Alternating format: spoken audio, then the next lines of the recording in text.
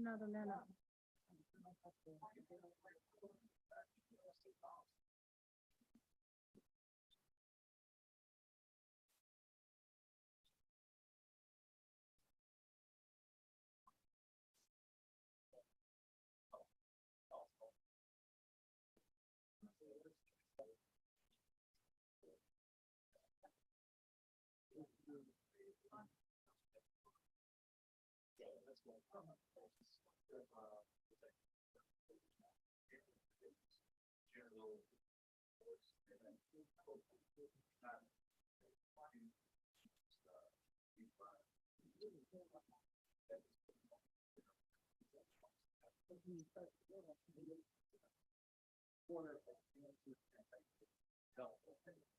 Further up on like across from the next, all of this. They'll have to do this.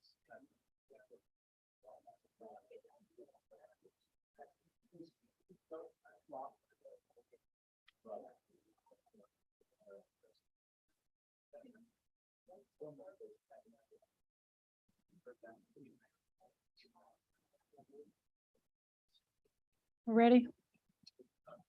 What's your name? Oh.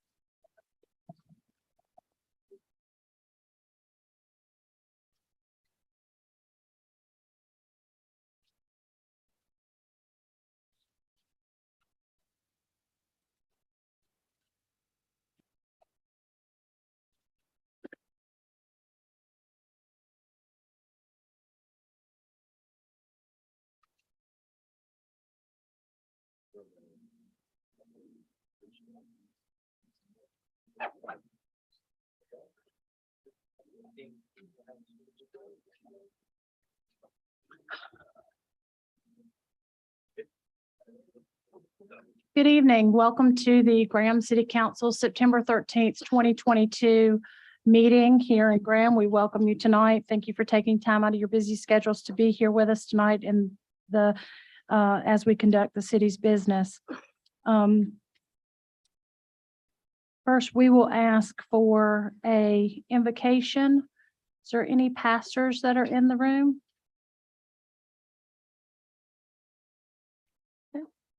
Joy, would you mind doing our invocation?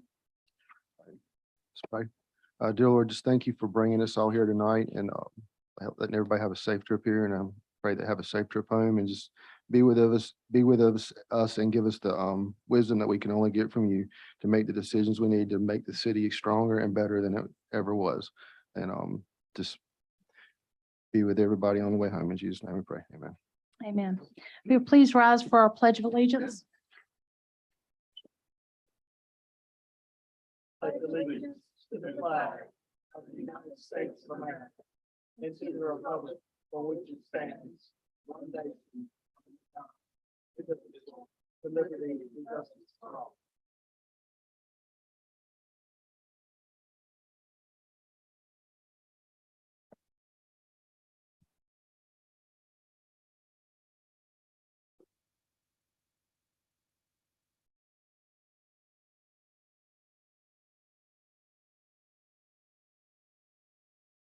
Now, can I just have?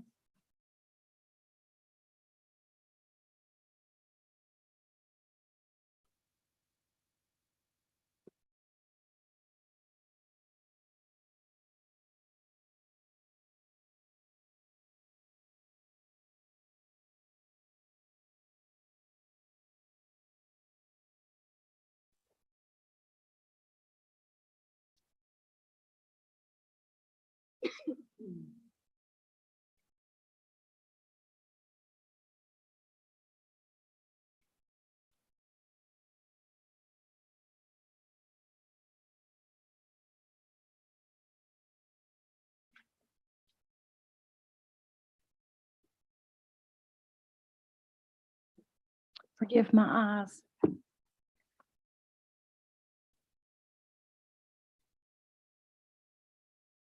Chief Cole, if you'll come forward, please. Chief Tommy Cole, our fire chief. So this is in honor of 2022 Fire Prevention Week proclamation. The city of Graham whereas the city of Graham is committed to ensuring the safety and security of all those living in and visiting our city, and whereas fire is a serious public safety concern both locally and nationally, and homes are locations where people are at greatest risk from fire, and whereas home fires caused 2,580 civilian deaths in the United States in 2020, according to the National Fire Protection Association, and fire departments in the United States responded to 356,500 home fires, and whereas smoke alarms sense smoke well before you can, alerting you to danger, and in the event of a fire in which you may have as little as 2 minutes to escape safely, and whereas the city of Graham residents should be sure everyone in the home understands the sounds of the smoke alarms and how to respond, and whereas city of Graham residents who has planned and practiced a home fire escape plan is more prepared and will more likely survive a fire, and whereas the city of Graham Fire Department first responders are dedicated to reducing the occurrence of home fires and home fire injuries through prevention and protection education, and whereas the 2022 Fire Prevention Week theme, Fire Won't Wait, Plan Your Escape, effectively serves to remind the city of Graham it is important to have a home fire escape plan. Therefore, I, Jennifer Talley, Mayor of the City of Graham, and on behalf of the Graham City Council, do hereby proclaim October 9th through the 15th, 2022 as Fire Prevention Week throughout the City of Graham, and we urge all the people of Graham to plan and practice a home fire escape for Fire Prevention Week 2022 and to support the many public safety activities and efforts of the City of Graham Fire and Emergency Services on the 13th day of September 2022. Thank you so much. And would you like to speak on this I will briefly. Thank you, Madam Mayor and City Council. We appreciate the resolution and the proclamation to recognize Fire Prevention Month. For us, it's an entire month. So in the month of October, we will enter all of our schools, public, private, and charter, and we will reach over 2,000 children as we talk to them about fire and life safety education. Throughout the year, we touch more than 5,000 adults and children that we record annually, which will help us in our ISO rating next year when they come to visit. But more importantly, it's getting our message out to the citizens of Graham to how to be safe in their homes. And it goes farther than just fire safety. It goes into life safety and how to be safe in your home from fall and trip hazards as well. But again, thank you very much. We very much appreciate you being here, and we certainly, we had a big event this weekend at Cedar Rock Park, and appreciate you having some people out there. Alamance County also had some fire and emergency services and stuff, and so important to have you there when we need you. So we greatly appreciate it. Is there anything that the council would like to say? Thank you for what you do, Tom. Thank you. You're very much appreciated. Thank you.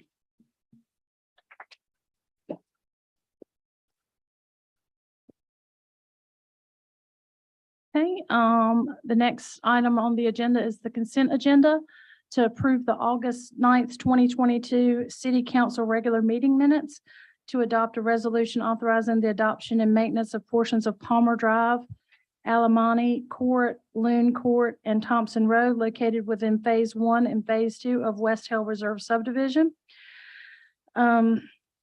To approve an appointment in the amount of $141,500 to the 2022-2023 school resource budget ordinance, to approve closing a portion of Jimmy Kerr Road and Cherry Lane from 9 a.m. to 10 a.m. on November 5th for the Alamance Community College Brian Hartson 5K Run Walk, to approve the Veterans Day Parade on November 12th, 2022, and the closure of McCaden Street from 8 a.m. to 1 p.m., to approve an initial project budget ordinance in the amount of $400,000 from the NC Department of Environmental Quality Division of Water Infrastructure Grant Funds for a water line and inventory and assessment project, to approve the following tax releases in the amount of $2,921.78, to approve staff to accept the $10 million allocation from the state budget to be applied to the 10-inch water main replacement project, to approve the Graham Historical Museum Board to apply for the traveling archivist program administered by the State Archives of North Carolina that will assist with policies and procedures on artifact preservation, to adopt resolutions authorizing applications for state funding assistance for the following projects: Hall River Outfall Sewer Rehabilitation, develop and implement a new stormwater utilities and stormwater enterprise fund. And is there any items from the council that they have questions about or would like to have discussion on that's on the consent agenda? Madam Mayor, I make a motion that we adopt. Do you have questions first? No, ma'am. Do you have questions? No, ma'am. Okay, I would like to I just have a question about the item I, just because I didn't have an explanation about it. Item H and item C, are these the same amounts that were discussed in the prior meeting, Megan? The 141,500 for C? And same thing for F? Okay, so just items H and I would like to have removed from the consent agenda just for comment. Do I hear a motion from the floor to approve the consent agenda? Madam Mayor, I make a motion that we approve the consent agenda, leaving out H and I. Do I hear a second? Second. All in favor? Aye. All opposed? Motion carries. Okay, on item H, if you could just explain, I know you were going back. I know we met with Amy Gailey and Dennis Riddell to help get us some funding from the state, and they were able to get us $10 million in the state budget allocated specifically to the city of Graham to improve our infrastructure projects. So I know we were talking about, and then our funding came through for the wastewater treatment plant. So I know you were going back about whether this could be done and whether we would have the remaining funds to finish this other project, which is the replacement of the water line from where does it start here in the city? It goes from the old treatment plant into town. Okay, the The- water treatment plant, not the Yes. wastewater treatment Yes. plant. So it's about, It could be anywhere from 15 to 19 or 20 million until it's designed and obviously let for bid. We won't have the specific amount. But if council approves moving this 10 towards the water line, we would have that in conjunction with 3.5 from ARPA funds and 3.75 from a separate special designation from the state that came last year. so 3.5 from, ARPA. uh-huh, And 3.75 in a special appropriation from the prior session. and there was no problem with using this funding from the state for the water line rather than the wastewater treatment plant, correct? Correct. Because And we it- already got the loan at 0% interest. yes, and they did Okay. approve the $30 million increase for the wastewater treatment plant. That's awesome. Mhm. That's great. So these are things that are not so exciting to some people, but to the people in Jackson, Mississippi, 180,000 people not having clean water, it is absolutely essential that we make sure that our utilities are kept up to date. And we're also working on a project to upgrade, trying to get funding in order to be able to upgrade the north side, which if you look on a map here in Graham, the water leaks on the north side of Graham are, because it's the oldest part of the city, are just tremendous. So we greatly appreciate what you and Aaron, I know you guys have a lot of staff time in this, and I just wanted to know about the details of that. And then the Graham Historical Museum Board, can you explain to me what exactly we're applying for? Is it a grant, or is it funding, or just technical assistance? On that one. Yeah, and I think Councilmember Parsons may also want to jump in. He was present during that meeting. So it's, I asked for a dollar amount and they said it was a $0 amount. So I believe this is an employee of the state who will work with the museum board to look at their policies and procedures as they pertain to archiving of artifacts that may come in. Yeah, it's free of charge. They just wanted the council to be aware. Okay, that's wonderful. Thank you. I'm so glad that we're doing that. So I'll take the time to make the motion that we approve H and I on our consent agenda. Do I hear a second? I second your motion, Mayor. All in favor? Aye. All opposed? Motion carries.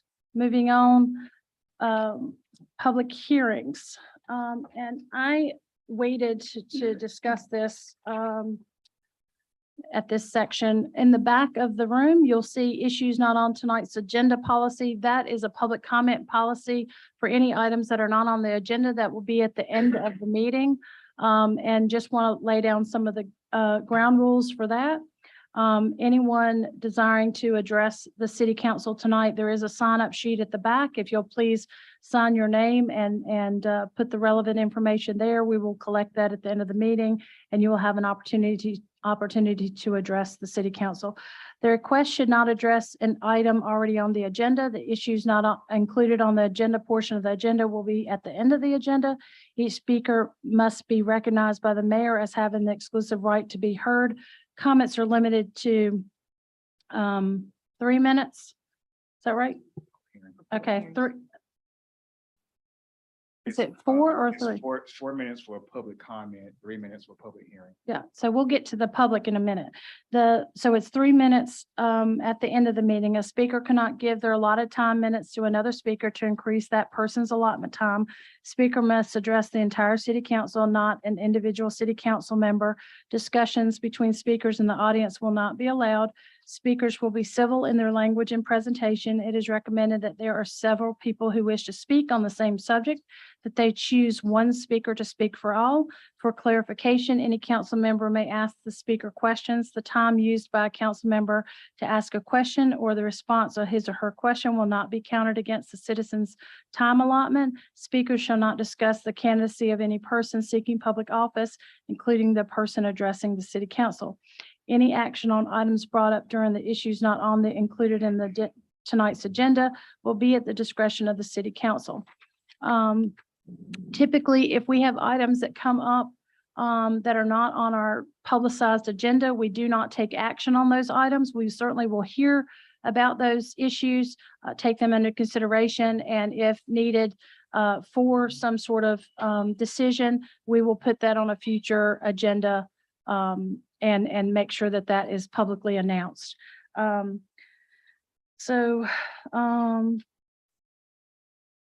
being said, I will say that when we do the public hearings, the public hearings that we have, that time limit Aaron will take care of, and that is limited to 4 minutes. Okay? No, 3 minutes. I'm sorry. 3 minutes, 4 minutes for at the end of the meeting. Let's see. The first issue under public hearing is the voluntary contiguous annexation of 1.3 acres on Cheeks Lane. A public hearing has been scheduled to consider a voluntary contiguous annexation to extend the corporate limits of the city of Graham for approximately 1.31 acres located on Cheeks Lane. And I recognize Assistant City Manager Aaron Holland to discuss this issue. All right, thank you, Mayor. As you just said, the requested action tonight is to approve the annexation ordinance to extend the corporate limits of the city of Graham for a tract of land totaling 1.31 acres located on Cheeks Lane. The area being considered for annexation is contiguous. The homeowner is planning to connect to public water and sewer to this site for their residential property. The annexation process has multiple steps. Following a public hearing, approval of an annexation ordinance is the final step for council in the annexation process. New residential property generally creates positive tax revenue for the city, and because the public services are being connected at this site, the cost to the city is minimal. Staff does recommend approval. Thank you so much. This is a public hearing, and if anyone is here to speak on the proposed annexation, we ask that you step to the mic and please state your name and your address for the city clerk. Please make sure that you speak into the mic and not address anyone in the audience. Is there anyone here to speak on Cheeks Lane, the 1.31 acres of annexation? Hearing no one that is here to speak on. Oh, I'm sorry. Yeah, yes, sure. Come on up to the mic. Please state your name and address.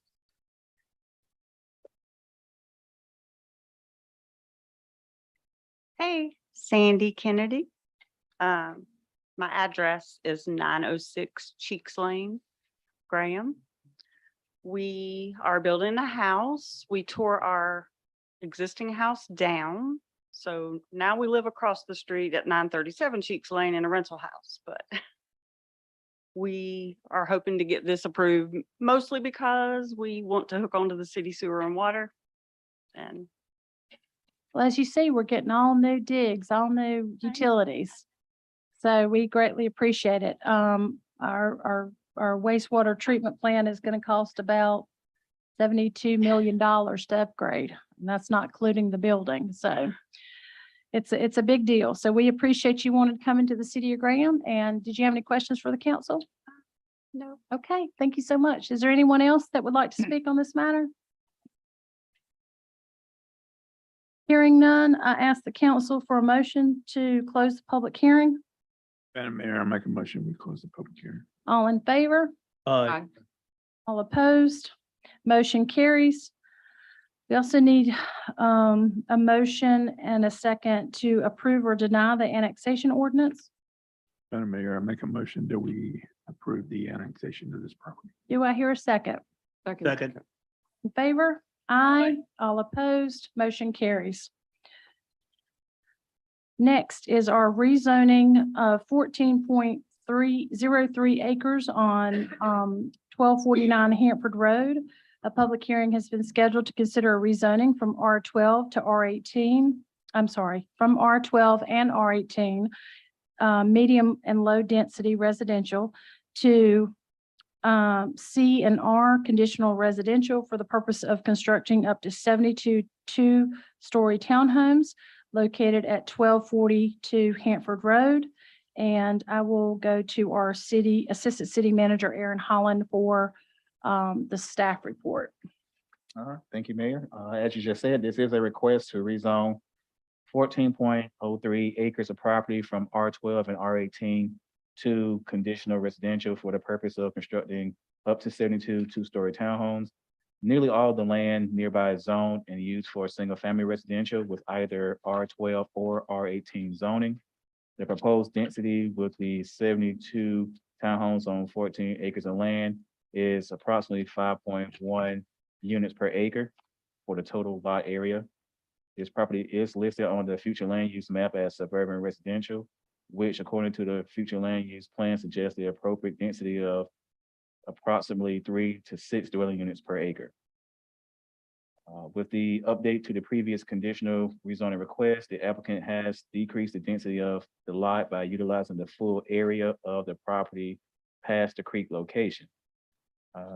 Planning board recommended approval at their past meeting for the conditional rezoning request with a 5-1 vote.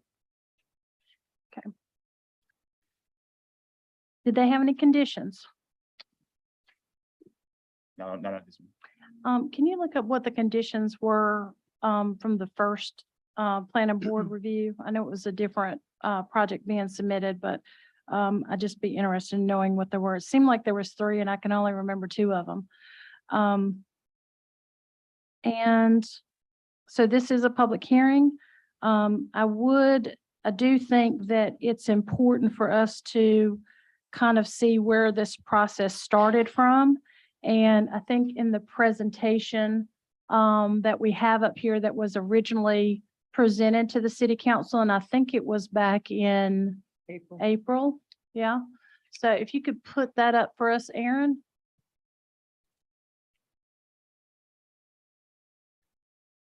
That was your before renderings and your before site plan. And here are your after revisions and the site plan currently.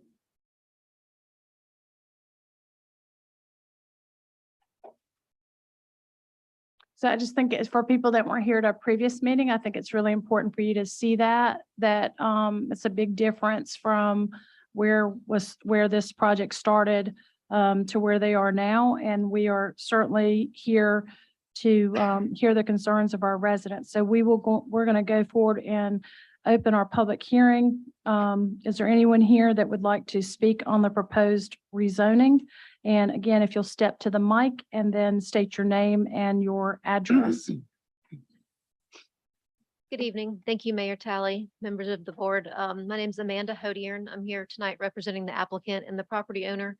My address is 804 Green Valley Road in Greensboro.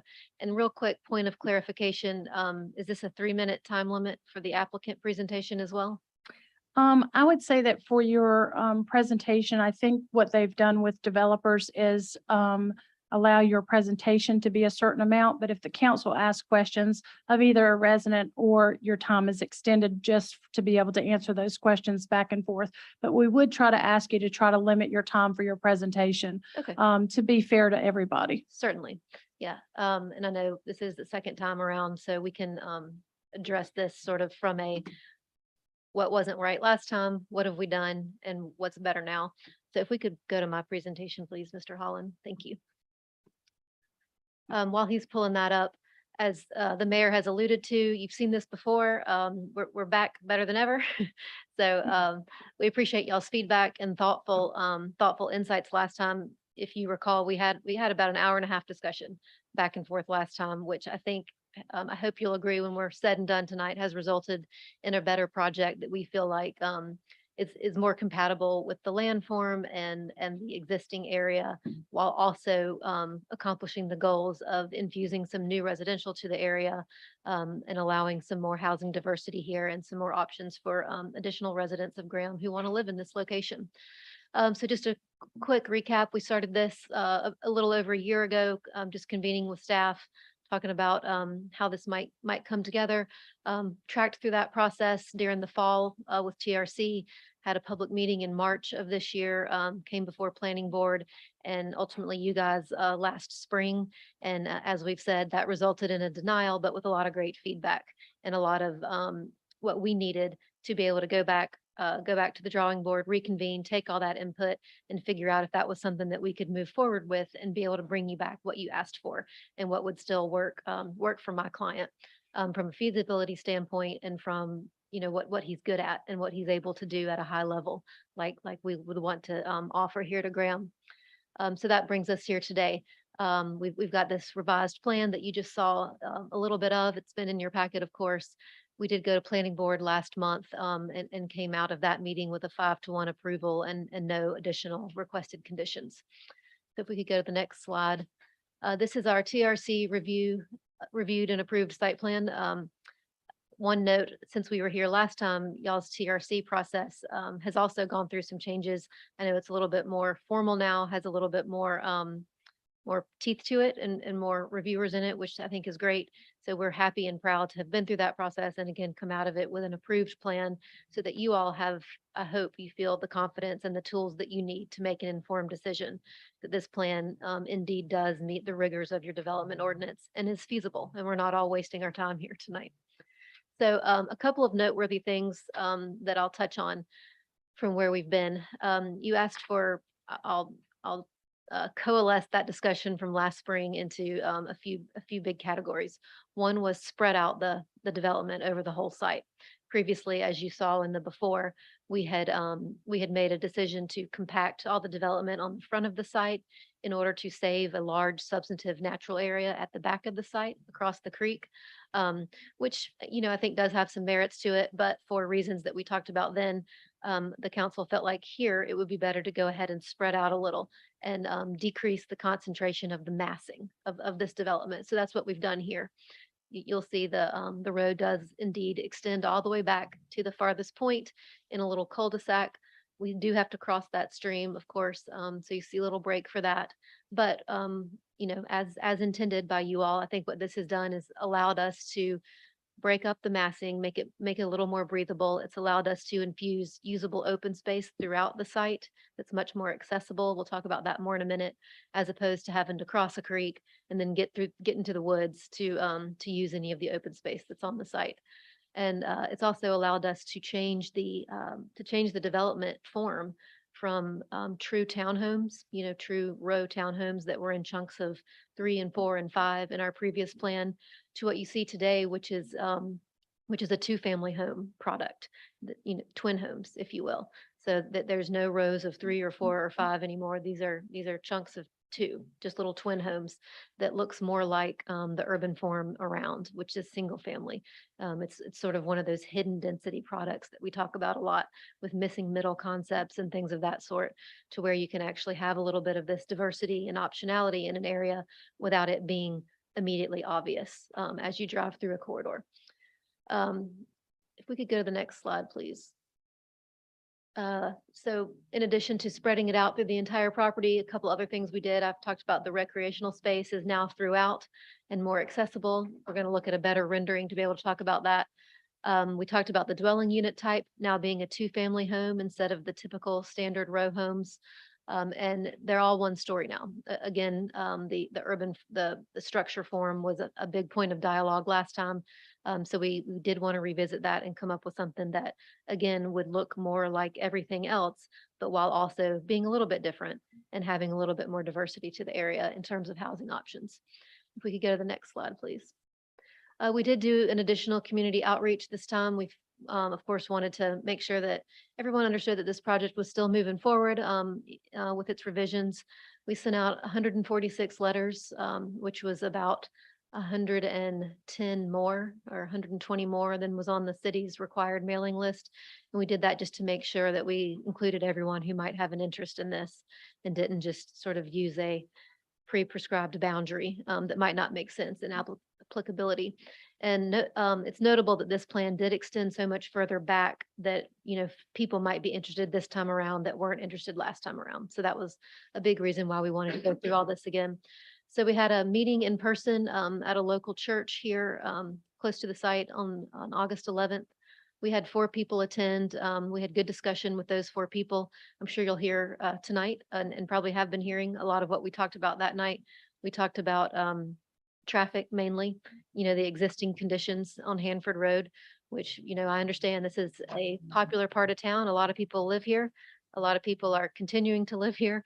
And that's something that you as a community and us as a hopeful member of this community and other members are all going to have to keep dealing with. So certainly understand that and we'll look forward to those discussions tonight.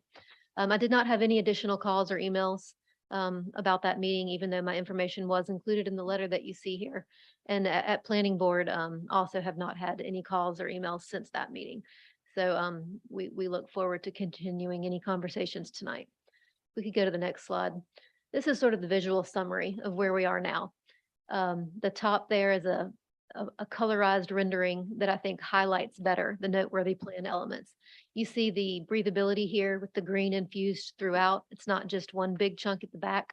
It's now throughout. You have a greater distance between Hanford Road and the beginning of the homes, which creates a nice sort of visual corridor maintenance along Hanford Road, which is something we talked about last time.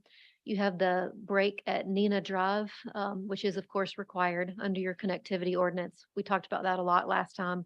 It's something that we originally did not offer in our very first submittal last year, but of course we had to under the connectivity ordinance.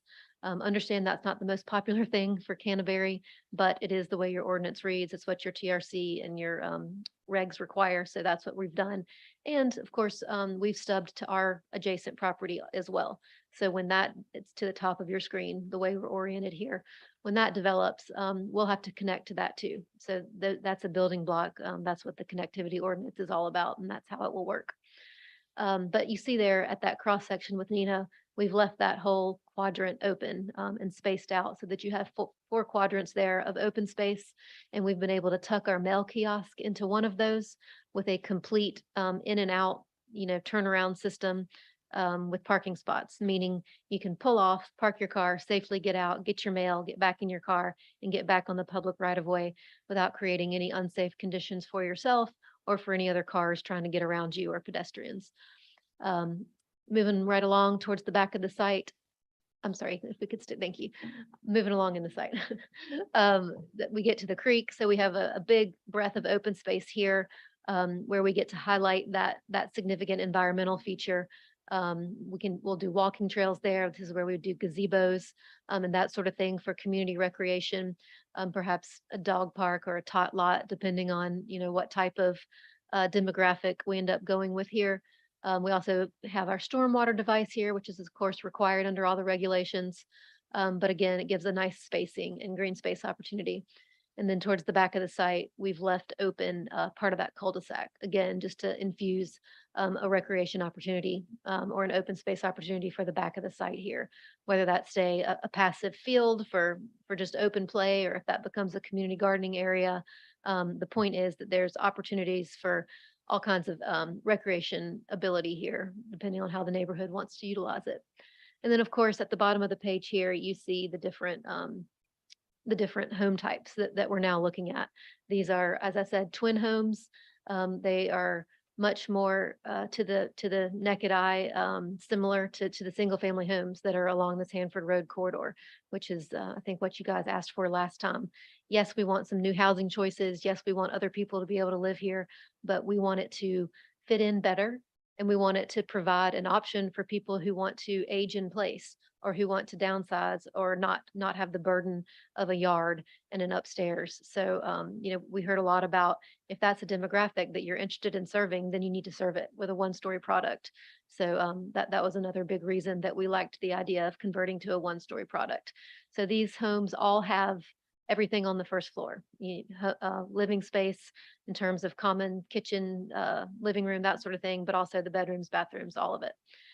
So that's what you get with these. You get all these different options in terms of the skin or the stylization, so that as you go down the road, you do get that sort of organic diversity of a streetscape, so that you don't feel like it's just the same thing over and over again. And that's done by just the nature of people making their choices when they come in, but also the builder will help that along. If you wanted the same style as what the lot beside you already was, you'll be kindly directed to a few lots that where that choice might not be prevalent. So they can help space out that type of thing and create a more organic streetscape.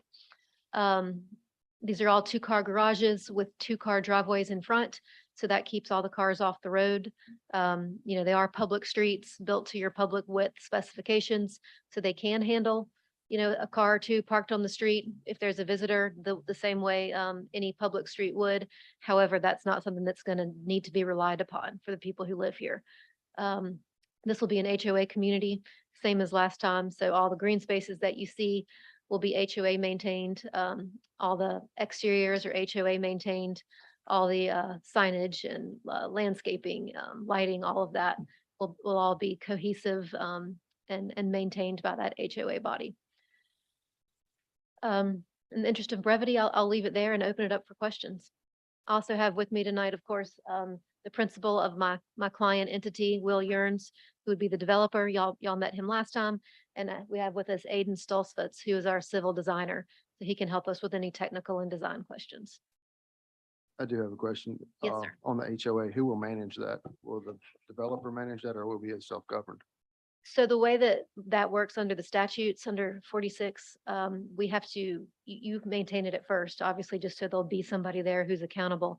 And then once you reach a certain percentage of occupancy, you have a turnover where you actually elect homeowner officials, so that it'll become self-governed, and then it'd be probably managed by a property group, Prestige or Slatter, one of those type of groups to It'd help be with up the to At admin. that point, it'd be up to the homeowners to decide how they wanted to manage. Absolutely. I was wondering, how are you today? I'm well, thank you. I hope you are. Yes, ma'am. I was wondering, how much open space exactly is there in this design here? I know the last design, there was quite a bit. You had said there was 8.62 usable acres at that time. Mhm. Now all of a sudden it's all usable. But I was just wondering, because you were going to leave quite a bit of green space. And I know you were trying to spread it out because it was too dense. But how much actual open space is there, including parking and all that kind of stuff? Certainly. And let me let our designer answer that. Thank you for your Okay. question. I know that minimum requirement, I'm sorry, my name's Aiden Stolzfus Engineering. I'm at 1009 Lisa Run Drive in Kernersville, North Carolina. As far as the amount of open space, the provided open space has to be 10% minimum. I know that's not a lot compared to what we had last time. We did try to spread the units out and they actually will own more of the property, even though it will be HOA maintained. They'll own fee simple more of the property because they're townhomes. So definitely more than 10%. Now, I don't have the exact calculation just because the units, as far as the length and width of the lots is really up to the final building product, but it will be somewhere between, it'll probably maybe 50% less than what we had last time. I'm just the ballpark, if that helps, but I don't have an exact calculation there for the open space. Yeah, because I'm just trying to figure out, it says 5 units per acre. But how much of that acreage is going to be actually used for open space so that, we can figure out. So at a know. minimum, I think a good starting point, as Aiden mentioned, your ordinance does have a requirement. Right. We do have to have at least 10%. So at a minimum, we'll have that. I would venture to say we already do, or we wouldn't have gotten through TRC. And the other thing I'll add is that while even though we have spread out and utilized those additional, what, 3 to 4 acres that we That's- weren't using last time, That's right. our unit count only went up by 3 from what we proposed last time. So we didn't, we didn't gorge ourselves on what we could do with that extra acreage, because we knew part of the point was not, hey, use all your land. It was, hey, use it thoughtfully and intentionally and give us something that looks more spread out and where the open space is, frankly, more usable and not just a chunk back here. And, what- and I was on the council when they did that open space, and that was the intent, to my understanding. So go ahead, Bonnie. Now, I had one other question about buffers. I know the last time, you were doing, I think, C-type buffers or something like that, but these current drawings, if I'm reading them correctly, are just what, the 20-foot setback or something, or what kind of, is there any kind of buffering at all? Yes, Or- what's different now, don't go anywhere, you might need to help me explain the technicalities of this.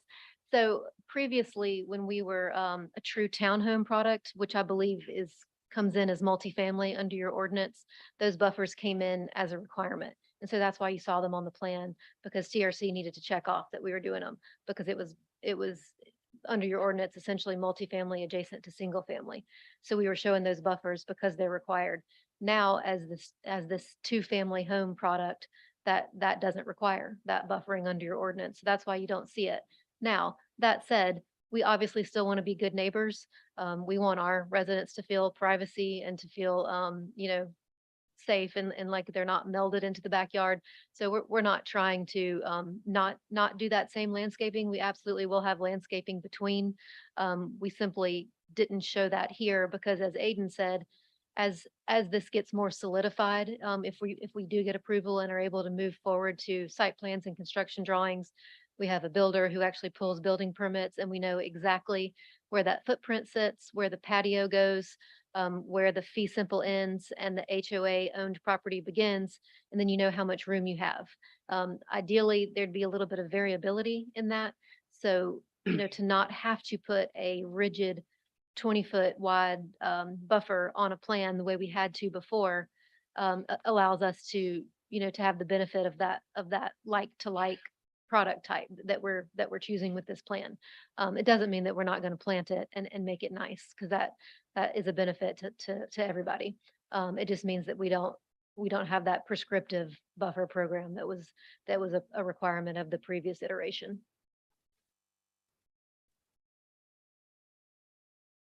When you said that you had 3 more units than what you submitted originally with the townhomes, do you mean 3 more what you submitted, or 3 more after, they had said take, I don't know, 3 or 4 lots from the front of the development so that you had almost like a driveway entrance in? I mean, originally. So when we first set out and designed this project and looked at, what would fit, what we felt like was reasonable, what we submitted originally a year ago was 69 townhomes. And that's what originally came to planning board last March. Through similar types of discussions, trying to get at these same issues of massing, of spacing off of Hanford Road, of the grouping. The way we attempted to handle it then was, okay, let's just cut off some units in different places. And we ended up cutting off, I believe, 8 units at planning board. So when it came to you, it was 61 homes. So we've gone from 69 to 61 in what I would call sort of a failed attempt to get at these issues. And now that plan went by the wayside. We went back to the drawing board, went about trying to solve those concerns a different way. And in doing so, ended up with what I would submit to you is a pretty similar count in terms of, like I said, we almost doubled, increased our acreage by over a third, but really didn't increase the units from what we originally had laid out and thought made sense. And it's 72 now, right? Yes, ma'am. Okay. Can you show where the R12 versus the R18 is? Do you have that, Aaron?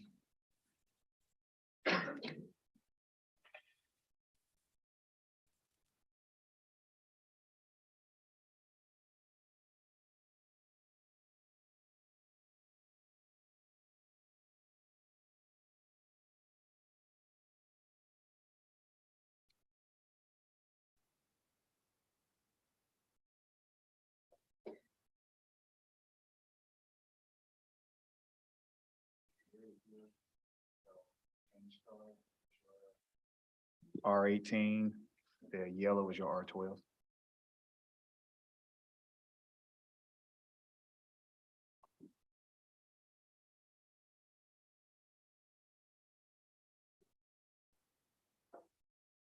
Hanford running here, Moore Street running here.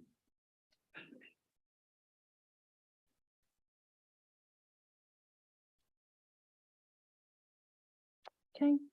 Bonnie, you have any more questions, honey? No, thank you. Not right now. Joey, do you have any questions?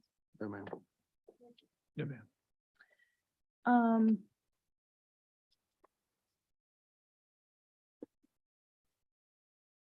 So what type of buffers are you proposing in the conditional zoning request? Look, we're not showing them right now, as, you know, I think, trade-off of the different product type. We are, with this being like to like, under your ordinance, that's not something that, that we, you know, are prescribed to. So we're able to, have that flexibility to be able to infuse those in once we have an exact placement of our buildings.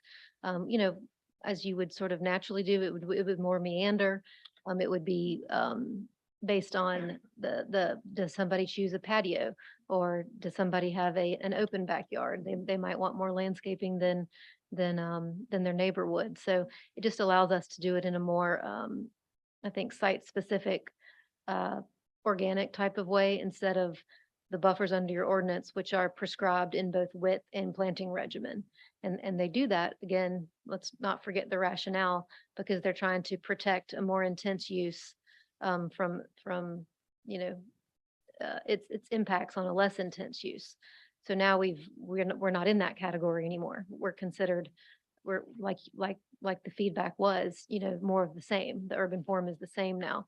So now we get to, you know, the trade-off for that is that we get to do plantings that, you know, I think look good from a sensibility standpoint, as opposed to a mandated prescriptive standpoint.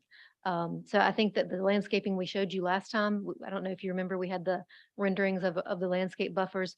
That's still very much the mentality and the pro forma of what Mr. Aaron's does in his developments. We're not trying to not do landscaping. And of course, when this comes back through, it'll have a landscape plan page with it when this comes back through for full approval. So that's when that actual detail, we would know the specificity of where everything sits to be able to provide that. So I think that the trade-off here is that, you know, you don't get to know the exact, okay, well, yeah, it's just this prescriptive buffer, 20 feet under the ordinance, because it has to be, because we're protecting people from each other. Instead, it's going to be the more neighborly, aesthetic, because we want to, because it looks good, because it makes sense for us, because it's a good neighbor for them, type of landscaping that's done on a human level, on a want level, if that But makes sense. the trade-off for the council and the citizens is that we can require, I mean, our ordinance says specifically, we can require additional conditions that will, in its opinion, assure that the use of its proposed location will be harmonious with the neighborhood. You're trying to go on a tract of land that is adjacent to existing homes, and the concerns that I've heard from neighbors are, you know, light pollution, their house being, the new development being a backyard versus a side yard for a neighbor. I just think that, you know, like you say, being a good neighbor, I think is really important. And I think putting conditions of buffering, you know, in the area where you don't have houses adjoining the project, I think the neighbors aren't going to be complaining about that. But I think that where you have an existing neighbor and you have that in the back, I think, you know, coming back to us with a or being agreeable to a condition of the conditional use zoning to have a buffer on it, I don't think is unreasonable. I don't disagree. I was answering for what exists now, but certainly Mhm. under 160D, you know, we're able to add conditions that we agree to. So if that's something that you would like us to consider and we agree to it, then absolutely, that the platform is here to be able to do that.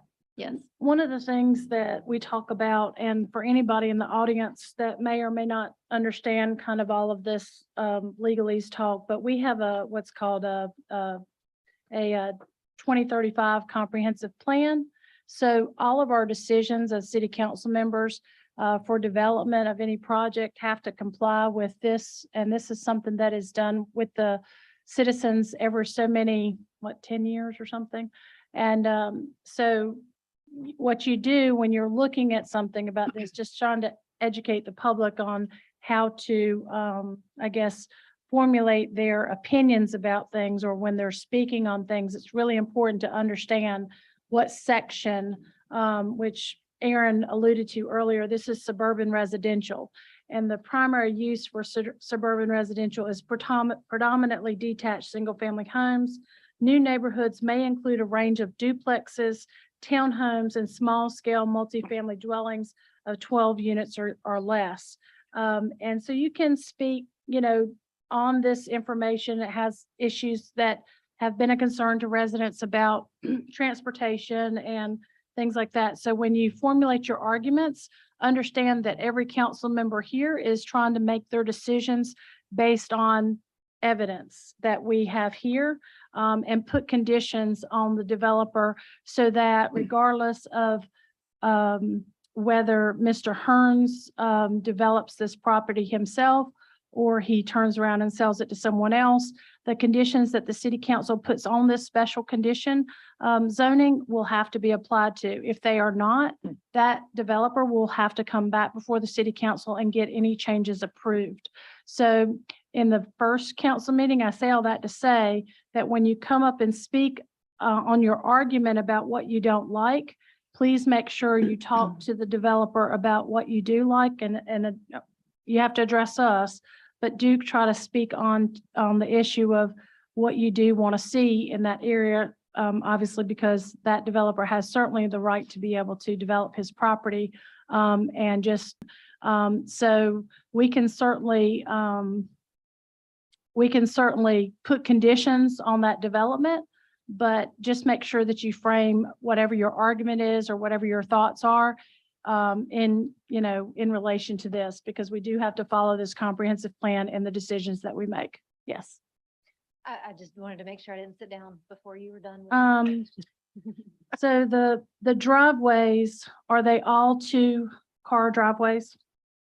2-car and full length so that you're fully off the road, even if you're in front of the garage. Are all of the, we have something in here that talks about what they don't want ideally, if we had a magic wand, was a neighborhood of nothing but the front facades being garage doors. So I know that when we talk about this there's another section in here that talks about decorative garage doors. Are the majority of all of these going to be decorative garage doors? Absolutely. As you see in these representations, you see fenestration with the grid paneling, you see windows, you see distinction in colors. Architectural type. Exactly. You see garage the doors. carriage type of hardware. So yes, that's certainly something that speaks to that exact thing that you're talking about. Okay. The lots at the road, the planning board, I don't know why they didn't have the same concerns that they had before, but the lots at the road, I want to say there was 4 lots that they wanted you to get rid of, I think, at the original. Is there a reason that you put those back in? I would think that if we compared them side by side, I imagine that this new plan starts the footprints at about the same spot as the revised planning board plan did. Oh, okay. So I think that we've achieved that. So it does sit split. back off the road. It does. Okay. Further than our original plan did, yes. Can you tell me a little bit about lighting that you'll have? There were some concerns I got several emails. I'm sure my fellow council members got several emails, and part of that was they were concerned about lighting coming in through their windows. Okay. We didn't have the benefit of those emails, so I didn't know that was a concern. However, you guys do have lighting standards in your ordinance, which we'll certainly adhere to. Mr. Holland, correct me if I misspeak any of this, but I believe the shoebox lighting is required, which means that it's all downward pointed. It's not just the globe lights that expand out everywhere. It's shoebox, meaning only the downward light is what escapes. And that keeps the lumens from trespassing more than they used to do before we were that thoughtful. So we'll of course use that. And then do you have a height standard for your residential lighting? Think there is one, it would require a lighting plan that they would have to submit and would be reviewed by TRC. So that part will get addressed and looked at whenever, if this is approved and you get to that point. So we would have a whole list of standards that they would have to meet for the lighting plan itself. Okay. And all that said, if, like I said, I haven't seen those emails, but if there's something specific that, again, we want to talk about in terms of if that's conditions we want to accept, we're certainly open to hearing all that tonight. We just haven't heard that before. Okay, and well, absolutely going from 2-story to 1-story helps that issue. And certainly from the first product that was brought versus the second product, it's a big difference. I love the idea that you put the mail kiosk off of the road, the main road going in and out. What is the width of the road that you have proposed? 26. Will it allow for on-street parking? 27 foot. So it's your required road section of 27 from back of curb to back of curb. So yes, it has the capacity for it, but again, it's not designed to where that's what our residents are relying upon. If I recall, 27, you can only park on one side of the road. 31, you can park on either side. Do you have the room for 31? While he's coming up, I'll also say that in our HOA declaration, we can address that as well. So even though it's not something that would be necessary because of the 4 spaces at each house, but we can. I mean, you don't ever seem to have I don't ever seem to have a concern about that when it's single family residential. But when you have multiple, you have 2 families living in the same property, even though they have separate driveways, when they have parties or they have guests over or whatever, we just don't want to have situation where in some of the older neighborhoods, they didn't maybe think through that, and trash trucks trying to go through early in the morning at 5 in the morning and cars all in the road, and you literally can't get through because one's on one side and one's on the other side. So it's a problem, because then everybody that couldn't get to the trash, they're all calling the city saying, why isn't my trash picked up? Well, you can't get through to get the trash picked up. Right. So these are the reasons. Whenever you have anything that has multiples, I just want to know about the width of the road and the on-street parking. Right. Can I answer that question? Sure. We had originally had 31 foot back to back, but the TRC folks wanted us to take it down to the typical local residential standard, which was 27 foot back to back. And I think They're trying to save money on paving. I understand. that's and- what they said. And in a residential area, I would agree, but anything that's multifamily, I don't know how the rest of the council feels about it, but I think there's a reason why it was 31, and it's not that long of we're not going to save that much money. And to me, if you can park cars on either side of the road in the, I'm not saying that you should allow it. I'm just saying it ends up happening. Whether your HOA allows it or not. Certainly Ricky was at a meeting. I think Bonnie brought that up as well, that they don't listen to the HOA rules. So we're just trying to make sure that every resident has their trash pickup, and obviously that trash and recycling vendor needs to be able to get in and out. They were having trouble getting handicap buses being able to get in and out when cars are parked on both sides of the road. So I'm not a fan of the 27-inch road unless it's in a residential neighborhood where you're not going to have people parking on the street. But you have workers that work in the construction industry, come home with trailers, lawn mowing trailers. They don't park them in their driveway. They park them on the road. Just causes concern. So and the least amount of complaints that we can head off I think is better, but, hopefully that if you had 31 to begin with, I mean, I don't think that that's a, We did have, but I think it was from a maintenance cost standpoint. I believe they were trying to take the roads down and actually that's the ordinance requirements for local residential is 27 foot back to back. So we changed it to match it with the ordinance requirements. So not a fan. Yeah, the 27 foot is the residential medium. It's the one in between. It's not the narrow, which is your 20 foot, if I'm not mistaken. this probably your ribbon paved road. Yeah. With shoulders versus curb and gutter. Yeah, and this will be ballot or roll curb where they can actually pull up onto the curb. It's not the standard curb. So that does provide a little bit more width than your normal, standard curb street where you can't mount the curb. I So you'll guess. only be able to have one car on one side of the road. I'm not sure, I think not sure what the ordinance requires for 27 foot back to back, but I mean, we can definitely restrict it to one side parking through the HOA requirements. No problem there. Never happened. But that's again, I mean, we're kind of going through by your TRC comments and that's where we ended. Well, ended up with. TRCs, they have staff represents, they tend to be more black and white and looking at an ordinance and then that's the rule, but the council represents the people. Sure. And we deal with real complaints and real issues. And so for us, I mean, I don't think the money we save on a 27-inch versus a 31-inch road is worth all the complaints that you might get.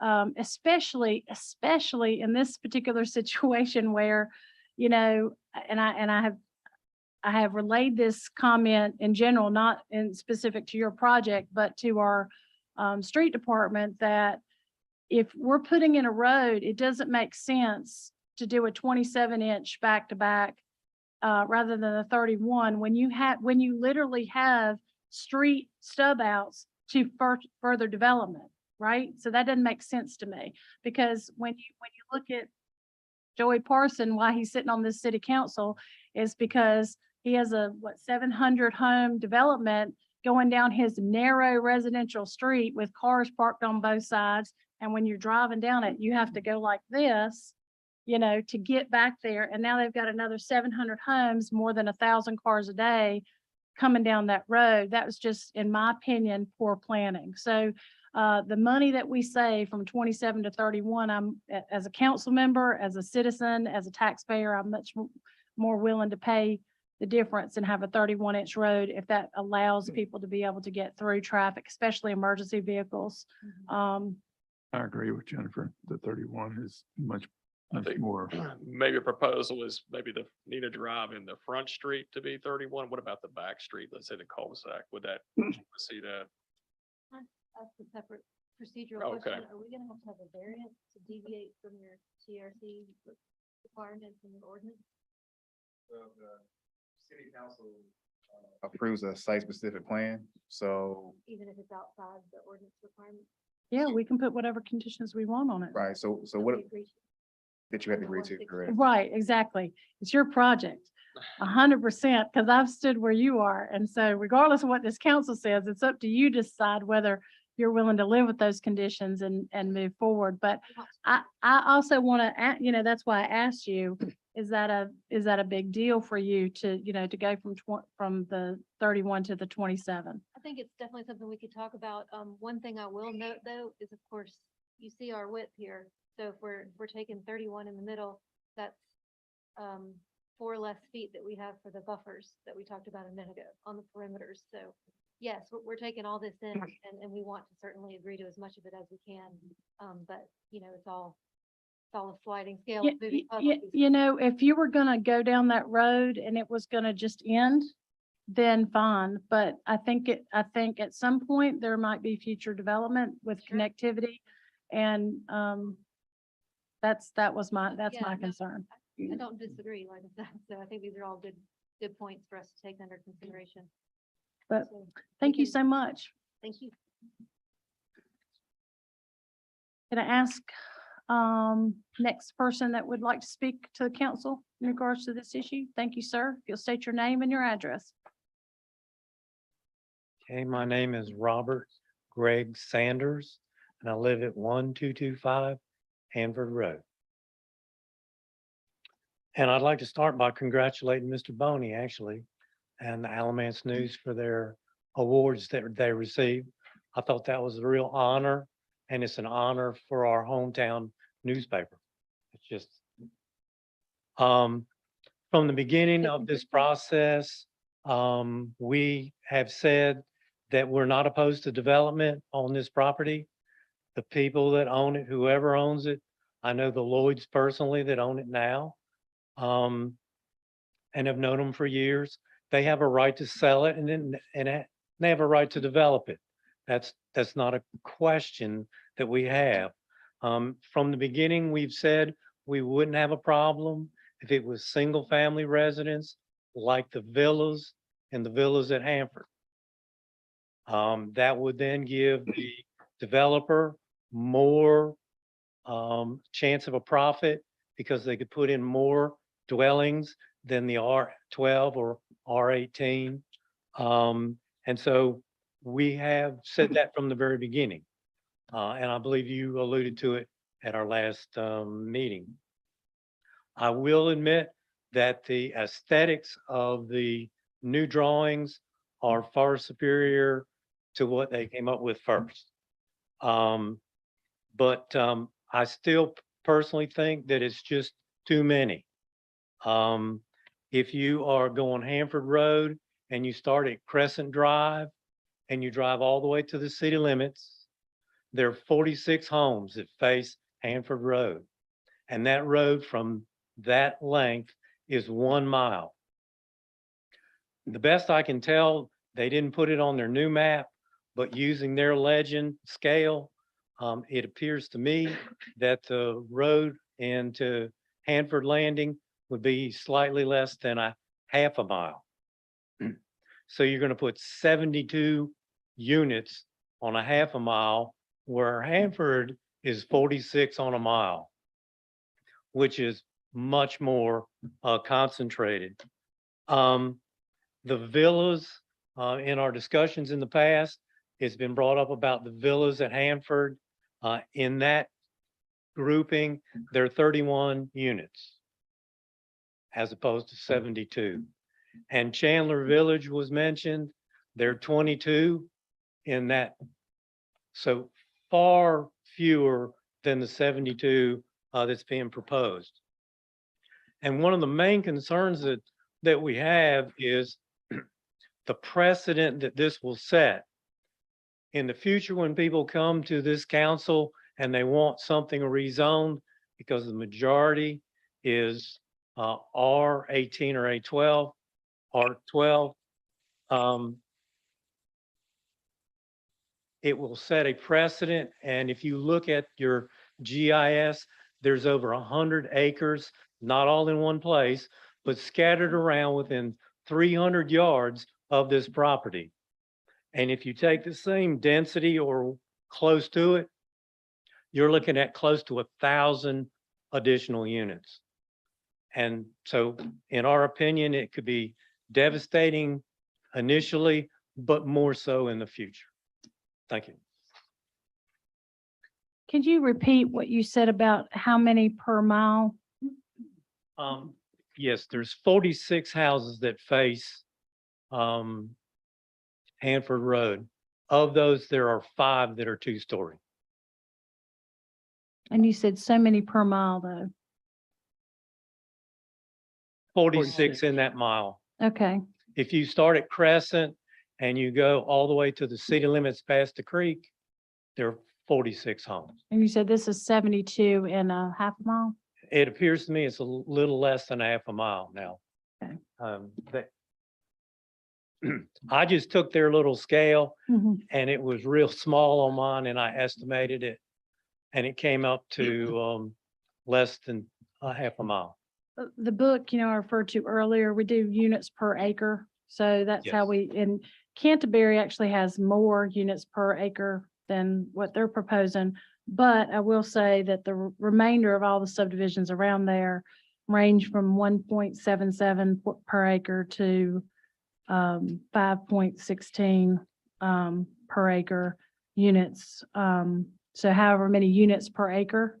Mhm. So, but And let- Of the ones that are the larger ones, they're trailer parks. So, I don't know if that's not really to me, comparable to a single family residential. I did have one question, about this. I know that the plan calls for these densities, but, and I don't know who to address the question to, but if I had 10 acres and the plan allowed me to put 6 units per acre, Mhm. let's just say. And on the back of my lot, I have an easement from the city of Graham for a sewer easement. So I can't build on it. The next, I have a Duke Power easement, and then I was lucky enough to get a natural gas easement. So of my 10 acres, I have 1 acre on which to build. Initially, I could put 60 units, 6 per on 10 acres, 60 units. Would the city allow me to build all of those on the front acre that I have to build on? Can I put 60 units? Since I own 10 acres, I guess what I'm getting across is when you look at this 14 acres, it's not all buildable. There's a swatch in there of wetland that you cannot build, and I assume that's included in the 14 acres. So when you're looking at your amounts, how much you're in the plan, it looks like to me that you would have to take buildable acres and not just acres. Well, I will tell you that has been a concern that I personally have brought up many, many times on the council about trying to condense everything here and then calling all this in the back that is swampland or floodland or floodplain that you can't build on anyways as your open space. So that's not the intent of that. The intent is so that you don't have strip builders come in, clear off 10 acres land, and then try to put everything in like with obviously you can't sell a road to somebody. So these are all overhead costs that developers have to have with sidewalks, lighting, street curbing, guttering, all that sort of stuff. So obviously if they could do it in a smaller area, their overhead costs are going to be a lot more because when you're selling a house to somebody, what are you selling? You're only selling bedrooms, right? So I get it from the developer side, but also from the resident side. Development has become much more costly to developers than it has been over, just 10 years ago. These are retention ponds, all sorts of environmental issues, erosion control measures, all of that sort of stuff. So the days of what Hanford Road development with, you have a big, 5-acre lot even and a house on it, that developers can't afford to do that anymore. So I understand their plight and I understand your plight, but we do take into consideration what is buildable. At least I do. And I think the other council members do too, but Okay. Thank you for your question. Thank you. Next. I'm Clint Albright. I live at 1013 Hannah Court in Canterbury. My property is adjacent to the proposed development. Being familiar with Graham, lived here. I grew up in Mebane, lived here the last 15 years.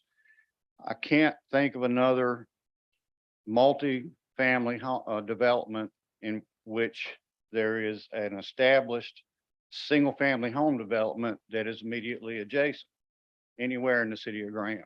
So I think allowing this development would be a bad precedent to set for the city. And this one is also particularly intrusive to Canterbury. Number one is, as you discussed before, the buffer. Originally, they had the 20-foot landscape buffer. Now there's no buffer and it's just 20-foot setback. So from the edge of my property, supposedly it'll be 20 feet to the back patio of the units. And in talking with people in the Canterbury subdivision, they love the nice peaceful tranquility back there. And this is going to have a big effect, and particularly because according to these plans, there's a stub out on Nina Drive, and there will be a mail kiosk just immediately past it. So what's happening with these plans is you are encouraging the residents of the proposed development to come through Canterbury in order to access. When they come home from work, shopping, or wherever, they're going to go check their mail, to go through our neighborhood, check their mail at the kiosk. And so, and you're talking about the parking issue, having a car here, we have that now, where cars park here, cars park here in front of houses, and sometimes you have to stop and wait for somebody to get through. It's going to be exacerbated with if this is approved. But that's all I have. I appreciate your time. Thank you. Next.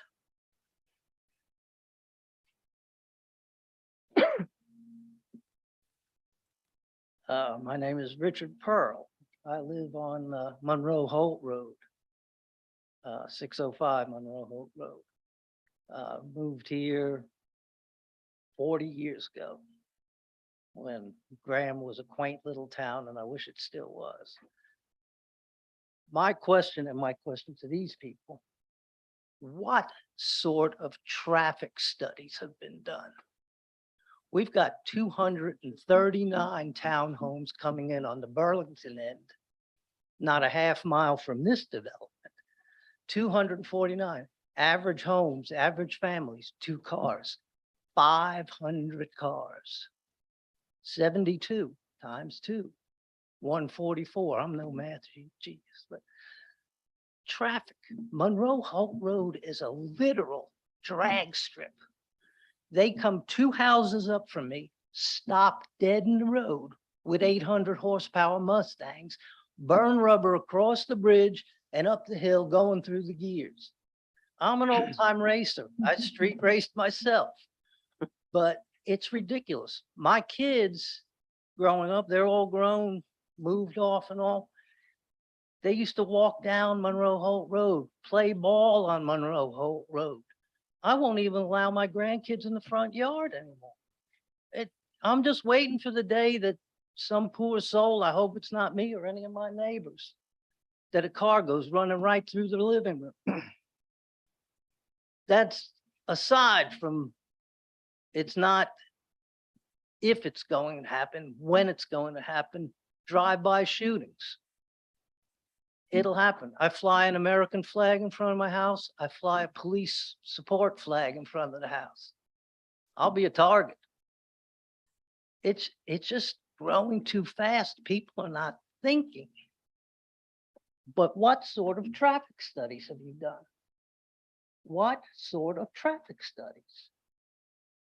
If you take Just to- going from Monroe Holt out to Hanford, you're taking your life in your hands every day. It's a blind spot when they come up by the Knoll Church, coming up that hill, and they're traveling at 60 miles an hour.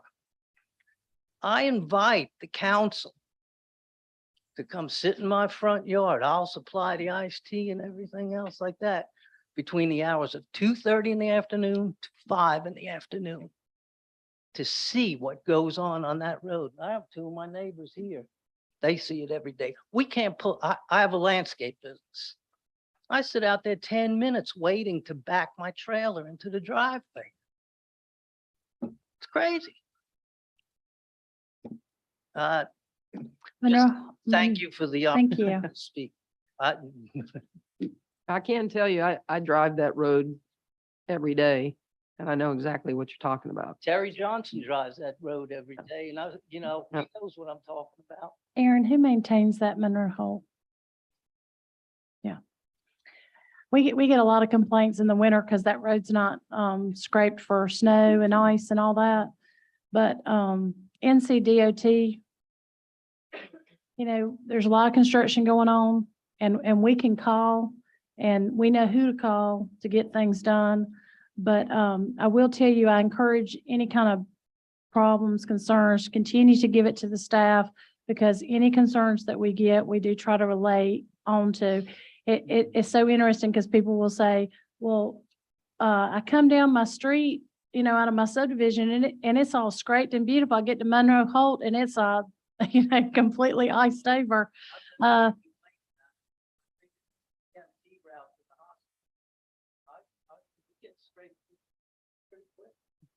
We got some complaints this past winter, because maybe we were earlier than they were. I don't know, but NCDOT does maintain that road, and we do try to make sure that it's clear of construction, you know, mud and all kinds of stuff like that. So it's really difficult, but we can certainly have Aaron relay to DOT that we continue to get complaints about the speeding on Monroe Holt, because we do. And in regards to does anyone want to address his concern about whether you've done a traffic study? If you would like, we can look into all of the opposition and I can do a rebuttal. Okay. Okay, thank you. If you'll state your name and address. My name's Alice Webster. I live at 364 West Moore Street. Like to say a little something about myself first. I spent 20 years with Lowe's Company dealing with contractors and developers, so I understand some of their problems. I understand some of their benefits. My main concern is similar to his, is how's Hanford Road gonna handle the traffic? I saw the same thing that's happening in Graham happen in Archdale. At one time, it was called the fastest growing city in the Southeast. There are houses in Archdale that when I first moved up there had a 50 to 100-foot setback from a 2-lane road, which is now a 4-lane road. And these houses are either torn down or sitting on the curbs. Most of what I've had to say has already been said. I think y'all need to consider the concerns of the citizens and not be too concerned about increasing the population of Graham. Thank you. Anyone else that would like to speak?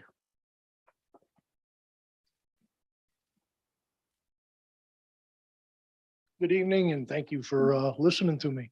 My name is Damian Mazouk. My address is 500 Nina Drive in Graham. My house is really right where the opening of Nina Drive is proposed to be. So I had several issues. Number one, like everybody else, the traffic. Number two, whether anybody here realizes or not, we have no sidewalks in our community at all. People are walking the streets, walking their dogs, grandkids playing in the streets. Everybody feels safe and secure. Once that street is opened up, that's no longer going to be a possibility for us. Where does that come into consideration for people that are just walking in the door? These are people that have been there 30 years. My other concern, I don't have an issue with the growth. I do have an issue with the multifamily dwellings. I think, number one, it is a bad precedent to be set. I truly believe that. We are single family homes, and I don't think anything but single family homes should be allowed. The kiosk, another one, I mean, with no buffer between my house and the new proposed housing, I'm gonna be looking right at that kiosk all day long. It could be moved to another side of the subdivision. They're not even gonna be building there for God knows how long. Why does it have to be right there? I'm already losing everything else. Why do I have to lose that on top of it? To me, it's just a community mailbox. With single family homes, maybe they could put up mailboxes like I have in front of my house and the rest of our community does. I don't know what the post office regulations are today, but even a community mailbox or kiosk, as they call it, to me, that's kind of an eyesore. I just, again, that's a sign of too many. Traffic, the losing the buffer, too many homes, and no speed limit signs. I'm told we can't have speed bumps. Can we get signs up there saying emergency traffic only, emergency? This is there for a fire lane is what I was told. For egress and access for the fire department in case they need it. But everybody here knows what's gonna happen. So my time's about up. I will appreciate all your time. Thank you very much. Madam Mayor, may I speak about the kiosks? Sure. The postal system, about 10 years ago, and the reason I know, I did all the addressing for the 911 system when I worked for Alamance County. Back in 2008, moved to the kiosk system just for their mail to be delivered in a speedy and expedited time. So regardless of your concerns about mailboxes in front of your houses, that won't happen anymore. Any new subdivision that was built after 2008 is required to build kiosks. Thank you. So- However, it doesn't have to be right in my front. That's all I ask. I haven't asked for anything much, and, you know, it'll be in my front yard. Can you pull up so I can see that? Because I want to consider the buffering in regards to that. You have that, Aaron? That's his property. That's right, that's his property and adjacent.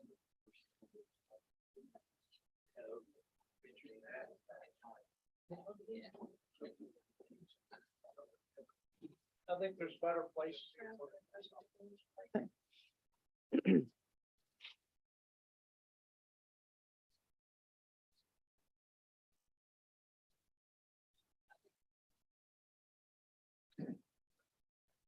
All right, is there anyone else that would like to speak on this matter? Yes, ma'am. Hi, my name is Candy Plumley. I am just a Southern Alamance girl. I've lived here all my entire life. And I do have some concerns with what they've been shared. Question was asked about a study. I actually did a study. I did a study on August the 14th on a Sunday night, 6:42 to 7:42 at night. Sunday, most people were home and getting ready for bed, weren't they? Well, not in our neighborhood. Guess how many cars went down our road? 222 cars in 1 hour went down Monroe Holt Road. Now, outside of that, now that's what the development as today. That doesn't take into consideration the 280 being built and the 74 being proposed. Outside of that, there was also another 160 cars in a 30-minute time frame that went down Hanford Road. They did not even come on Monroe Holt Road. So as I was looking at this, I thought, that is really just too many cars. So that's why I wanted to just share about the study of the cars. And then one of the things that I also like to talk about is the Nina Drive. The connection is going to come through and it's going to come on Monroe Holt Road. Guarantee it. Has there been wrecks on Monroe Holt Road? Yeah. RJR, his son, flipped his car 3 times in my driveway. His BMW is laying upside down on the car beside him and he got thrown out of the car because he was coming down the road a little fast. If you never been down Monroe Holt Road, they do go very fast. I live 3 houses from the stop sign. Also, you talk about parking on the street. I'm scared to go to my mailbox a lot of times. I have to stand back and wait for cars to come by before I even go out to my mailbox. When last time we were here, we talked about 1-story and 2-story homes. When they originally proposed, and even in your paper, it says 2-story. They've now changed it to a 1-story. Also, one of the things that we talked about when I met with them at the church, I said, how big are you talking about? And the reason why I asked is I'm also a real estate agent. Kind of funny, a real estate agent going against the development, isn't it? But I'm not. What I'm asked them and what I suggested was a 1-story home that detached. That's what's selling around here. That's what blends into our neighborhood, not townhomes. But anyway, when I originally asked the question, because again, I'm trying to wonder what kind of price range are we looking at? started out at 2,500 square feet. I thought, well, that's a pretty decent sized townhome. We can, that's probably about a $350,000 on a good day, depending upon the amenities that you have. By the end of that meeting, we had down to 1,600. So we don't know how big they're going to be. We don't know what they're going to look like. That hasn't been shared here today that I've talked about or heard about. Also, we talk about HOAs. We all know HOAs are only as good as the people running it. They may make you mow your front yard. What about your backyards? Which is what most of these people behind me is going to be seeing, is the backyards, because your front yard is going to be down the main street. Also, another thing that to bring to your attention is I did contact the DOT. I asked them about putting a stoplight at the end of Monroe Holt Road. They referred me to you. They said there was nothing they could do. They said, unless you know someone. So I don't know anyone. I just have been living on Monroe Holt Road for 30 years. Know that when I moved on Monroe Holt Road, I was not even in the city limits. I saw the whole development go up behind me, single story homes, and no issues whatsoever. But when you start getting multi-family homes coming in, you do have a little bit more issues. Sorry, I went over. So the process when someone makes a complaint about adding a stop sign, a caution sign, or any kind of changes to a state maintained road is for our, and correct me if I'm wrong, Aaron, as for us to take that information, relay it to DOT for them to take a look at it and study that don't and then know. make that decision. But we don't, there's no way we can put up a, I know. I'm just sharing. That's what they share with me because I had suggested, because again, when you're talking about the 280 homes, again, if you do all the math, we're looking at 708 cars, not counting the 241 homes that's going to be built at the end of Monroe Holt Road at what used to be the Shamrock Golf Course. So you're talking now additional at the end on a good day, you're talking a little over 1,000 cars in addition to what's coming through right now. And again, keep in mind that 244 was in 1 hour. In 1 hour. I can't even back into my driveway now. And when people, again, the house at the end of my road, you'll notice they have metal bars. The reason why is because so many people have turned in so fast, they have went through in total cars sitting there. Poor lady on the end, 2 cars have gone through her house and went through her garage in the back. So, and not even, when I presented before, I don't know if y'all recall, there was a young 16-year-old coming down Monroe Holt Road. Of course, transfer trucks are, from this country. So 18-wheelers use our road to go back to Sheets. I mean, our road is used as a cut through. A transfer truck, 18-wheeler, hit a 16-year-old, T-bone him inside. It's just crazy. And that's why it's like, I'm not against development whatsoever. As I said, I'm a real estate agent as well. I'm all for development. But what about if you want to blend into what's there? Don't try to do something different.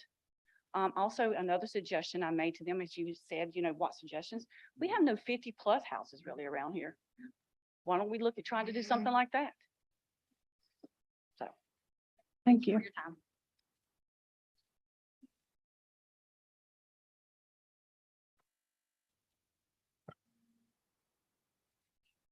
I will say that this council was not responsible for the, for the approval of the 250 homes. Okay. I didn't know if you knew that because it sounded like you didn't know that, but okay. Hello, my name is Jan Murray. I live on 1241 Hanford Road. The development that's being, we're discussing tonight is directly across from my home. So the entrance that they're showing on their map shines directly into our home.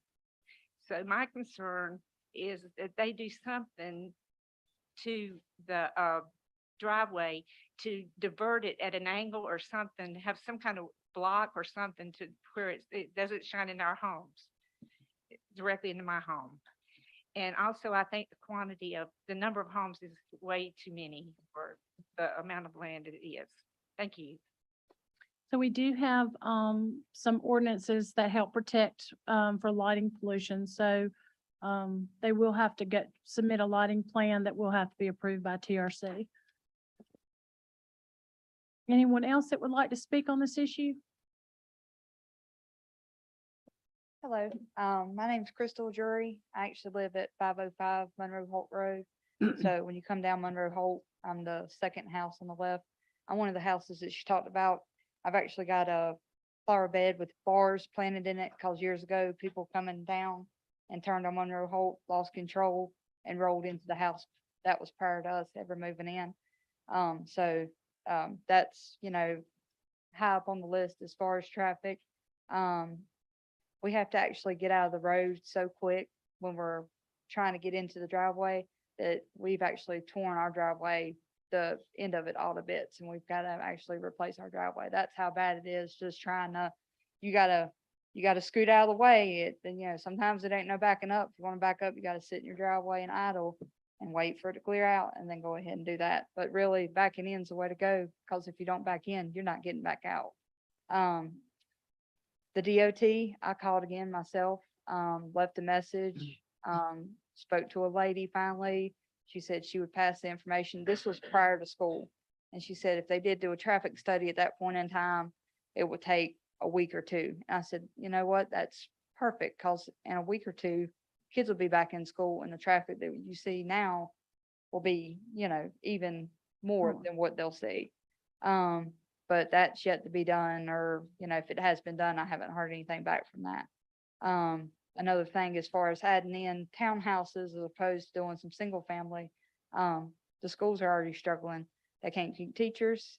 They have to put multiple kids on the buses. I mean, I have to actually stand outside in the mornings and I have to navigate and tell adults to stop their vehicles so my kids can get on the bus in the morning. My daughter getting on the bus, she spoke last time, but they drove past and ripped the whole arm and stop sign and everything else off the school bus. I'm pregnant again. I got another baby coming, and this is, a huge fear. My son now is 9, so, but that was always a fear when we bought that house. And then that was the main thing, just traffic. Even if it's just a stoplight right there to control what comes in, but, doing single family homes instead of trying to put X amount of people in a very small spot. Because when you're going to add, again, all the homes coming on one side, all the homes coming out of the other side, it's going to be a lot. And we've saw some pretty bad wrecks at that intersection over the time. So I appreciate y'all's time. Thank you. Thank you so much.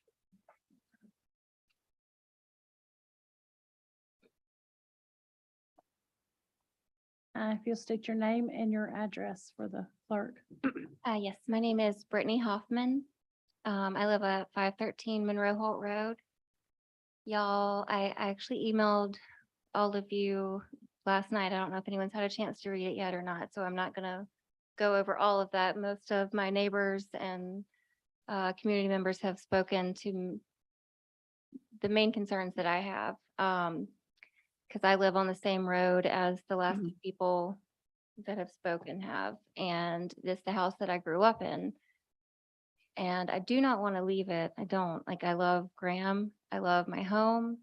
And my husband does want to leave. He wants to get out before all of this comes in, because we are actually right in the middle of where they're building the 249, which I know is Burlington, and y'all have nothing to do with that. But that's in my backyard. I go to Non-Memorial Church. That's my church.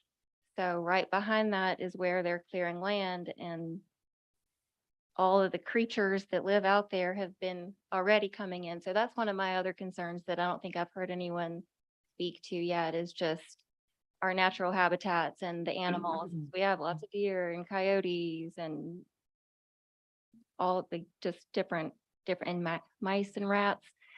But the traffic is my biggest concern, because where I am on Monroe Holt Road, I am right diagonally from Thompson Road, which is where a lot of this traffic would come from.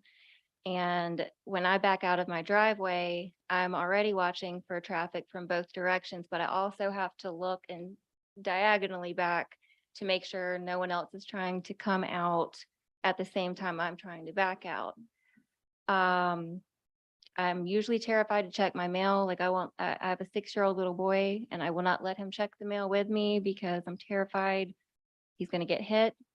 I won't let him play in the front yard. I mean, I let him go within a few feet, but when to cross the street to check the mail and to back out of that driveway as it is now is almost impossible. So I'm very concerned about what's being built behind me, which I know y'all don't control. But what's about to go in front of me and feed right in front of my house and my neighbor to the right of me, who is the house directly across from Thompson. And they have twin babies and another boy that's my son's age. So it's just very dangerous. And I feel I agree with everyone else who has said that it would be better as like a single family detached or less dense.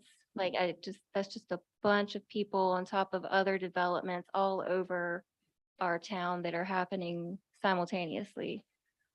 And that's my time. So thank you. so much.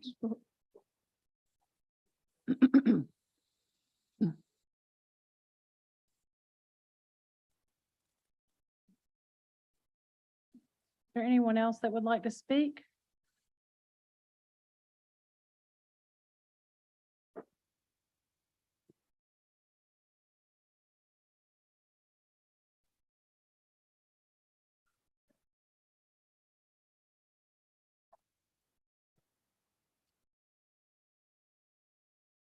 Hi, my name is Mike Cook.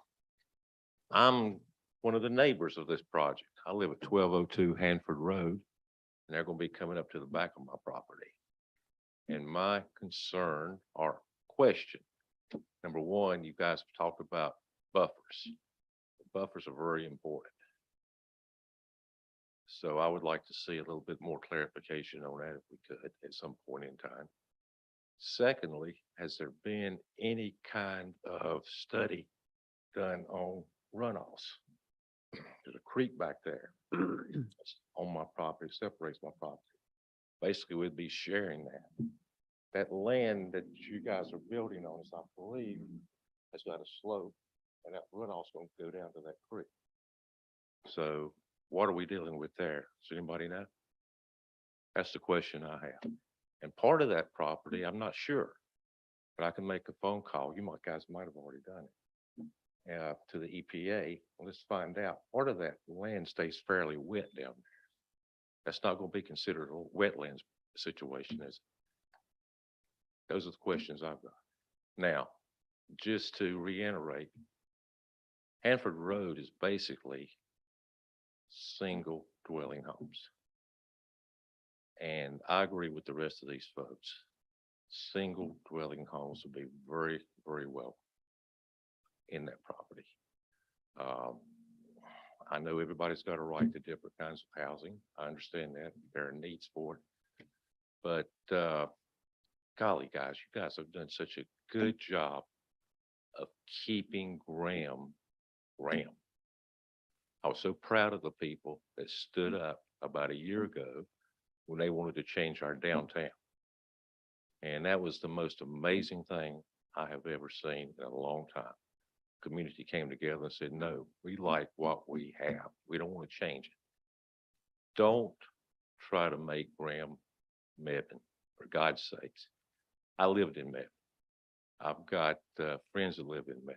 You know what they tell me? We want to move to Graham. You know why? Because of what they've done to Mebane. Thank you.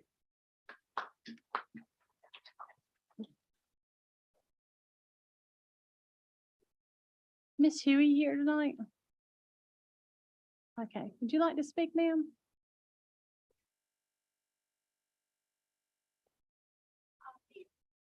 I guess one of the concerns that I had from one of the residents was, well, you know, if you approve this, they have it stubbed out to go to Miss Huey's land and they're gonna just try to develop that.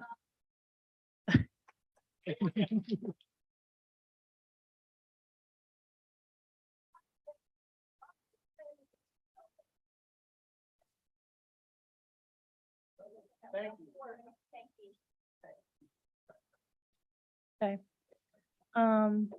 Anyone else that would like to speak?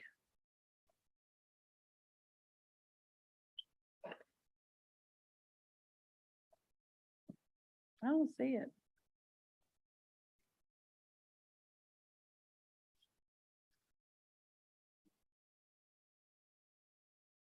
Like in the agenda here. you'll come take a look at that.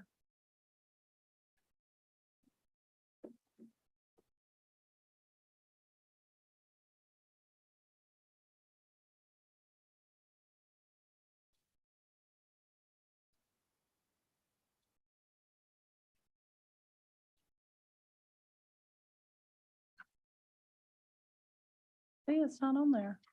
I don't have yours. Okay. Thank you. I'm so sorry, Aaron. I'm having to use everything for yours. I apologize. But I knew it wasn't there, so, and I checked the other one, it wasn't there as well. Yes, sorry, go ahead. It's okay. Thank you for the opportunity to come up and be able to have this dialogue and respond to some things that we're hearing for the first time tonight and some things that we've talked about before. I do think this is an important process and I always appreciate when people come out and we can have these discussions. So first of all, I guess I've been making notes here to make sure I cover everything.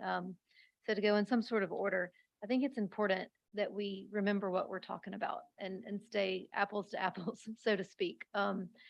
This project that we're proposing, this housing type, this style, it is not multifamily. Words have meaning and, that's a tropism, but it's also a fact. These are defined terms under your ordinance. So to call it multifamily brings in a completely different set of standards and circumstances and applications that are just not applicable at all to this project. So it's very important that we consider the distinction that is a complete difference and change from what was here last spring. This is not multifamily and that's not opinion or, term of art. That's fact under your ordinance. This is a two-family home. That's what it's called under your ordinance, and it's under your single-family standards. And we did that for a reason. We did that because that's what was, that was the feedback, and that's what was said. Is there a way to infuse some different options, to have some diversity, to give people other choices here, but be more like what there is? And it turns out, yes, there was a way to do that, and this is it. So, I think that it's important that we remember what we are talking about so that we don't have to worry about what's not going to happen. And the multifamily is just off the table here. So I want to first off start by saying that. Secondly, I do want to start with the guidepost that Mayor Talley brought up, which is the comprehensive plan. That is the guidepost, not only for you guys as decision makers, but for stakeholders and investors in your community. When we look at things like this, when somebody like Mr. Yearns comes to the table with an idea, he checks the comp plan to see if he's crazy, if he thinks a property would be good for something. When he calls somebody like me and Mr. Stolzfus and asks for our professional opinion, we look at the comp plan. Yeah, I think that could work. Let's explore it more. So when we open up the comp plan and we see that this area is designated suburban residential, and that includes townhomes, twin homes, duplexes, things of that nature, that's what gets us here. So I do think it's important that, as the mayor said, that we remember the predictability and transparency of that document and how it protects us all in making sure that we build the community that was envisioned and adopted for Graham, because that is what we're trying to do with you.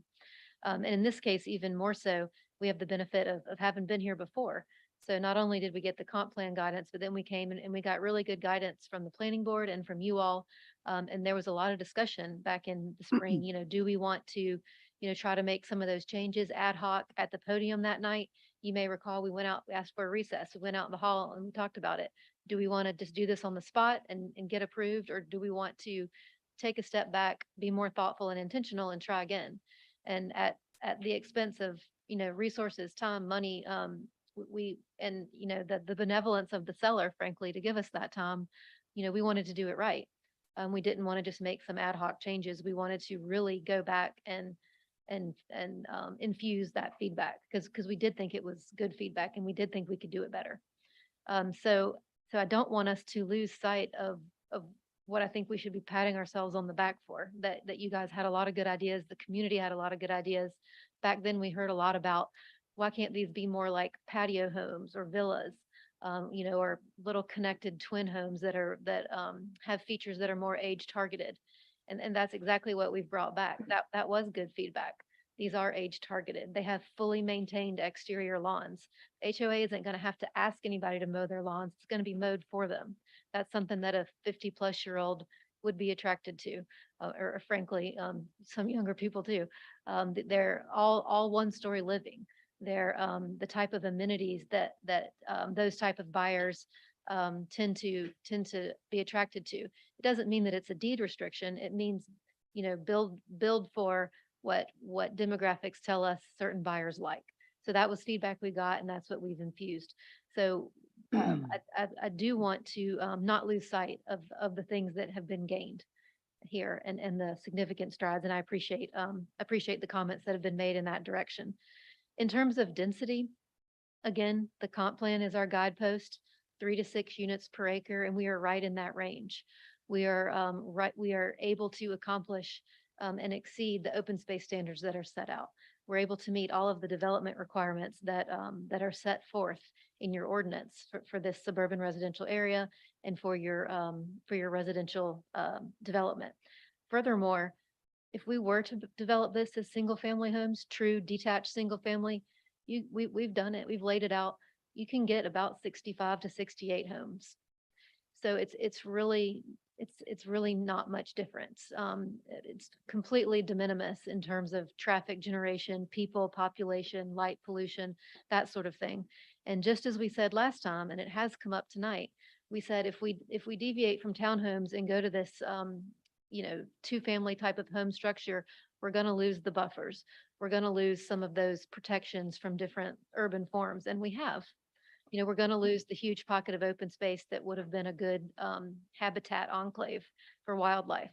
So there are certain trade-offs to that. And that will continue. If this were to go to single family in exchange for 3 to 4 less units, you're not going to get any of these protections or negotiations or, compatibility gives, if you will, because it's all just like to like. And I think even worse than that, I think the real missed opportunity there would be I think you have very well guided us to a position where we can achieve the goals and the objectives of your comprehensive plan while also not overdoing it, not pushing too much, not being too intrusive to an existing community. And if you only keep doing like to like to like, where would the transition ever happen? Where would the diversity ever be infused? If the rule was everything needs to be exactly like what's beside it, how would you ever have anything different? And when I read your comprehensive plan and I hear you all speak, I'm at these meetings a lot, that's not what I hear from Graham. I hear that you do want different types of housing. You just want it done well.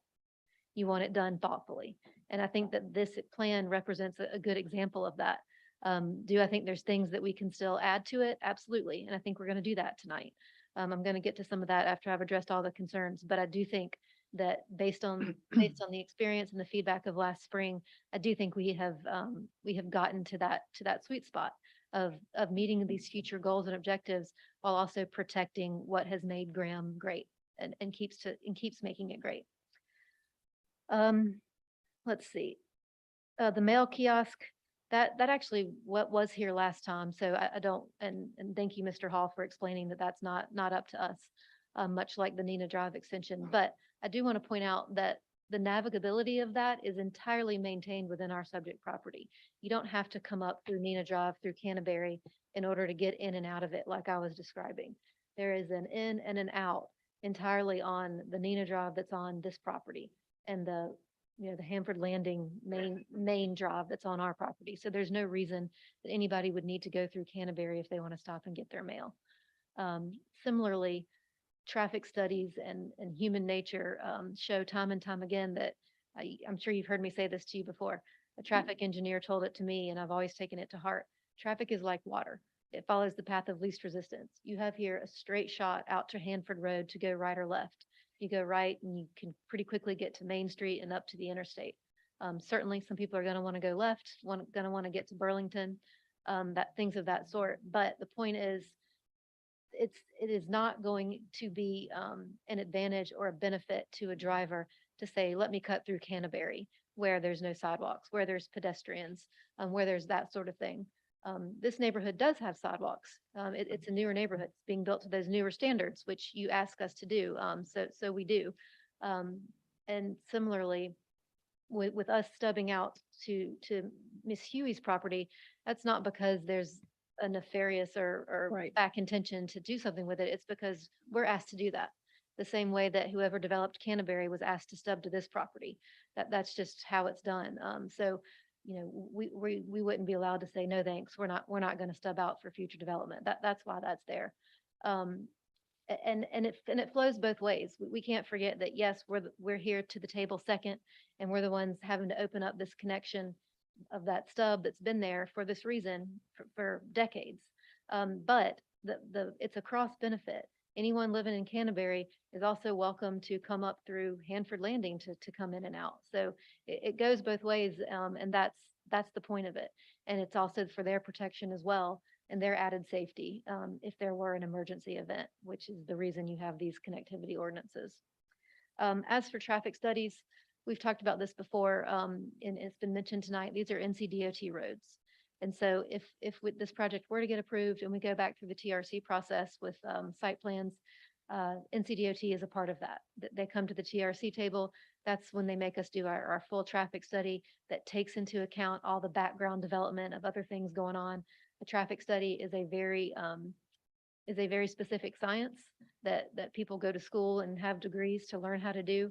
And the people at NCDOT know how to evaluate them. And for that matter, let me back up. They also go through a very important step called scoping, where the engineers performing the study have to get the approval of NCDOT of what to study, what intersections are going to be important here. It's not just where we connect to Hanford or where we connect to Nina. They make us look at all the other impacted intersections where the traffic is going to be distributed to. And they make us take into account all the background traffic is what they call it, other new developments that are coming online, because they want it to be comprehensive and thorough and actually, you know, give them data. And then what comes out of that is a mandate to a developer. It's a dictate. It's not a, hey, it'd be great if you did this. It's a, you will do this or you will not get a driveway permit. And the only choice in it for a developer is, will I or won't I do this and build this development, or am I going to walk away? So that's how that works. And that's an important part of the process because it's very much controlled by the regulatory side. You know, we participate in it by complying. It's not something where we tell them what we want to do. And that is also how, I know people hate hearing this, and I know that it's never what people wish would happen or would think would happen. But the reality is that NCDOT is reactionary. We get better infrastructure and things change by growth, by increased critical mass. So while this is only 72 proposed units, and everybody at NCDOT is going to tell you that's de minimis. In terms of runoff, the gentleman that spoke is absolutely right. There's a creek that runs through the property. We've talked about it a lot. It's a natural low spot. If you look on our plan, that's where our retention pond is for that reason, because the water already flows there. So, you know, in the development regulations, we have to capture any runoff from the development situation, treat it and release it at the pre-development rate. That's the requirement. So that's what that retention pond does. But we can also, and we talked about this a bit at planning board with Mr. Huffine, who's a member of that board. And of course, this is his area of expertise. And when we come in and do a development like this and are able to route all the stormwater and collect it and treat it in a retention pond like this, it often helps the drainage situation that has sort of just naturally been occurring without the benefit of engineering.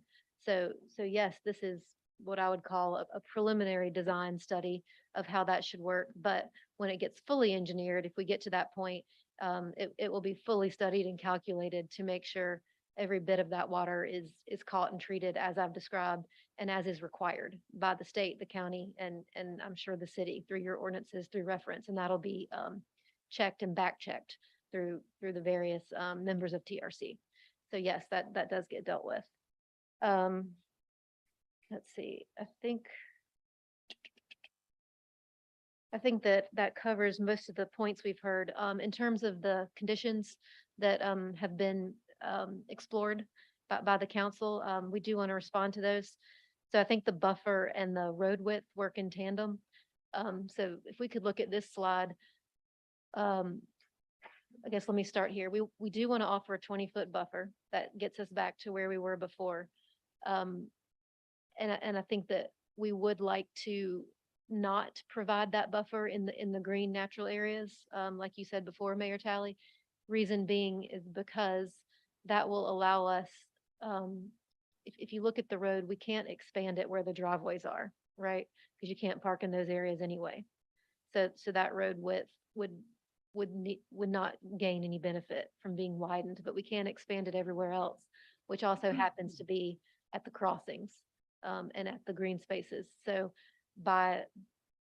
we can kind of accomplish both, by not having buffers in the green areas because they're already green, as you noted, that gives us the ability to widen the road in those areas where it's not driveways. So if I'm articulating that correctly, we can do the 20-foot buffer around the perimeter with the exception of the green open space areas. And then we can do the road widening everywhere that's not a driveway. Is that about the size of it? Oh, excuse me, and widen Nina, the full length of Nina on our property, to your point about that being, to whatever extent it carries future traffic.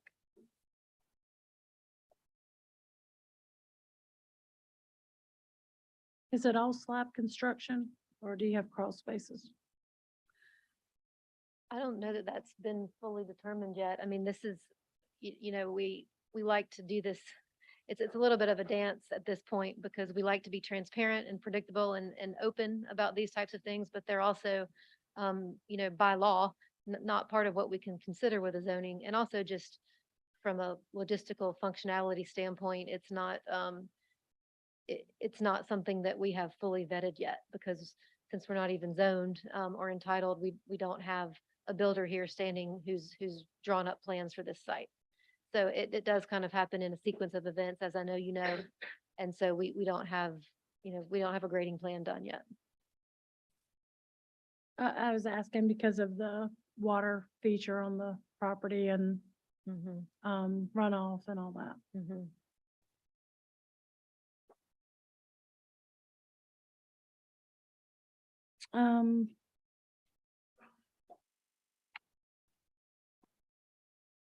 You put in your conditions 2-story, but you show 1-story.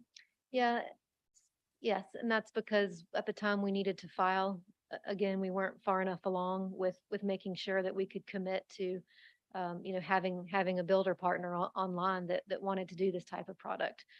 So we needed to get filed. I wanted to put something on there so that it wouldn't be, sky's the limit or fear of the unknown. So I put 2 stories on there to be safe. But yeah, I think that we could change that to a number tonight if y'all would like, which I know you'd probably like better. Planning staff would probably like that better than 2 stories anyway.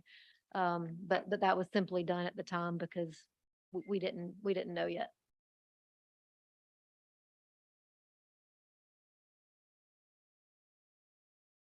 So just to clarify, you said you're willing to make the road the 31 right with the exception of where the driveways are, which is already wide anyways. Exactly, because no one's gonna be parking there anyway.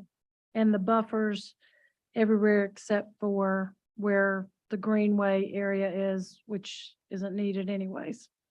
Correct. And I think probably the way to define that, I see you thinking, how in the world am I going to deal with that? Would be anywhere that is not an HOA owned open common space.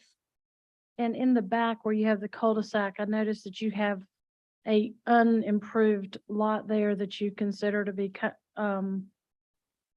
common area open space. Is that for a possibility as a, why did you leave that open? Is that a connectivity for the future? No, it was just to, again, not try to max this out and to create some breathability back there. And for those people who are on that end of things to have some recreation space. As you've said tonight, if that were to ever be changed, we'd have to come back here and ask for the change. So that's a firm commitment. Aaron, do you remember for the lots that were taken off from the initial, it's too small for me to be able to tell, but Amanda said that they are far off the lots that were taken out from the initial submission that they're the same distance back off the road that the planning board requested. Is that correct? That they made that change from that initial request?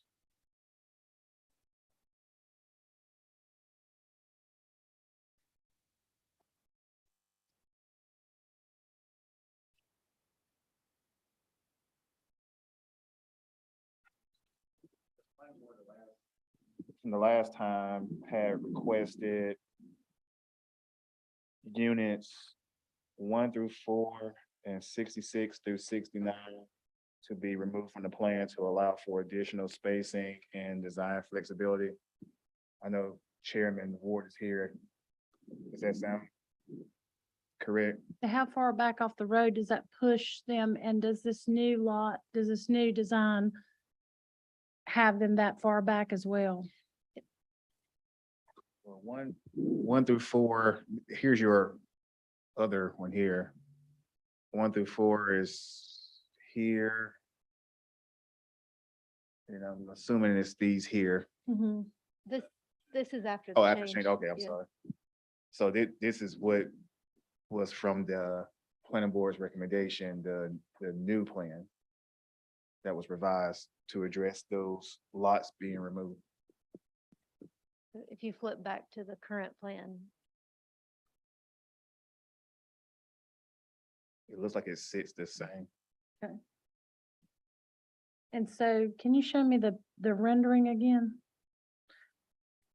The original or No, so if you're coming down Hanford Road and you see that development off of Hanford, you're gonna basically be seeing the side of the house. I don't know what the side, would you even be able to tell that it's not a house from the side? You'd have to drive up in there to tell that it's not, that it's more than one, that it's a townhome. Is that right? to see the front of it. Yeah. Um.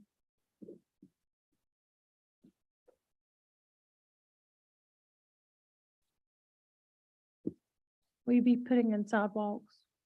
yes, ma'am, there'd be sidewalks on both sides. Canterbury doesn't currently have sidewalks, is Sorry. that correct? Sorry, one side, I apologize. Is it north or south? Or top? East side, which is, thank you, top side, thank you. And Nina has it on one side as well, correct? Yeah.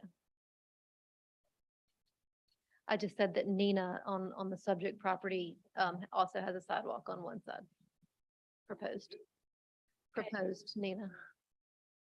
So Aaron, can you run the numbers for me real quick? Based on an R12 zoning, how many homes can you get in there on buildable property?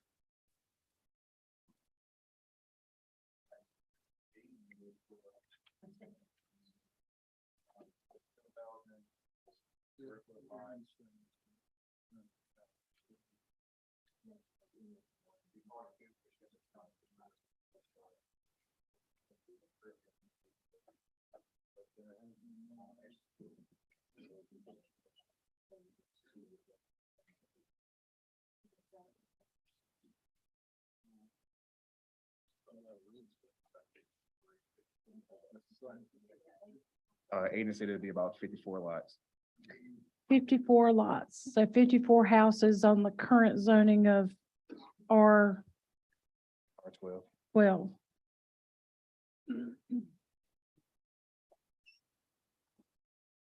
That's about right. That would be about right. The R12 is about right if they wanted to build.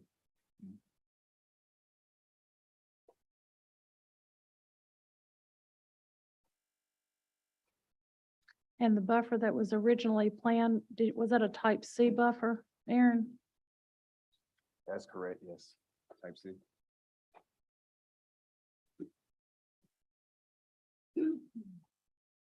And what was the 20-foot buffer that you referred to, Amanda?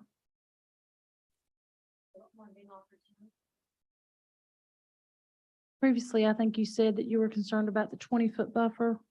Is that, being what you had submitted originally? being concerned about it? I'm Well, sorry. I guess when we were saying we were widening the road. Oh, I was just saying that, I didn't know if Aiden had a scale out over here while we were talking about these things that needed to be added, if we'd be able to do the reinstatement of the 20-foot buffer and widen the road. But I think that he's had time to look at it, and the scenario that we've offered does work. Okay. Hold on, he wants to say something.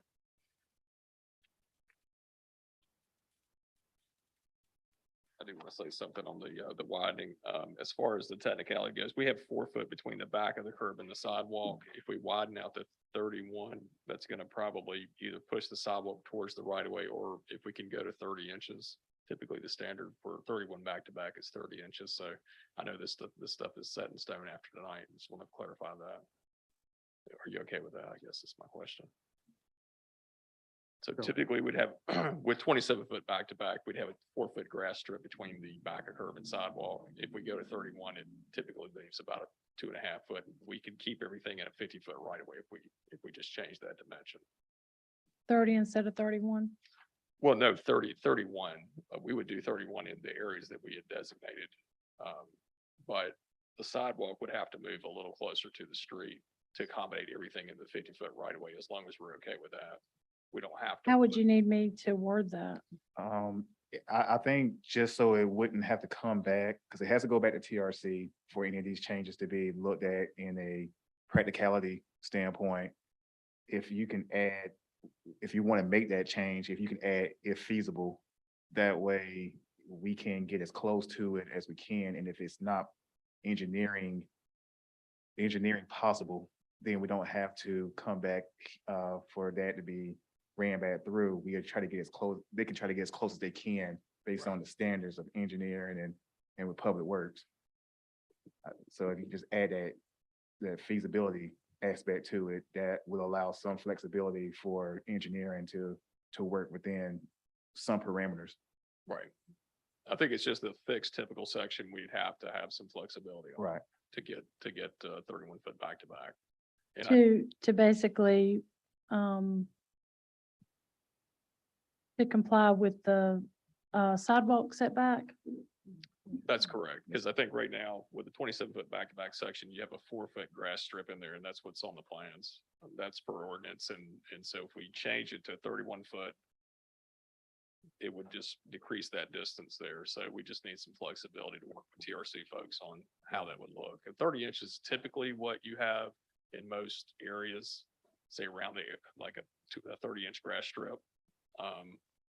And we could definitely accommodate that, but we just want to make sure the TRC folks are okay with that. Of course, if you had 54 single family detached homes in there, that wouldn't be an issue, correct? I mean, you could have the wider road, no problem, right? Well, we could have the wider road now with the but we would just need some flexibility on sidewalk standards. That's in the ordinance. In other words, the little green buffer between the street and the sidewalk would Yeah. be a little bit more narrow than what it is. I mean, That's right. it's So really- typically the buffer width on most municipal streets is 30 inches from the back of curb to the edge of the sidewalk. The ordinance requires 4 foot for 27-foot back to back.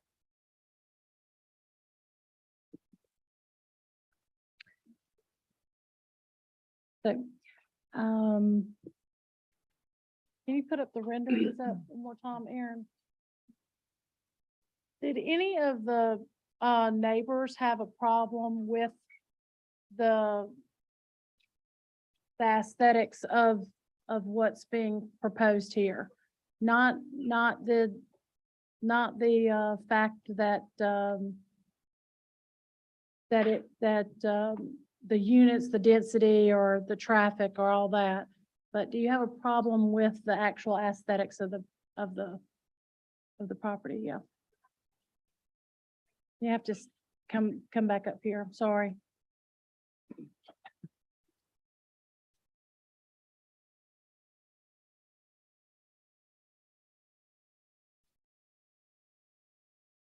Usually when you're in a development and you're building homes, you gotta have, they're gonna be the same. So not, people's not gonna be able to choose, am I gonna have a back porch versus not a back porch? They'll have to be the same. So what we have been hearing is people's gonna have a choice. No, they're not. It's gonna be a tract built home. They're gonna come in and they're gonna tear everything down like they normally do, and they're gonna, and you're gonna see just row after row of what you're seeing here. When I have shown homes that were considered a twin was your garage in the middle and you had two homes on either side. So what they're doing is trying to get more money for the buck by putting more homes closer together is what they're doing here. And what you're doing is, and that's why I say you're not going to have what you're looking at here when this is all probably said and done. It's not to be unique. It's not going to allow that. I don't know any builder that's going to allow that. That's going to come in and let people say, oh, I want this kind of front versus this kind of front. It's going to be, this is the package you choose. This is the interior that you choose. And this is how it's going to look. So that was just what I was trying to get across. I do have a problem with it because again, that does not blend in with anything that we have in our neighborhood already. Yes. I would like to see, nobody has addressed this kiosk. This mail kiosk is extremely intrusive to Canterbury. I've talked to everybody. I distributed paperwork to almost everybody in the neighborhood.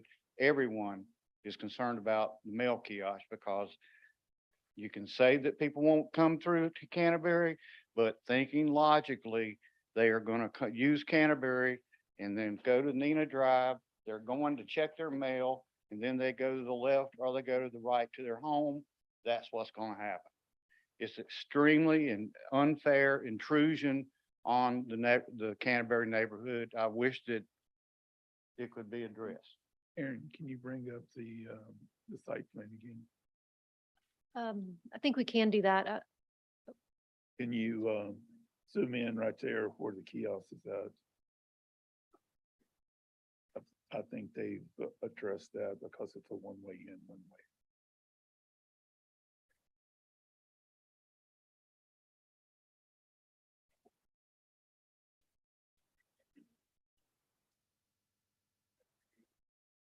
So is the out going back onto the main road?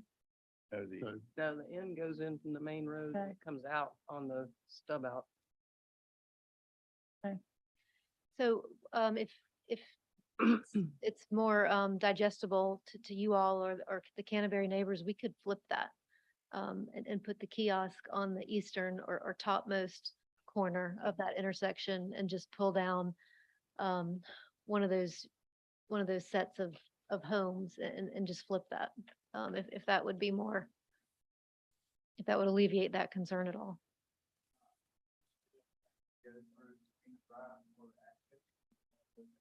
Well, right, to have the in and out navigability that I think is key to this.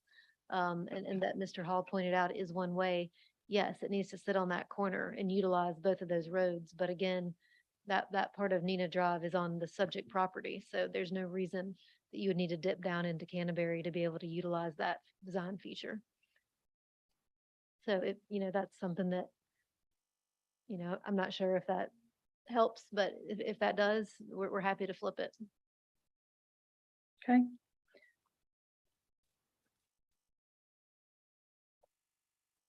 Anybody else that'd like to speak? But if you, Get up one more time, and I said, the traffic guy is here again.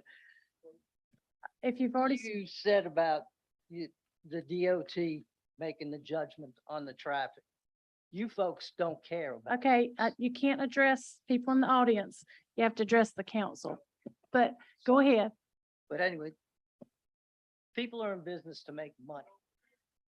They don't care about the little guy. They care about making money.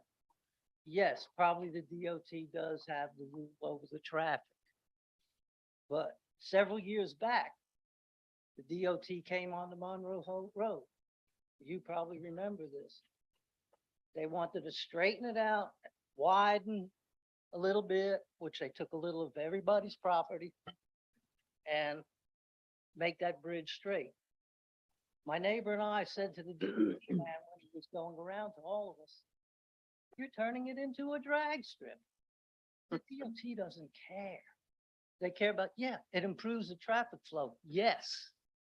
You had to slow down to go around that bend to make the bridge, or else you go off into the creek. Yeah, but that was better.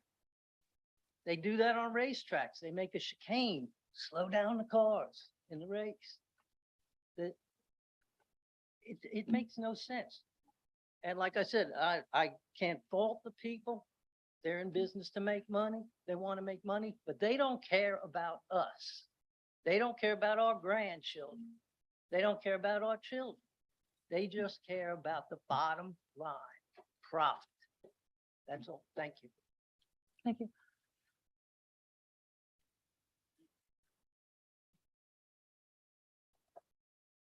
I only have one question or whatever. At the previous meeting at the planning board, the question was raised, how tall are these buildings allowed to be? You know, we've gone from 2-story, 3-story, 1.5-story, now we're down to 1-story, but what is the actual limit of height, the roof height of these buildings going to be allowed to be? Thank you.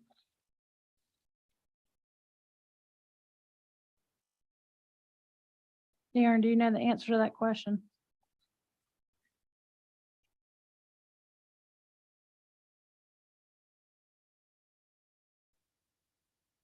While he's doing that, is there, yes. This is what I was stating before when you asked about why does it say 2 on the conditions, and that was sort of what we didn't know then and we know more now. So I think we can clean that up by, instead of saying 2 stories, which, you know, what does that even mean? Now we know it doesn't need to even be 2 stories, and so we can give it a number. I think what we could do tonight is change that to a height limit of 35 feet. That would give plenty of room for that nice gabling and varying roof pitch that you saw, and give people a peace of mind.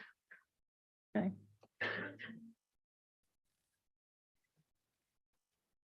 Just a quick observation, actually. When I left this meeting back in April, I got the impression we were gonna have less units on this property. And I come in tonight and find out we got 13 more than was proposed then. 13 more? Only 3 or 4 more. 3. Huh? We were at 61 in April. The original proposal was 69. So you're adding 11 or 10 units? From 62 to 11 72. more units than was proposed in April.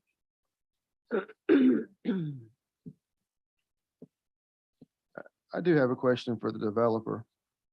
What is your break even point, not break even, but how many units can you put and still remain profitable? Because the density is obviously what everybody's 72. concerned with. With everything being so, I guess all the conditions we're adding tonight, just on the fly, I can't really answer that. I seem like I remember you saying when you came in April, it was 52. Well, that was before we crossed the creek and we extended the road. And Right. now we've done that. That costs money. So we've Gotcha. got to make that up somehow. I understand that. I was just trying to see if you had an idea of where you needed to be. No, not tonight. Because the biggest concern we have here is the number of units. Yeah, me personally, I live off of Rogers Road. We have the Schaffner townhomes down there. I mean, the townhomes, if they're done correctly, can be very harmonious with the single units. Doing the 1-story, all 1-story is gonna cater to the aging community, which make good neighbors. So I think the biggest concern that I have is just the number of units. And I will say that I'm old enough to remember that when it was interesting, someone mentioned the villas on Hanford. I mean, there was an entire room full of people that fought that development, and now you're using that as an example for what you want. So, you know, I will say that, you know, in our comprehensive plan, in that particular area, we're telling developers, and I encourage everybody to please come out when we redo this, which is going to be soon. But we're telling developers, this is what you want in this area. So it lends us as council members to say, but within reason, not with, a lot of density. And it specifically speaks to that. But it also speaks to, having housing choices, because what you want in a single family or a two-story home or a single detached home may not be what other people are wanting based on their needs, their age, their life cycle, their life stage. So, having, and certainly there is definitely, you as a real estate agent know that there is a need for housing here in the area. And that's not necessarily just to grow Graham. They need housing here because there is jobs that are coming here constantly, and people want to live closer to work, especially with gas the way it is, and people just having different choices and life choices. May I make a comment? We're all fixated on the density. The original plan had 68 homes being built on approximately 8 acres of land. Am I correct? 69 on about 8 acres of land. And that's why the statement was made to remove, I believe, 6 homes, which brought it down. But now we're looking at a proposal to use basically 12, if you figure that the land where the creek is running through, let's say 2 acres or so. So now we're spreading 72 homes across 10 to 12 acres. And they've gone from multi-story townhouses to what I would refer to as a duplex, 2-family home dwelling, 1 story. And now it's spread out across the entire lot. So we can't, to be fixated on the density, well, when it was crushed together, you're absolutely right. But now you spread them out. Because I remember one of the complaints was having somebody on their second or third floors looking down into your home. Now you got a 1-story home adjacent to another 1-story home. The important thing, I believe, is, does it fit in? Okay, it's 71 homes, but it's spread out. And now the houses are larger because you've taken a 2-story townhouse and now you've put it onto a 1-story floor plan. So, again, Graham is growing. Where you're now living on Monroe Holt and such used to be outside the city limits. And let's face it, Graham is, we're moving south. And now you're part of Graham. And it's a mindset that you got to get people to understand. You're in the city, so you got to slow down. It's not a 45, 55 mile zone anymore. But the fact of the matter is,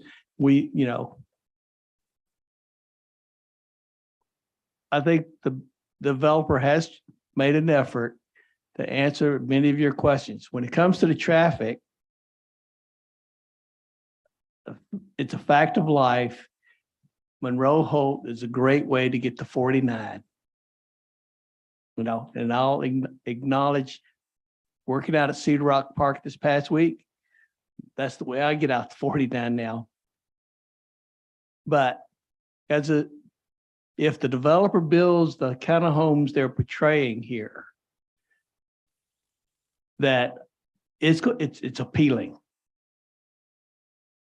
And yes, the density went up three homes. But the fact is, they're now distributed over a larger area. And they will be a good neighbor, you know, we're all assuming that the people who are gonna buy are gonna be, you know, different. No, they'll be probably much like you. So let's not paint them in a bad light, because they're gonna come out and they wanna be, they wanna live the kind of lives you're living. Slow it down. So, folks, the reality is this property is going to get developed one way or the other.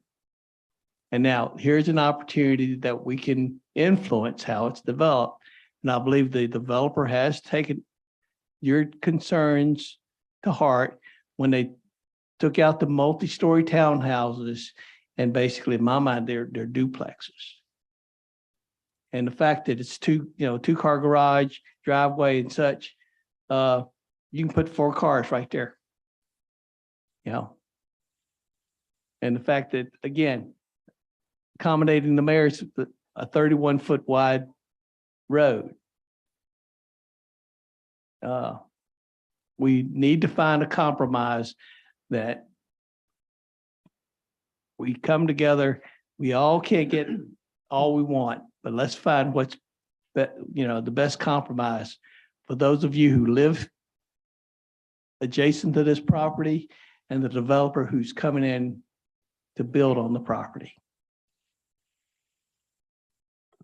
Well, I'd like to paint a slightly different picture from what you're saying. I do agree that there needs to be a compromise, and the property is going to be developed anyway.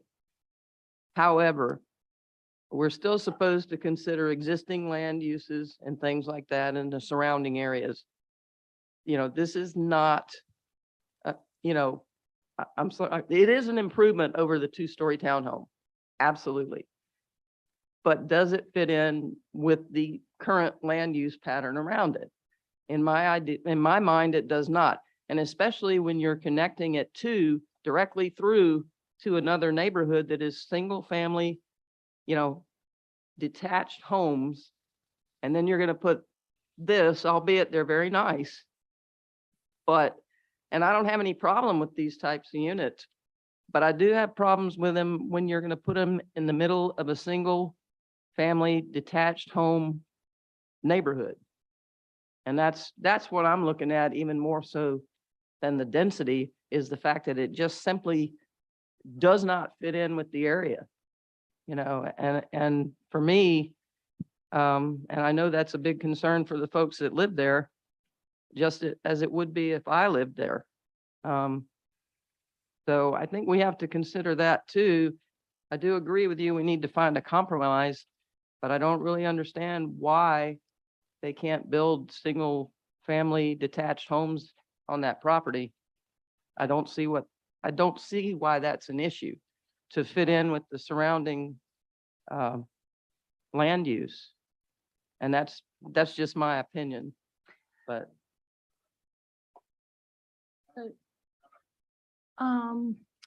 Have you spoken yet? Just briefly, yes, you can. We haven't closed the public hearing yet. Is this an ordinance that you have to have 2 access points? It's a connectivity issue for emergency vehicles to be able to get in and out. Is it possible to make some kind of accommodation? For example, perhaps at Hanford Road, make kind of a half moon where you actually have 2 ways to come in and without opening up Nina Drive, because that would make it completely less intrusive to our neighborhood. That is the biggest problem that we have, based on what we've talked about tonight, is it is so intrusive. Because I don't care if you flip it or not, you can't convince me that people will not use the Canterbury neighborhood to access their mail. Is there any way you can accommodate some other way? But why would they? I'm sorry, I have to disagree. Why would I drive down and around and come back up that way when I can just pull in and go straight to my mailbox? Well, if they're Because it's coming, on the other if they're side. coming from 49, Uh-huh.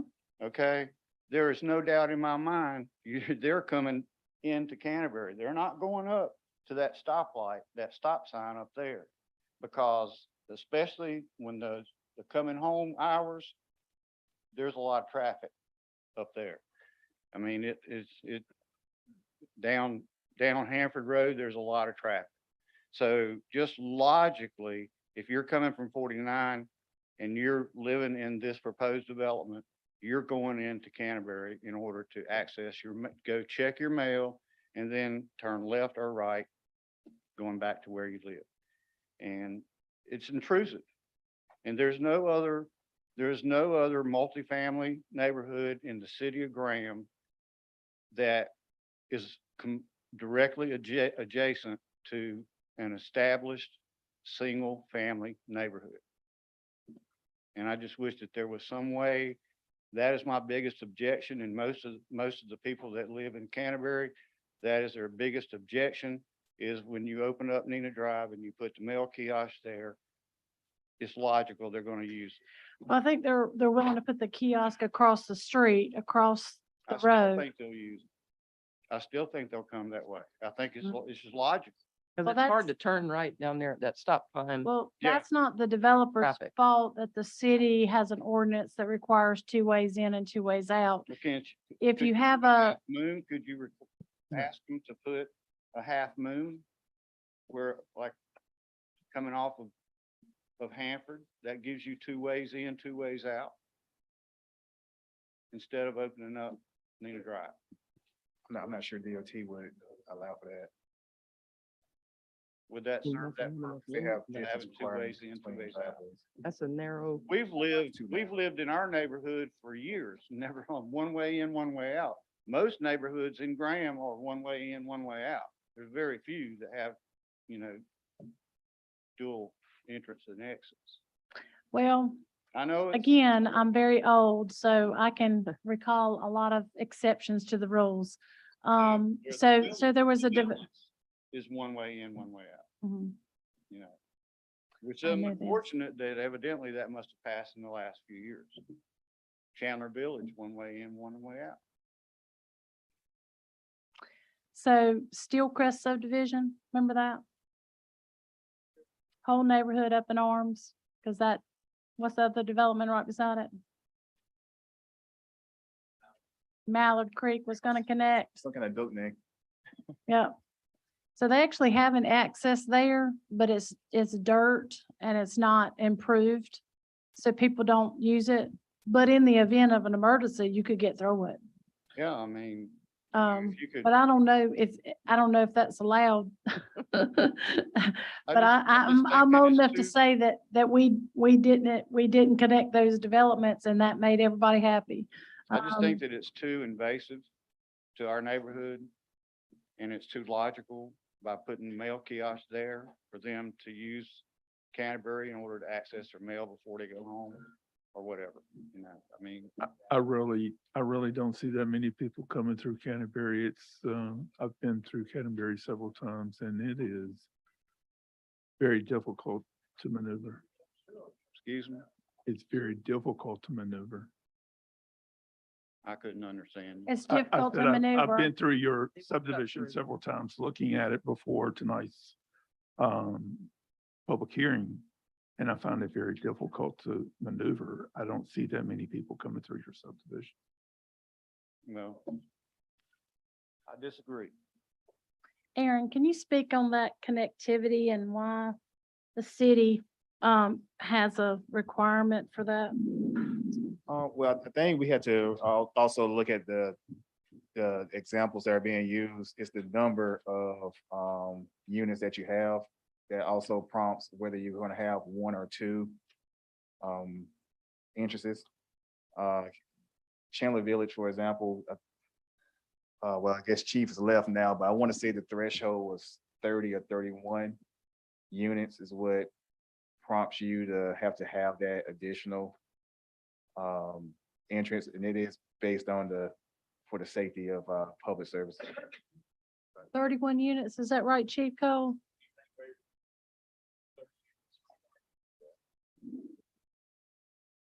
like Shamrock, they got three up there where Shamrock is at.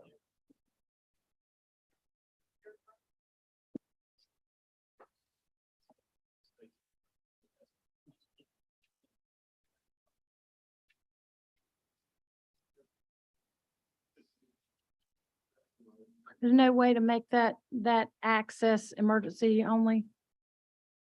I would have to defer to public safety on that one. I'm not sure. I know there's a set criteria that it has to be like a certain distance from another entrance. It has to be a certain width, it has to be all these different things. So, I would have to defer to the chief, and I don't know if he has an answer on that one on top of his head or not.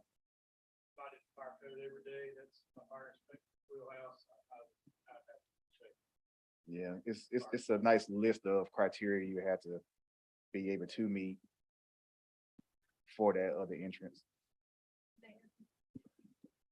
If it helps, we actually offered that last spring when this issue came up, and we were told no, from staff. I'm not sure who all reviewed it or analyzed it, but we offered that back then.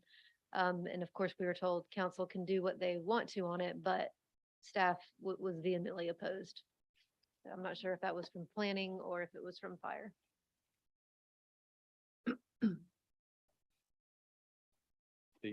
They tried to do that on this new subdivision they're building there on Lacey Holt, where the whole property, the sister and brother sold part of their property to the farm. Mr. Ward brought up that we could not do that. It had to connect. Who? Bob Ward? Do you know of any legal reason why they have to connect? I believe that when I remember reading the ordinance, it says, encourage connectivity, encourage to have two, but is that not correct?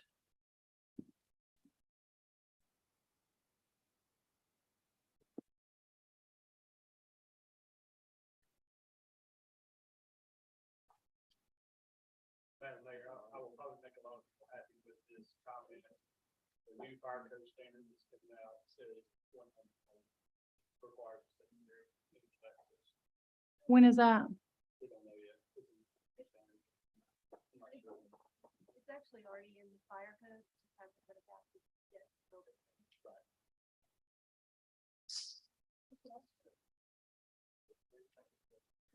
Just a few other thoughts as y'all marinate on this. Couple other ideas. We could put a Knox box on it now, and then if y'all ever decide you want it off, you could take it off without any involvement from us or the HOA or whoever. We could dedicate the right of way now and just not pave it, but it would be there for you guys in the future if you decided you wanted it.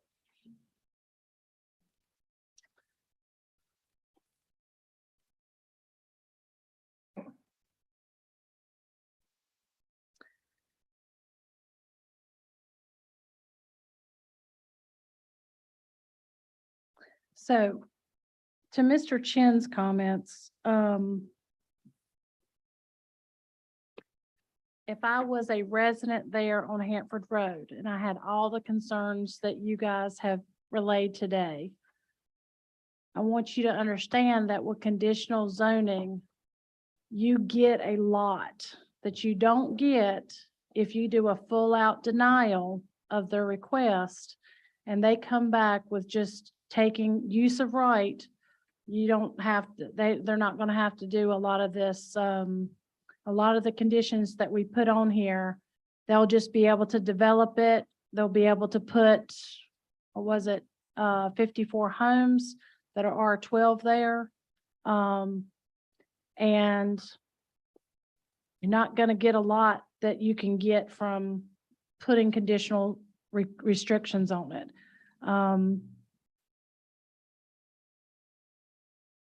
So I'm going to ask for a motion to close the public hearing.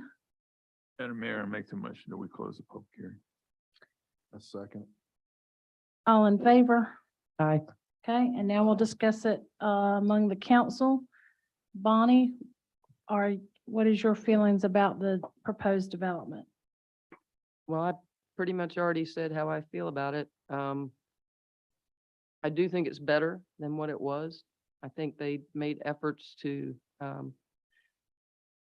make it something that's more amenable to everybody. But I don't think it, falls in line with what the current use of land around it is. Like I say, I don't have any problems with that type of neighborhood, but I think they should be, not in an area where you have just single-family detached homes. I guess I don't think it should be mixed like that. Unless you're building a brand new neighborhood and you decide, you're gonna make townhomes and single-family, separate dwellings, in that brand new neighborhood. But when you're doing it and I'm just looking at 2035 where it talks about existing land use and, how you have to kind of be careful that we want those diverse things, but we also don't want to intrude upon, what is around the area already. And I just don't think it fits in. And that's just my feeling on it. If they were, detached single-family homes, okay. But Do for you me not like personally, the facade of the homes or the look of the homes? Because to me, Um, they look like just really large homes. I know they're two-family, but, I know my stepmother lives in a home like that in Raleigh, in a neighborhood like that, but the whole neighborhood is like that. It's not like it's attached to, and the area that she lives in, there's a lot of that around the area. So it's a different situation.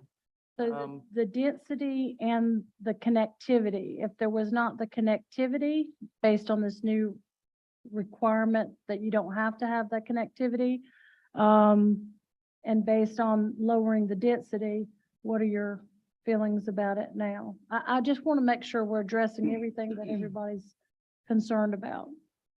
Well, I still think they should be separate homes. When you start attaching them, it's a completely different look from everything else around. Okay. I think they should be detached. I don't like throwing duplexes amongst single-family dwelling.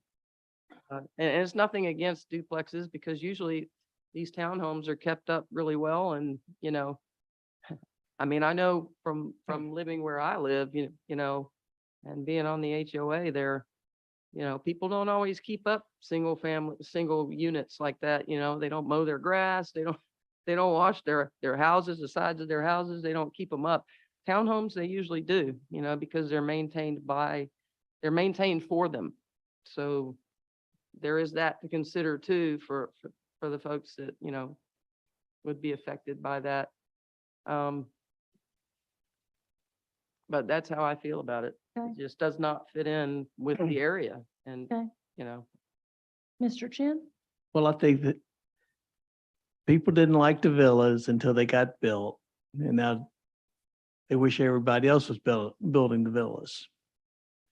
I think the fact that, okay, they're duplexes.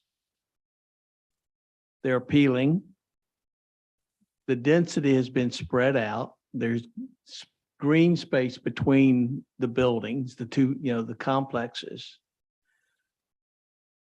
I think I think what will happen is this developer has the opportunity to set a standard for what's going to become reality here of how you're not going to have homes built on 1 acre lots anymore. Not going to happen. More likely, you're going to see homes built on 1/4 acres. And if we can establish a standard of an appealing 2-owner complexes,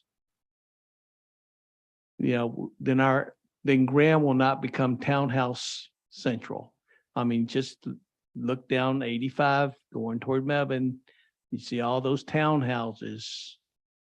At least this, in my view, fits in to single-family homes, 1 story, maybe at I appreciate your compromising to go to a 1-story house.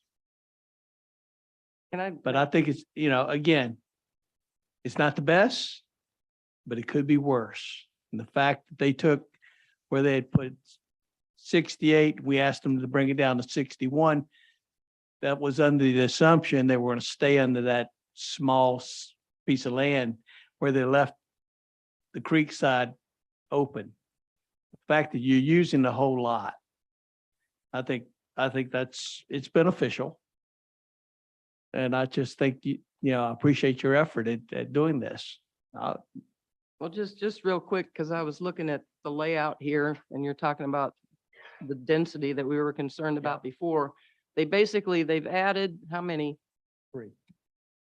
No, they had gone down to what, 61? 61 based on if they stayed Right, to in the that, west of the creek. right. So if you go to the other side of the creek and you look, they've added 20 homes in there, correct? No, they just took some from the west side. No, moved it. but they added more, right? Because we were talking 61, then we went to 70 or 62, then we went to 72. You right? started out at 69 Right, and it was rolled back to 62. because 61. 61. Okay. And now it's because- 72. So now it's 72, so we're talking, what, 11 more? So really, they've only moved, 9 of them to the other side. So the rest of them mostly are over on this other side where they were. I mean, I don't know if you see the point I'm making, I but know. they really didn't spread it out that much because they added to it. So, I'm just saying that they didn't really spread it out as much as you think they did.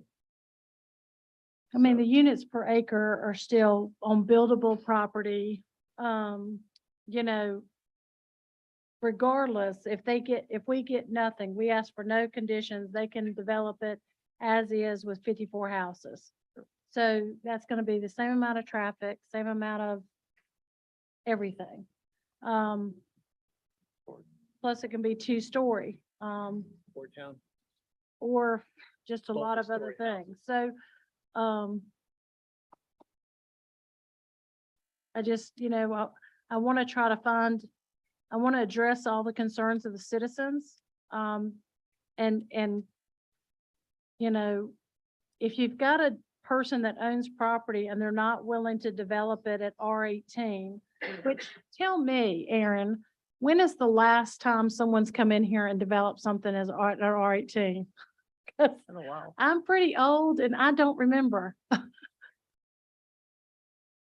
No, R18. I want to know when somebody has built a subdivision that's R18.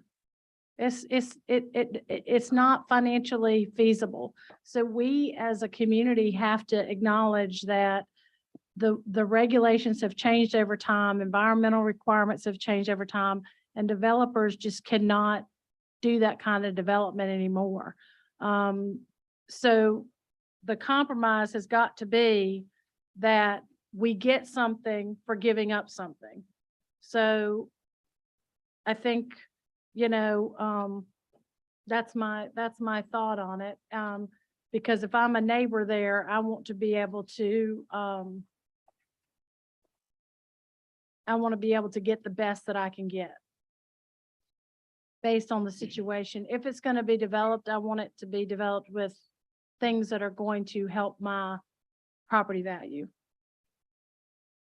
And I agree with the gentleman of not wanting to have additional traffic coming through his neighborhood. I think that that's a fair and reasonable thing. I agree with the buffering. I think that that's fair and reasonable. Joey, what are your comments? I mean, I kind of disagree with Bonnie on the townhomes. I mean, you got Rogers Road, Wildwood, Meadowview, all those are townhomes existing within a mile or two with single dwellings. You got Chandler Village on the corner of Moore and Rogers, that's townhomes that abut single dwellings. I know that I can't remember the name of the development, but behind Sheets, there's single homes that tie into townhomes. So I mean, it's within miles of there, this exists. I mean, within short distance. And I agree with Jennifer saying that, when Madam Mayor, I should say, that with the conditions they have on it, if you don't do those conditions, they can develop it as is, and you're gonna lose. It's a trade-off, what you're gonna gain, what you're gonna lose, so,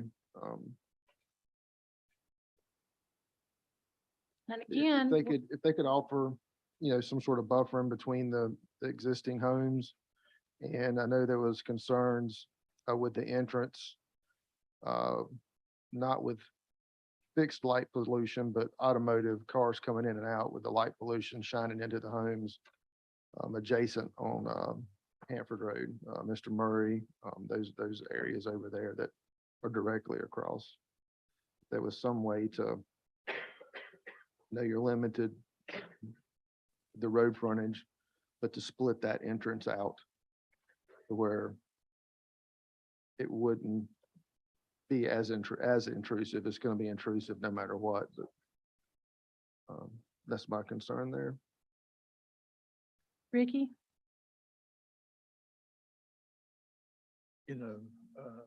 What they're proposing here is a really nice subdivision.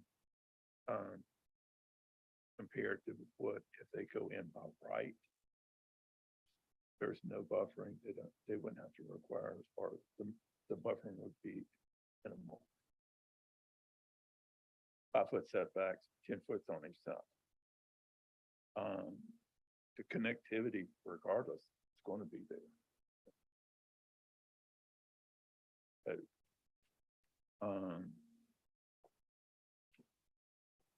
They've spread the units out, so they're not jam-packed on each other. And they're minimizing their footprint along the waterway. Those are the things that I see.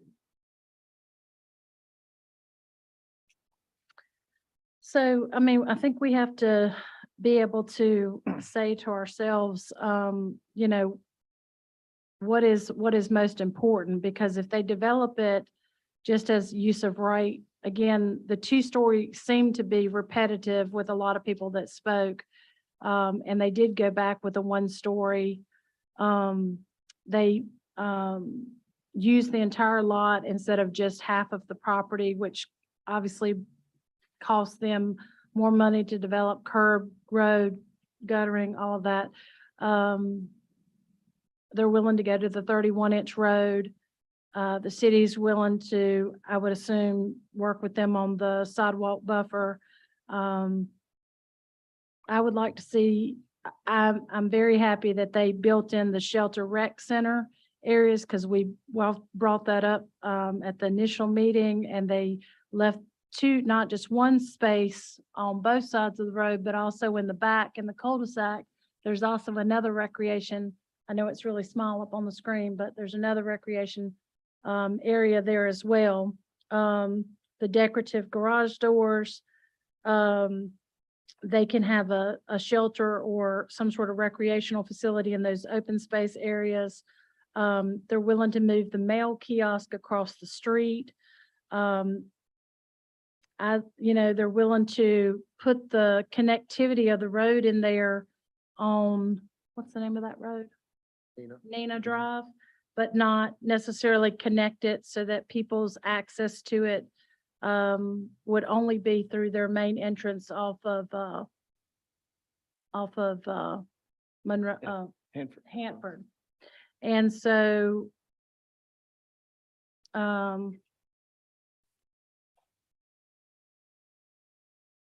I guess the only concern I have for the council is,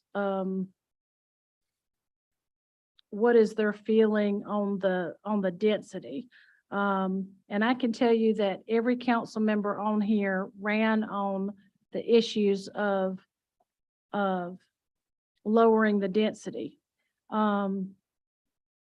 This is night and day based on what was being passed previously.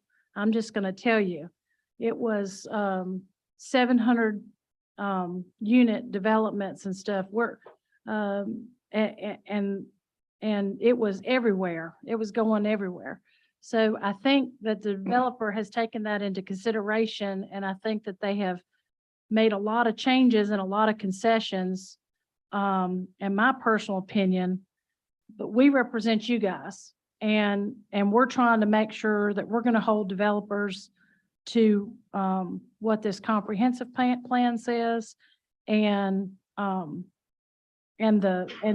make sure that the harmonious nature of the new development it exists. So I think that the buffers they're willing to do, they've moved the lots off the road off of Hanford. They're willing to comply with the lighting ordinances so that it doesn't affect neighbors. So I think if we put all these conditions on the property, and again, I don't know that the builder's going to want to still develop. He's got to go back and run his numbers to see if he can do that. But I guess my biggest kind of where I'm kind of iffy on is the number of units.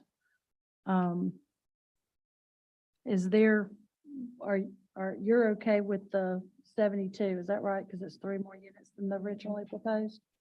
I have no issues with their, What number of units would you like to see?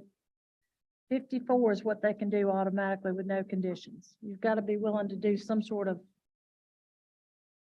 compromise, I would imagine, to get the other things.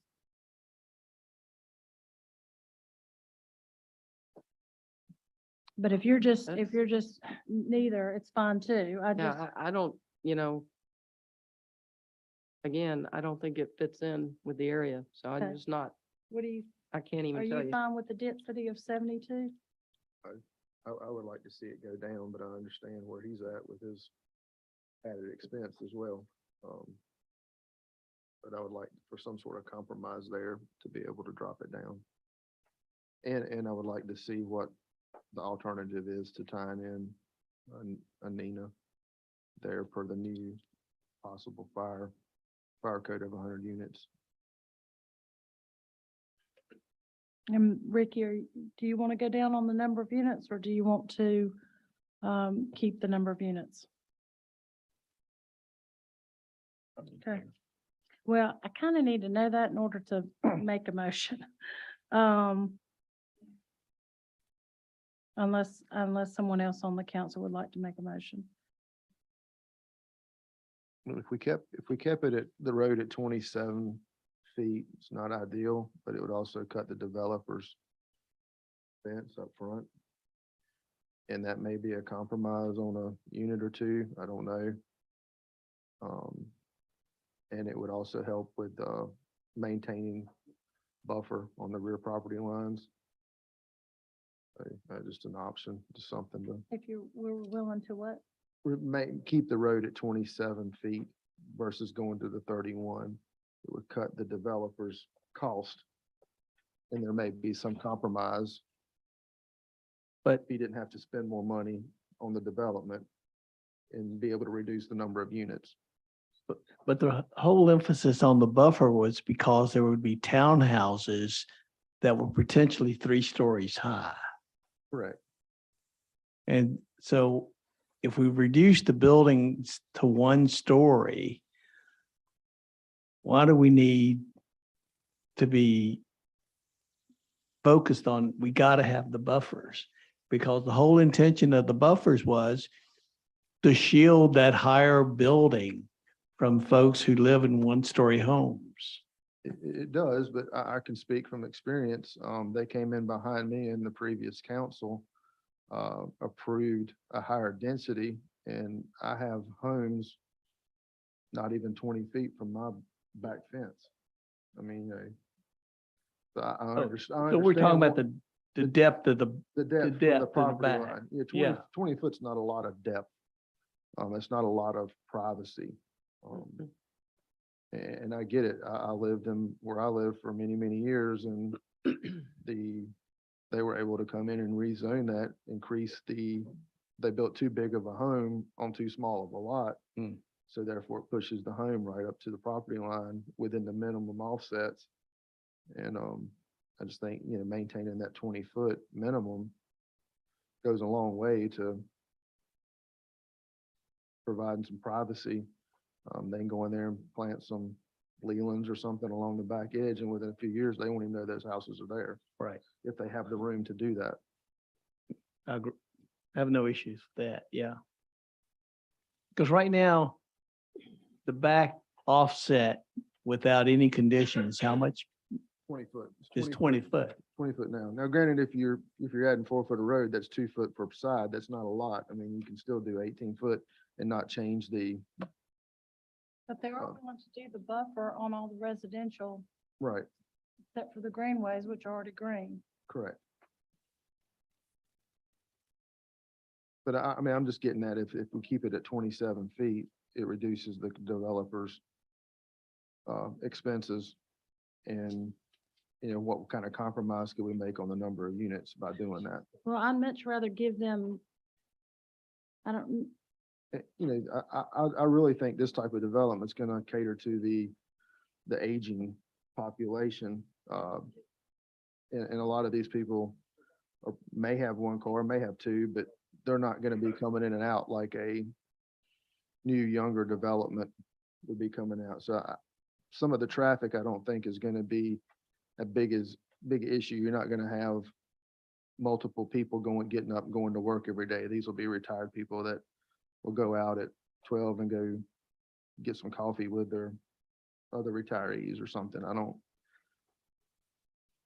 And from that point of view too, I don't see that the 31 foot in this type of scenario is going to be as big an issue as it is when you have a growing neighborhood with younger families with kids driving and they run out of room. And speaking from my experience, my son has 3 cars sitting in my driveway right now, and I can't get in my own driveway.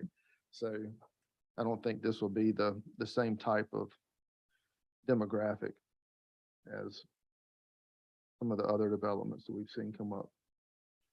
I still like the 31-inch drive only because of the possible, I mean, I agree. I mean, I like the 31 foot. You can come down Palmer. Palmer goes from 31 to 27 and you can see it drastically narrow. And then when it gets to the old part of the neighborhood where Palmer spreads back out, you can see it. It's significantly different. is there the possibility to do any reduction on connection fees to make up the difference? Like the connection fees to the city just went up as of July 1. Is there a way with the conditions that we can, or is that like through an incentive type? I wouldn't want to cross into that area because you're making an allowance that you wouldn't typically do for. I would caution against going into that area. Get that genie back in the jar. Yeah. You ever did that. If you did it for him, you're going to do it for everybody. Precedence. Well, if they didn't have to put in that connection on Nina Drive, that saves the money there for the density. It's just, what do you feel comfortable with density?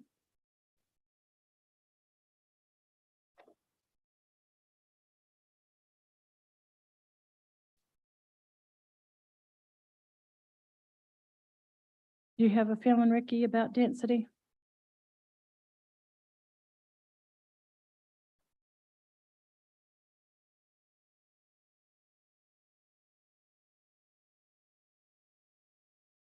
I mean, ideally, I would like to see it down to that, back to that 61, but I know that's not a reality with, making financial sense.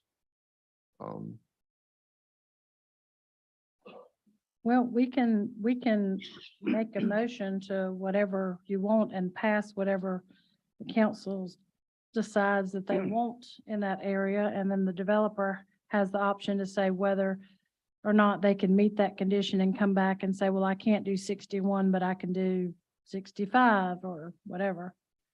I don't know what those numbers are gonna be, but I just, you know, in order to be able to put some conditions on something, to be able to let the developer move forward with some of these, they have to decide whether it's financially worth moving forward in their project with this whole host of conditions. So even if we pass something tonight with all these conditions on it, the developer can say, financially, that's not worth it. I'm just gonna come back with straight zoning as it is and put the 54 homes on it with none of these conditions. So we have to just make that Yeah, decision. that's the pickle, is that he can come in and do that by right of use and not have the conditions, and the people there really hate what he does. And we have no control over that. So what he's got here is not a bad option, considering it could be a lot worse. I'm at a, So you could decide, meet in the middle between 61 and 72 and do 65 or 66. But I need to know if we're gonna make a motion going forward as to all these conditions. And then, can we read through the list of conditions? Do you have them noted there? yeah. So, it would be,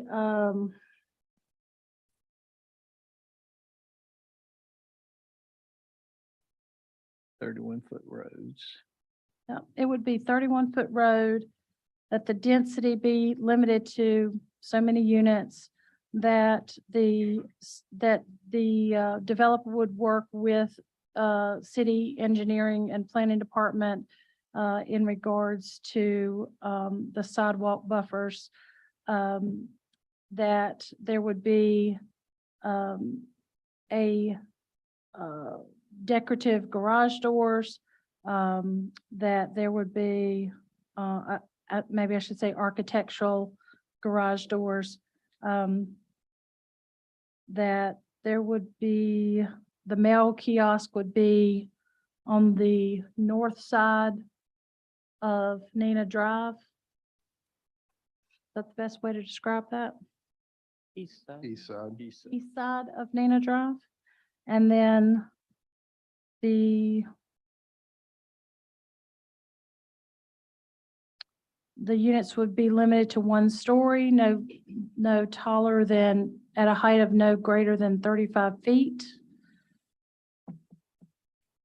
That there would not be a connection, paved open connection on Nina Drive. And that would be worked out with the city staff as to how that connectivity would be made. I mean, I think if we did And that there would Connectivity. be a type C buffer on all the lots that adjoin existing residential units in Canterbury. And I think I covered everything. I think it's a type C landscaping buffer. 20 foot, yes. I think if we did the connectivity, if the connectivity was taken away on Nina, there wouldn't be an issue with the mail kiosk. I would like to add one thing to your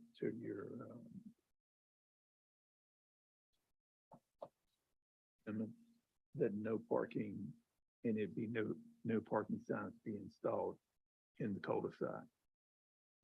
So the fire trucks, trash trucks and buses get in.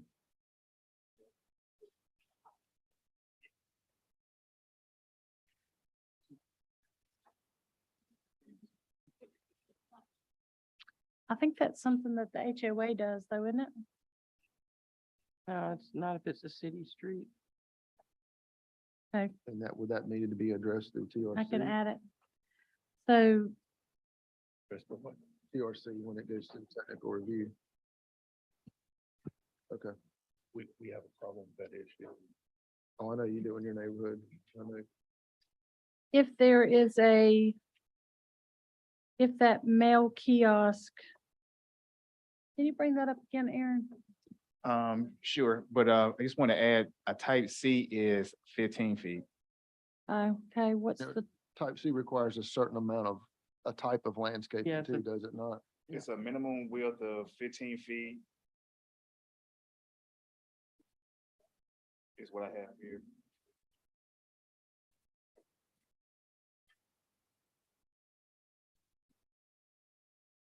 I have type A is 40. Type B is 25, type C is 15, and type D is 5. It doesn't have any verbiage in there for what type of buffering, just that it requires the, It has the planting yard rates, like you gotta have so many canopy trees within a certain linear foot, so many understory trees within a certain linear foot, stuff like that. okay. And you wanted me to bring up the, Mail kiosk. yes.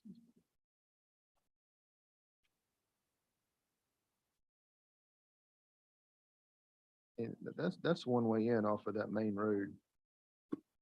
So in order for you, if you came up Nina, you're still gonna have to circle around onto that main road and come back out.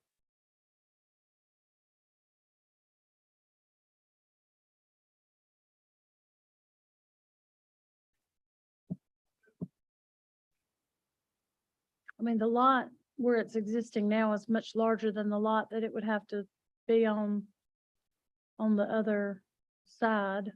They would have to flip that, I would think. Oh, okay, yeah. They would just put They would put 19 the- through 26 on the bottom side and then Right. put the other ones on the top side. Okay, Or just reduce the number. Just reduce the magic number.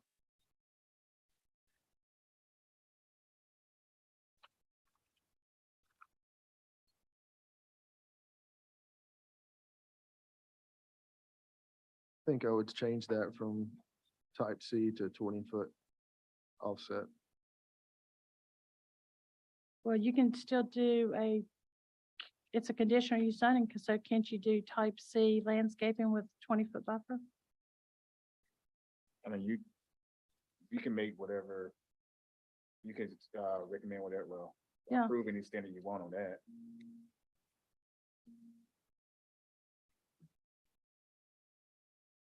I would like to see a sort of screening type plant like a Green Giant or a Leland or something like that planted at the backside on the property Type line. C, it's, remind me, Aaron, type C, is that opaque? You have 2 canopy trees for every 100. And you have 3 understory trees for every 100 linear feet.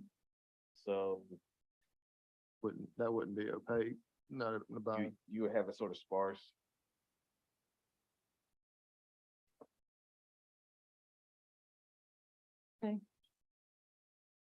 What are you asking? that there would be some type of screening plant planted on the property line where it abuts existing neighbors. Based on your type of landscape, Aaron, do you see a type that you think would be consistent with what Mr. Parsons is referring to? I mean, we could probably, I mean, we can make the consultation with Tim to see what would work for that type of look that you're wanting. So if you approved it with the planning for some type of plantings that's gonna provide a screening, then we can work with him on what he would suggest that would give you that aesthetic look that you want with it to be a screen. Okay.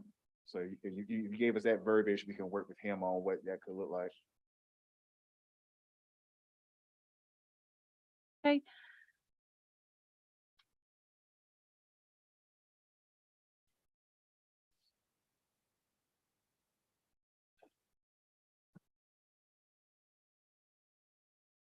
So what would you say, a type, particular type, or just, I would say, planning type that would provide a screen at maturity.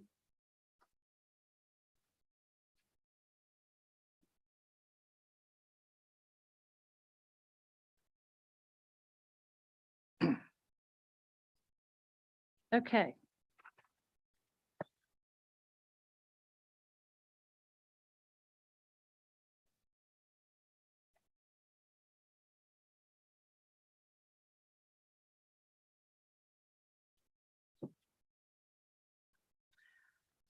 I hereby, we need a motion and a second, so I hereby move to approve the rezoning to C and R conditional residential for up to, I'm gonna say 66 one-story townhomes instead of two-story, located at 1242 Hanford Road, and that this is consistent with the Graham 2035 Comprehensive Plan, the City Graham Development Ordinance Policies 4.3.1, Land Use Patterns, Policy 5.1.2, Variety of Ownership Opportunities, Policy 5.2.1, Diverse Neighborhoods. And I say so with the following conditions: that a 31-inch wide, 31-foot road be, wide road be installed, that the developer work with the staff engineering department and our city planner to work out the technical sizing for the sidewalk buffers to allow for the sidewalk, that there be architectural garage doors installed on the homes for the front facade, that there be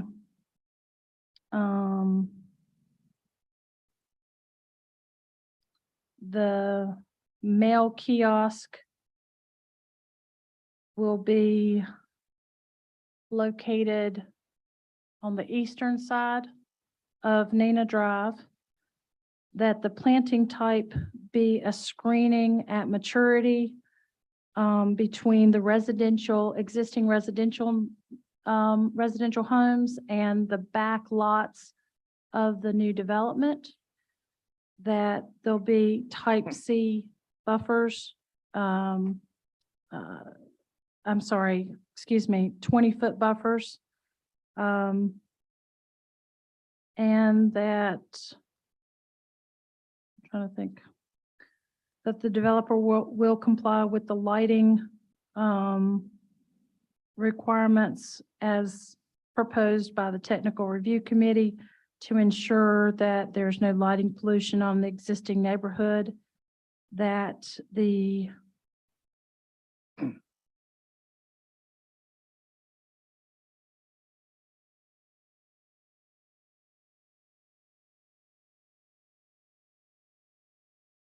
there be no parking in the cul-de-sac at the end of the entrance, and that Nina Drive would not be connected, and that the developer would work with the TRC and emergency services to possibly put in a connection, but not open that connection to the existing neighborhood. Madam Mayor, point of clarity on the number of units. Mhm. Shouldn't they be described as two owner units? The buildings are basically a duplex, correct? So versus so we're saying there should be no more than 33 duplexes, which is 66 units. Because I just wanted how to properly describe what you're proposing to build. Two-family homes. So 66 two-family homes and 33 units. And so based on all of that, does No, wait a minute. does Let's the be careful. developer want us to move forward with the motion? Wait a minute. 66 two-family units, in my mind, equates to 100 and Well, if you say 66 units, I mean, we spent 5 months on the direction of what you guys told us in good Right. faith. And now we've come back and, you know, you guys, I understand that your intentions are good, but you've just redesigned our whole project and now we're supposed to tell you if it works in 5 minutes. Right. What took us 5 months to come back in very good faith and diligently bring back to you to give you what you wanted.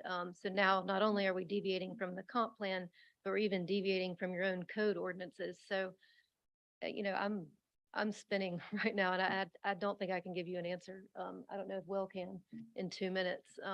So. Would you I like mean, I for think us we need a break. to, yeah, would you like for us to I mean, recess? I think so, please. I mean, we're being asked for higher buffers now than what we're required of us when we were asking for a multifamily project.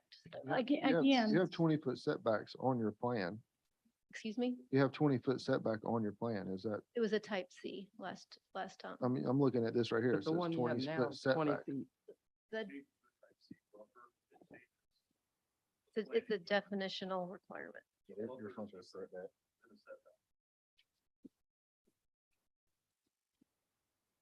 I mean, I don't necessarily, I want the 20-foot and some screening. I don't care if it's type C.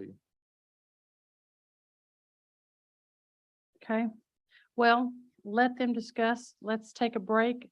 Make a motion that we recess for minutes. 10 minutes, Madam Mayor. 15 minutes. Madam Mayor, I make the motion that we go into recess for 10 minutes. Okay, do I hear a second? second. All in favor? Aye. And Mayor, Mhm. would it make it easier on them if we hear some of these smaller, like Historical Resource Commission in the meantime, and let them have a longer recess? Yeah, that's fine. So, I think that Ms. when we McCoy's been open sitting this, here. we can recess. Can we recess the item and move on to the other things on the agenda and come back to them?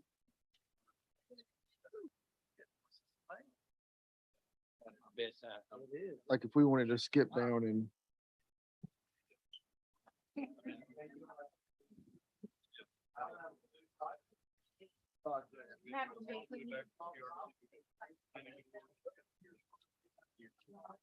Yeah.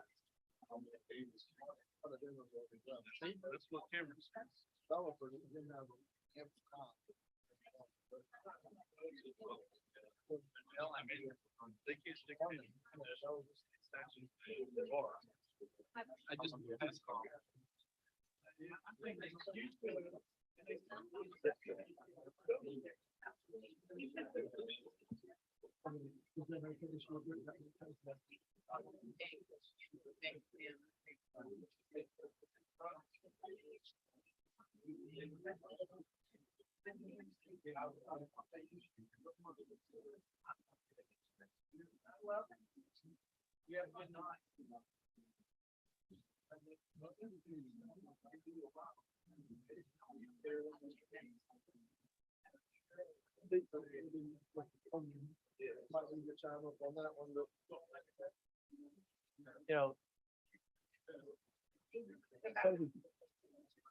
if you say 66 two-family, you know, two-owner units versus you're talking about 33 two-owner units, which equals to 66 owners. 66 units.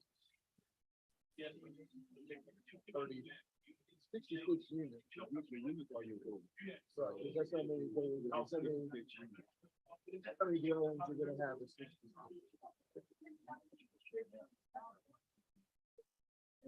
I mean dwellings, each unit is a dwelling. But 66 units, they can only be one of the. But But then it It needs to opens, be- where they could slam them back together and like say, I'm out. These are, yeah, this is duplexes, two per. Yeah. Yeah. How many? thing was, when they came to us before, everything they have done is what we asked. The concern was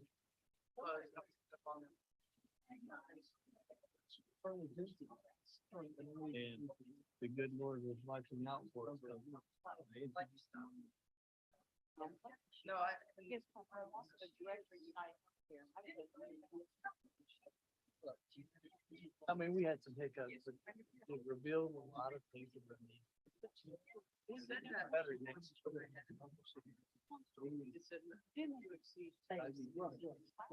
what I'm saying. I wasn't concerned with this. See, I was concerned with it.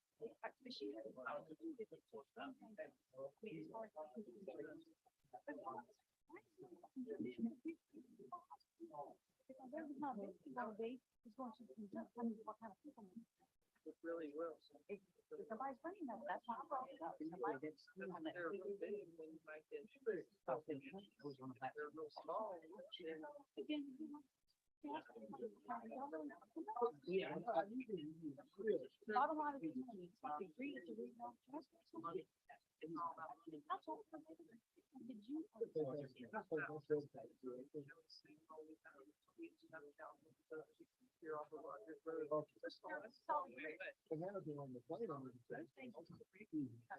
I don't see what that's deviating from what.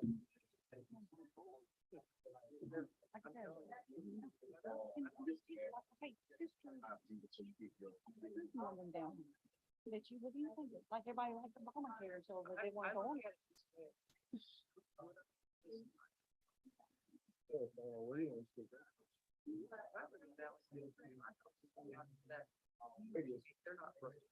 Mine was fine. There's still my file and there's still some 300. And I'll pay the 164. I know my license to use my real estate law. Might need to, might have to move after.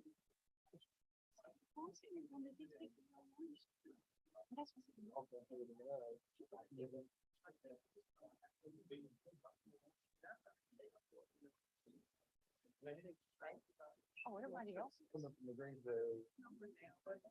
That's okay.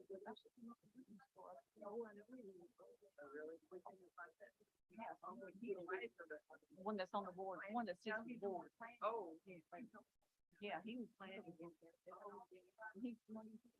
She's like. That's what he would ask me. So that's what I was getting. You go do. And they don't drive on it. No.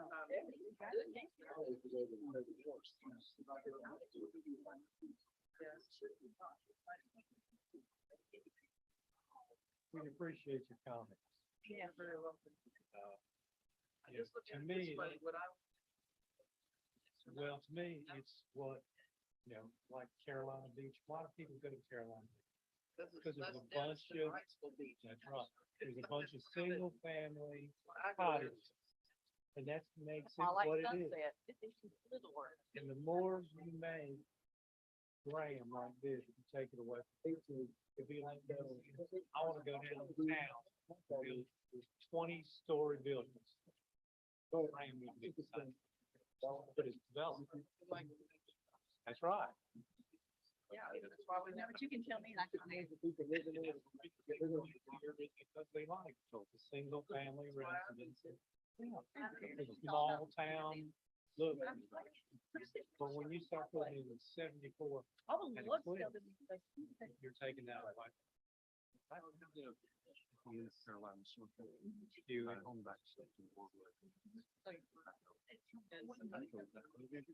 Well, like nobody else probably picked up on the comment. She said, I wrote education, so I wrote the traffic stop, educated people do that. Like, but also she doesn't know, I'm also a director of United Healthcare. I don't tell everybody what I do there, Yeah. because when I found out what United Healthcare. But I am a real estate agent.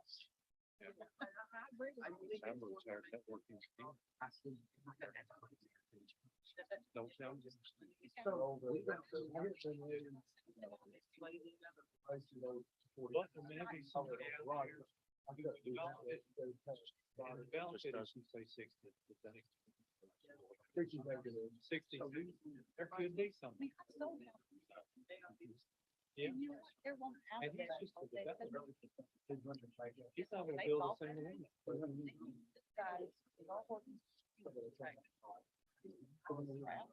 So they got all the engineers. This how they got me. This how they got signatures. They got. Yeah. Well, Bobby said, you know, there were 2 stories. and you made them back. Well, we don't know. So I mean, each one is going to be in state, so 1,000 square feet for all we know. No.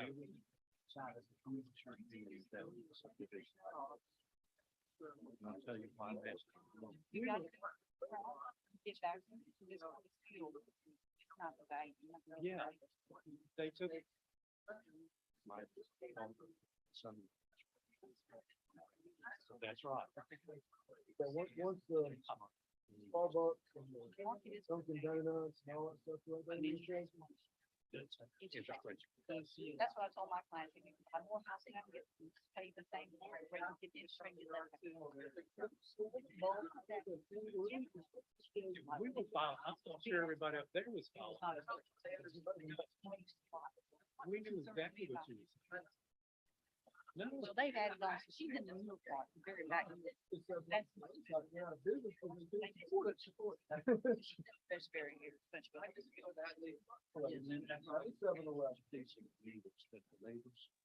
When we first started taking stuff on. That's scary, but you know, getting down there, those. That's what I was talking about. Well, that's good. That makes. Yeah. Well, Oh, yeah. and you can't park in the building. So we might be going towards those.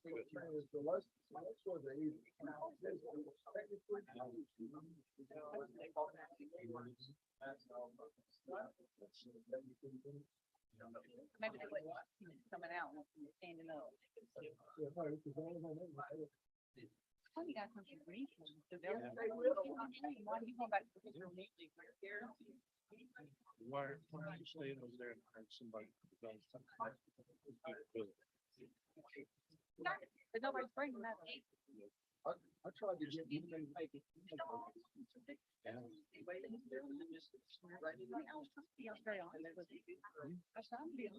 like I said, if they're coming from that area, anywhere that way. they'll swing in there and pick up But to be a 55, anybody under there, under 55. And that's right, that would be a better development for 55. We don't have that. Now you said that in front of you and you were here. Right, and I told them, do you remember the first time they brought this thing in? I told them flat out. Do something like the village. I'm not gonna say not the village. I mean. But at least something better. Yeah. Yeah. You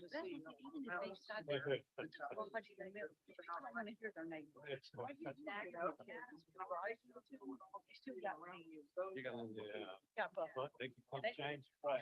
Because it's been R18, R12.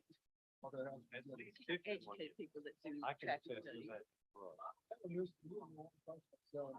She picks up on it. We appreciate it. Yeah, I can see it.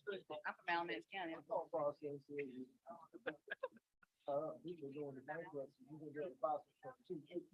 ever heard of Southern Alabama? That's where I went to school, Southern Alabama. Memphis, I like that place. Memphis, Tennessee.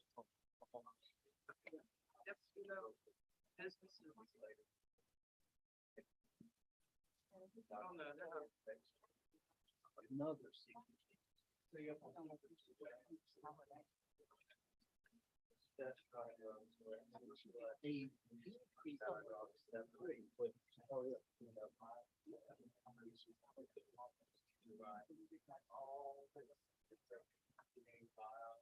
There's already going up. I mean, I actually, it's got 35 behind.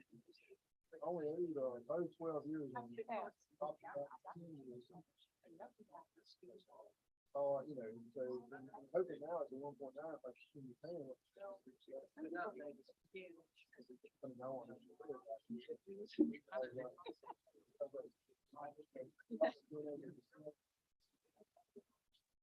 I thought that was very.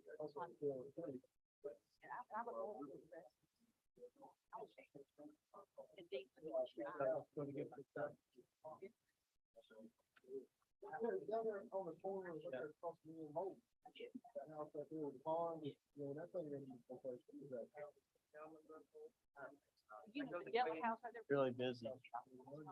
I missed, having our. That was when I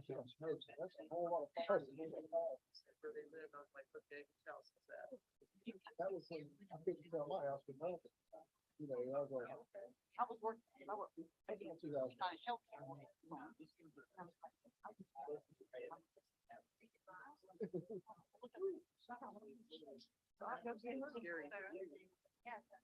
Terrible. Well, thank you. I appreciate that.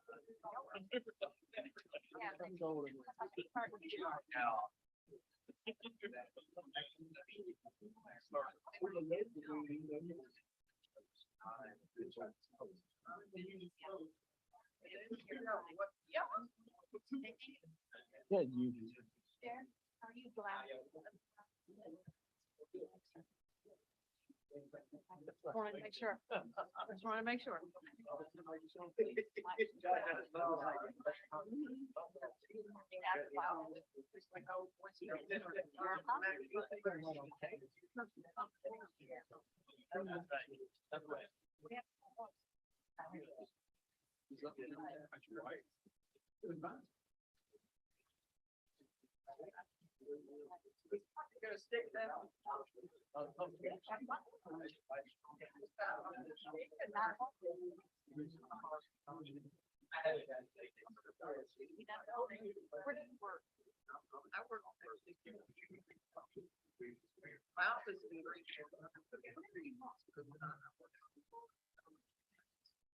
I do like quality assurance, government contract.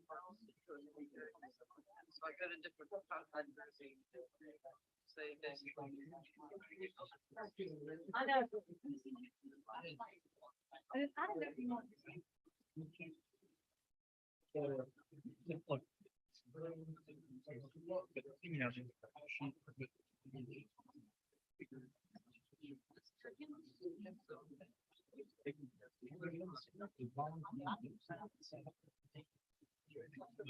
You could get up like you would leave in the middle.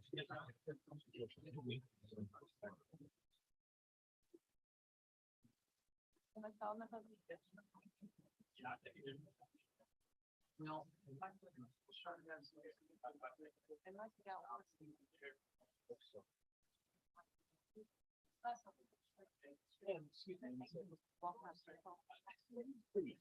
I lost my gun. I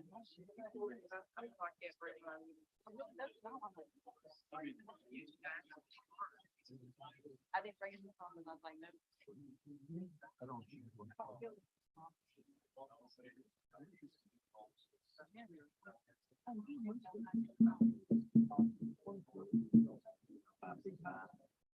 Well, I. No. All kinds of.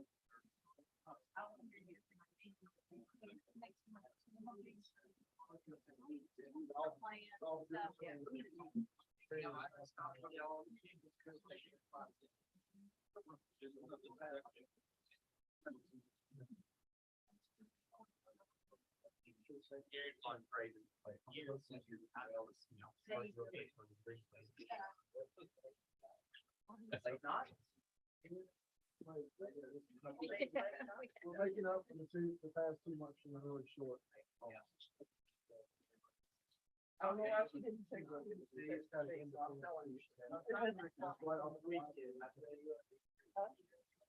did at that meeting. Her other office.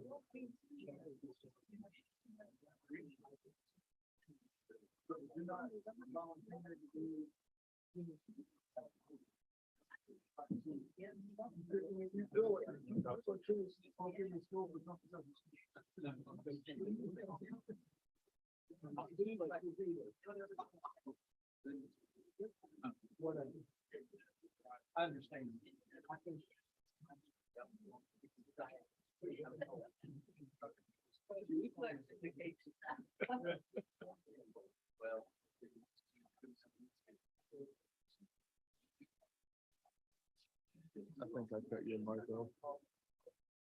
Or cut your mic off. Oh, okay. I don't ever say.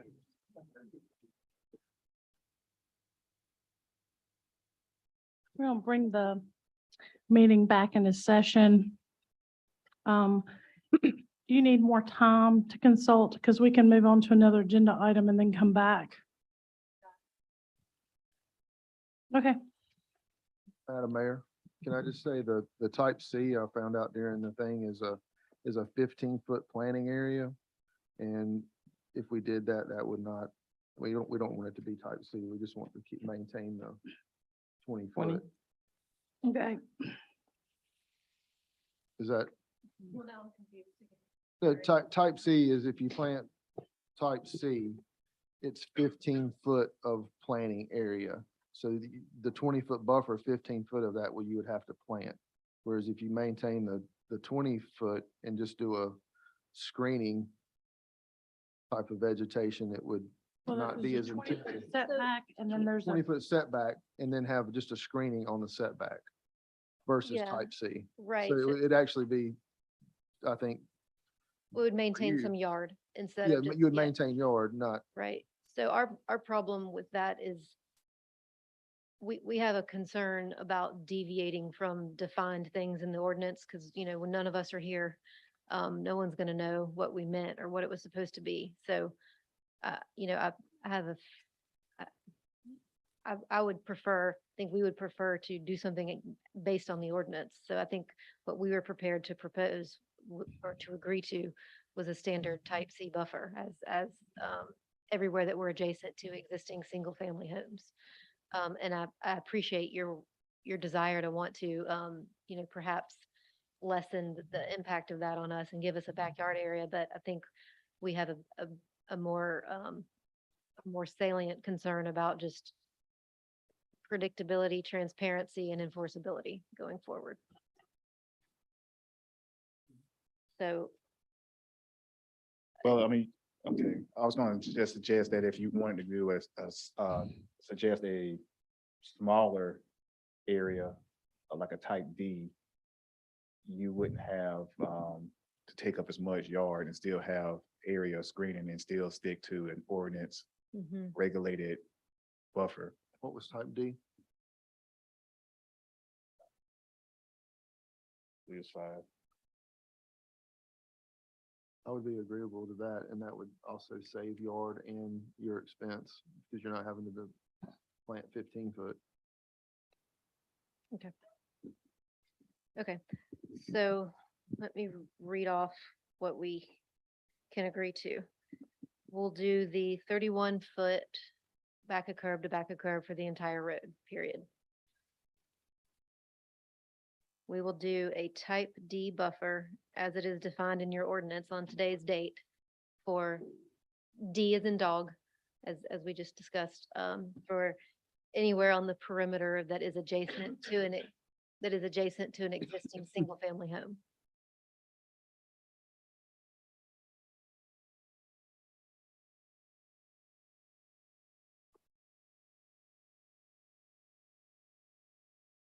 We will flip the kiosk to the east side of Nina Drive, and I guess that would be the south side of Hanford Landing Drive, or whatever that ends up being called.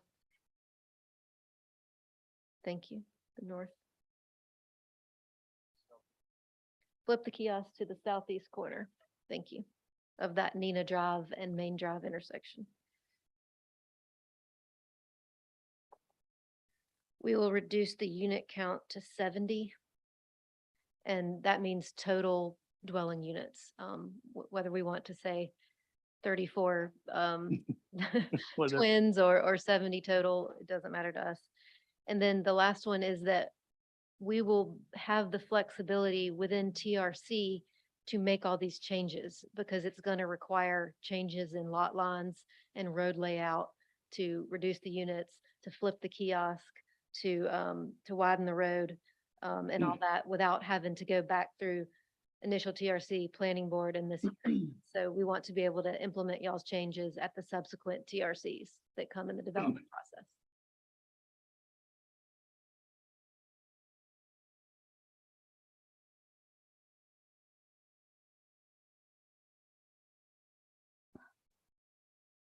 And Oh, the- excuse me.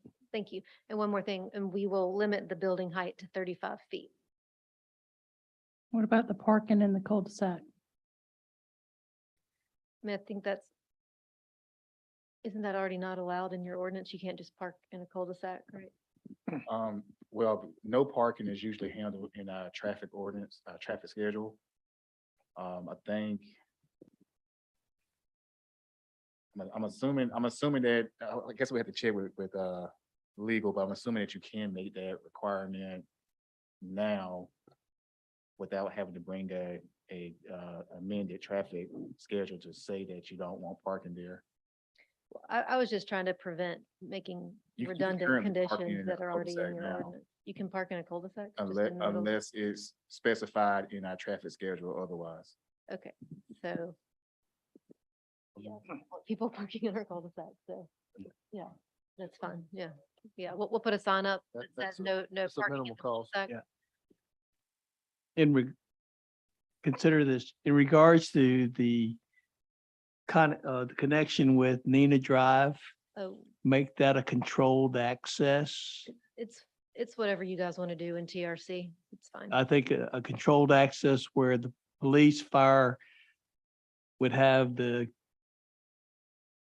swipe or whatever, but there'd be a gate that would keep people from, otherwise passing through. Sure, and to me, if they want a Knox box, if they want a controlled access, however they want to work that Right. out in TRC is fine with us. Okay, And to me, that would go under the number 5, that we have the ability to implement all of these conditions in our TRC process that comes after this. No parking signs. Aaron, do they require them to put fencing or anything up around the retention pond? Like any kind of safety or anything?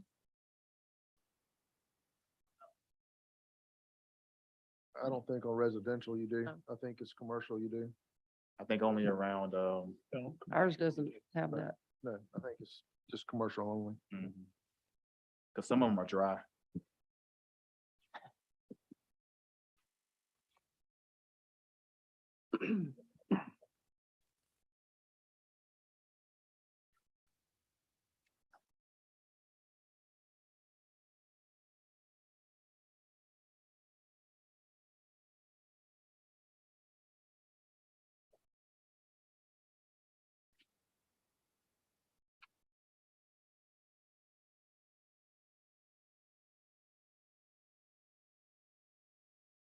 And all the driveways are two-car driveways, right?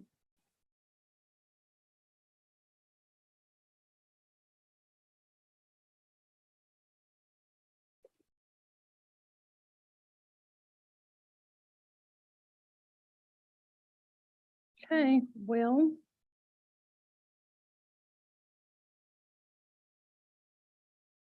And they are willing to do that for, and you said how many units? 70.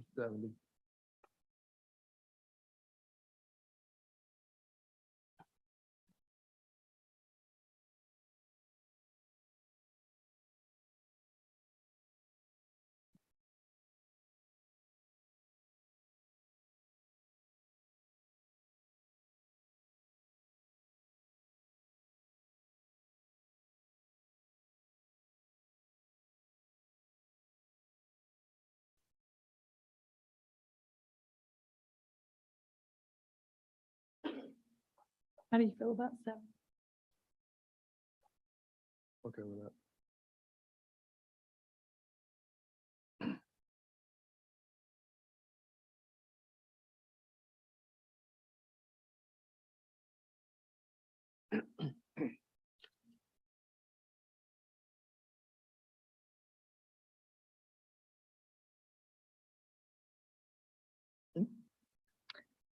Yeah, that might be a deal killer for me. Sorry. What? The 70. Up to 70. Might as well say 70.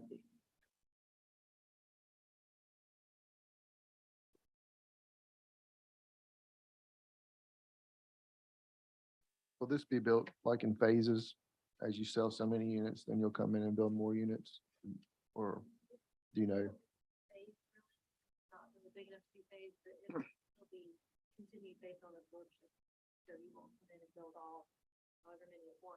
Right, that's what I mean. Yeah, I guess phase is not the correct word, but supply and demand type of situation. Madam I Mayor. do what think were you- I think a big win for the community is not having the connection. So, I talked to several people and they said, well, if it just didn't connect to our existing community and we didn't really see it and it backed up to what we had there and we had buffers and we had landscaping, wouldn't be a big deal. I think from the people that I talked to, that's a big win. Well, their concern was people driving through. I think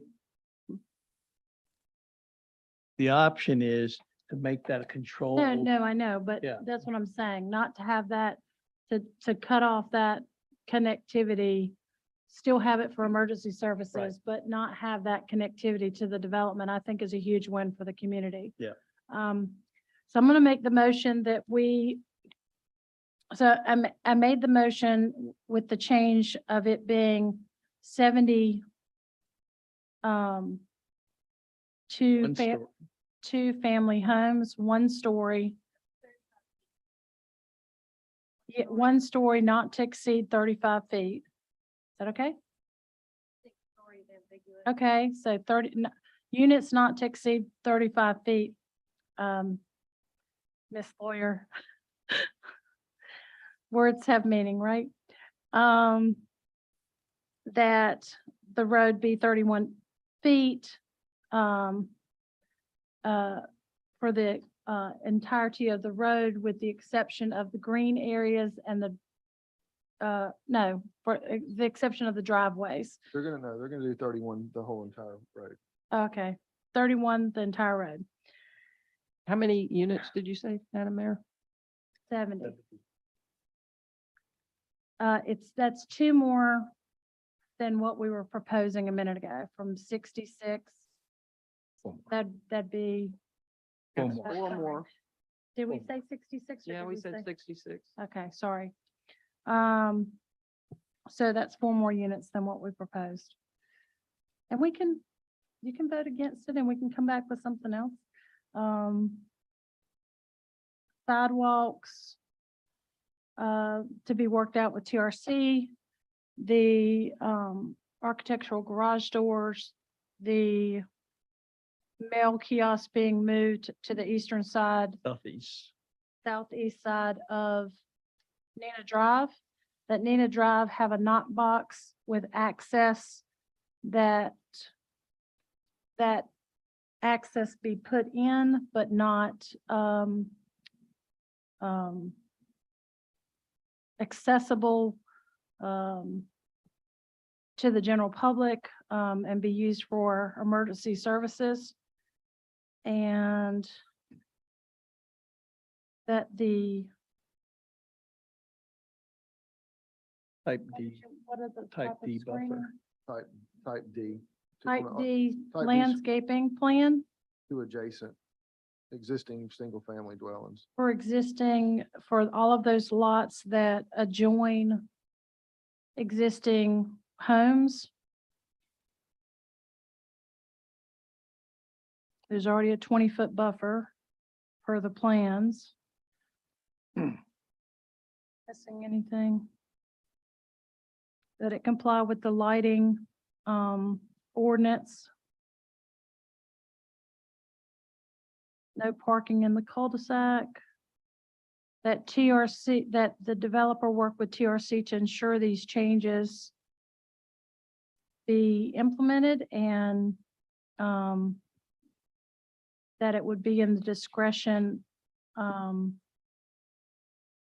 the, obviously for the redrawings there per the changes that we're requesting. Is there anything that I've missed?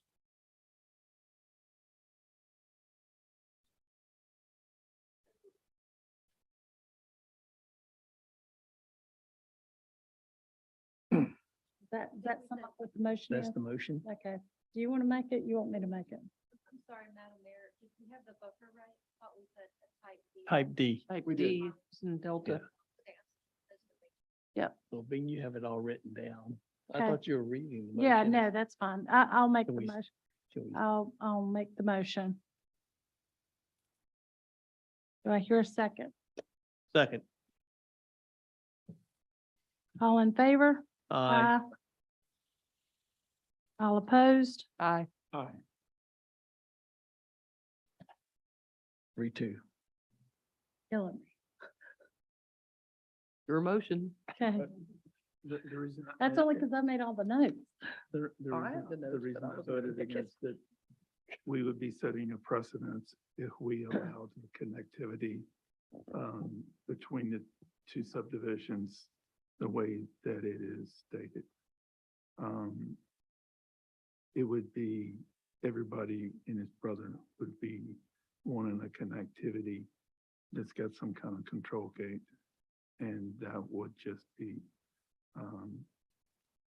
extremely hard for city staff to have to Does this pass at 3-2? That's considered, okay. I just hate to. I hate to lose a vote because we had to acquiesce on something that we didn't even need to fight for. It just doesn't Was- seem. I We think that approved it 3-2. connectivity is contingent upon the new fire code of 100 units. Right. So if that's, I'm just saying, if we're losing a vote because we had to make a concession that, it's still carried. I It's still know, carried. I got it. It's fine. It doesn't. I was afraid that it wouldn't pass at 3-2. Thank you. Yeah.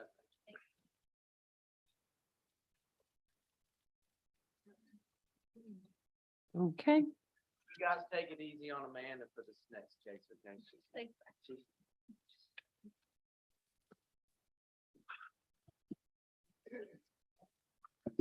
Oh, boy.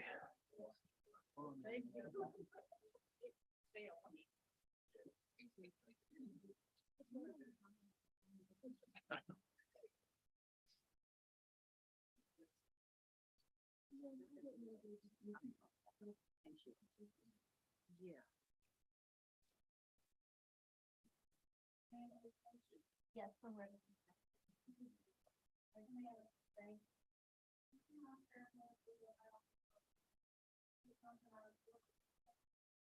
Oh, no, thank you for asking.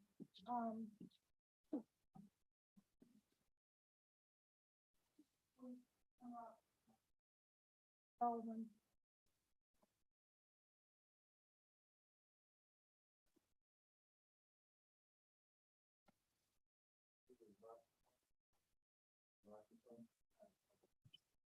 in regards to the Historic Resource Commission facade grant, I'd like to recuse myself and allow Ms. Baldwin to go over this and have Megan Garner do this. Can I take somebody have a second? I'll second. All in favor? Aye. Aye. Thank you. Madam Mayor, thank you. Members of the council. I am the chair, my name is Zipporah Clark Baldwin. I'm the chair of the Historic Resource Commission, and I'm here today just to discuss the funding for the facade grant program. And due to overlapping projects, we have run into an issue where we have $5,000 now that has been allotted to us. Normally, we have a $15,000 budget that we work off of. With all the applications that's been submitted, I'm gonna cut right through this because I'm a little worn out tonight. But with all the applications, it's a total of $15,582.22. And so with having said that we have the 5,000, we're coming asking for $10,582.22. So we can distribute grant funds to those who've applied at a full 100% of capacity, but except for one, it looks like one project would not be funded at a total 100%. But the mayor said that we could maybe go back and relook at the funds to see we wouldn't be that much off for funding at 100%. But tonight I'm just asking for the $10,582.22, please. As council probably recalls, when we were in budget discussions, there were two projects that were carried forward from last fiscal year to this fiscal year, and council said that if the HRC had a lot of applicants, they could come back before council to request additional funding. So of the 15 they got for this year, really as of July 1st, 10,000 of it was already spoken for. So what they're requesting really brings them pretty much level with the funding they typically have. Because the What the happened to the 10,000 10,000 before? the $10,000 is still contingent upon the other two projects being completed. Now, if those projects are not complete, that was on Then last, then you should still have 10,000. yeah, that was last year's budget. That was not this year's approved budget. We didn't approve them for that funding for this year because And they still had outstanding projects from last year. And it's my understanding the reason why it was not approved was because we didn't have applications at the time. Since that time, we've now have been flooded with 6 applications, which will come to the total of the amount that we're asking for, plus the 5,000 that we have. So that's why the mayor said they didn't, subsequently, you didn't just deliberately take money from us. You just didn't see the need at that time. And now we do have the need. We have the applications. Yeah, and that does sum up the discussions that were had during budget time. So the 10,000 that was unspent last year essentially just rolled to fund balance, was never spent, and then kind of earmarked out of their $15,000 allocation for this year. Now, I guess the question I have for you, Megan, is if that $10,000 from the previous year, those projects were never completed, where does that money go? If they're not completed this year, Hmm. they'll roll to fund balance again, Okay. unless the HRC is, Decides to yeah, extend Time limit on those? yeah, they're, June, I think it's June 1st, Yeah. is that correct? Yeah. What do we The ask? What do time they have limits to do for after the they previous get the year. award? Yes. I June think it's 1st. June. But see, we haven't met. So this month was the first month we've met since June. Right. So I'm talking about the ones from last year. Yeah, so Why they, weren't they done last year? so they had until June of 2022. They both requested extensions. We discussed it during the budget process, and council consensus at the time was to allow them 10,000 of the 15 for this year. And then if the HRC wanted to allocate more money, then they could just do like they're doing tonight and come before council to request that. Ms. Baldwin, has anybody reached out to the two prior projects? I think one was McClure and I'm slipping my mind who the other one was. the liaison, I'm Miracle Metals. Miracle. Mhm. Has Yeah. anybody reached out to them to see what their intentions are proceeding on with their project? or resubmitting or No, just just to see if just they're to gonna continue. Well, yeah. they've already ask for an extension. asked for an extension. So with that, I just didn't know what their intentions were since they've already asked for an extension and they haven't proceeded, so. Now, I could be wrong, but I thought that was my understanding, Okay. from, That's correct. yeah, Okay. they've already asked for an extension. Okay. And we can touch base with them to confirm if they intend to move forward with their projects still in this fiscal year. Yeah, because it needs to be done in a timely manner. If they're Mhm. not going to proceed on, then we need to move on. And there's several businesses that are really concerned about their visibility. And they are really kind of pushing so they can, we want to keep them here in Graham, been very vital businesses so far and good relations. So we really want to kind of keep them and Yeah. make them understand that we are working. on their behalf. Everybody that's applied are significant members of this community. and Yes. Did they say why they needed an extension? Or they just They did. just curious? Expenses, I mean, I- but I think one with the metal company, I think it was a matter of materials. I believe it was a supply They issue. needed to have some type of wrapping that was not consistent with what we were doing presently. And Graham, I'm not sure what happened. It was another project. He actually had another project that he was working on that pushed that one further down on. That me. delayed Yeah, that one, he was working on I think the Hardin Street side of the his, other but store. instead of the Main Street Right, facade. that's it. So I think this extension was so he could work on Main Street. if I'm just right. concerned about setting a precedent of people being able to put their projects off, Right. and I then agree. We could end up doing this all the time, and I just don't want to do that. That wasn't under my watch, but I was kind of on the same side of the sidewalk then too. And as I am today also, we don't want to encourage that, but one of the reasons we're very, Yeah, the one about the materials I get, especially with the COVID stuff, and then the materials have been hard to get. But just putting it off to do something else, I mean, maybe they should have to come back and bid for put in an application again. And I guess that's something that the I mean, chair, you And can that was- address with the applicants and, I mean, I guess the issue at hand today is the remainder balance of the funding they need to proceed on with their projects for this year. Yeah, and they need some kind of time limit to get it done, because if they're not gonna get it done, then they need to free up that money to I give to think- someone I else. think the time limit is June When- 1st, but the previous It's May 1st. May 1st. It's May 1st, then you can get an extension. Then to you get it. June 1st. the deadline is May 1st and the extension was the 30 days to June 1st. So they've already So they've already blown through passed their their- extension. They've already passed their extension. And I think part of the metal is the material. They have to come back and we have to look at materials that is approved. I just don't wanna, I would like between now and next month's HRC to have a clarification on where they are in their process. Because they've already passed their extension. And it was Graham here in Court Square. It was, Green and McClure Green and Furniture.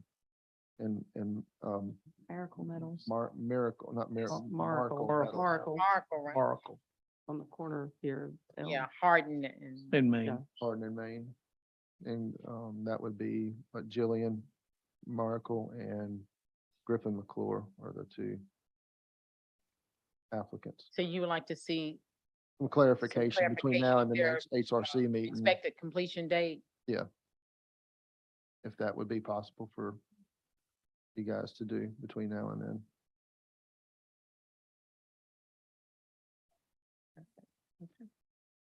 Any- That would be Ricky, Mayor Pro Tem. I'm wondering, I have to self-introduce to ask, but, the chairman described it as all except one project. What is one project? Grant, I don't know the reason for Graham McClure. That's what I was. So, Oh, and I thought you say that this year, that was 10,583 funded, the total of 15,582 funded everybody but one. I thought. And it said at 1%, and this was a note that I had gotten from.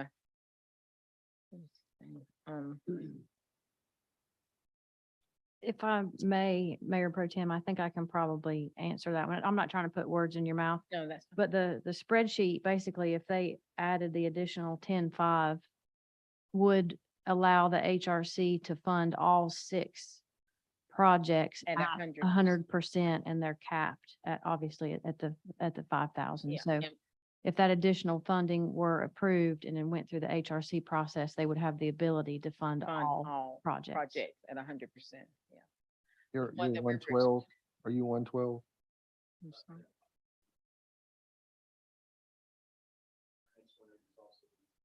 That was 112, right? Yeah. Yeah, they're connected. Or adjacent.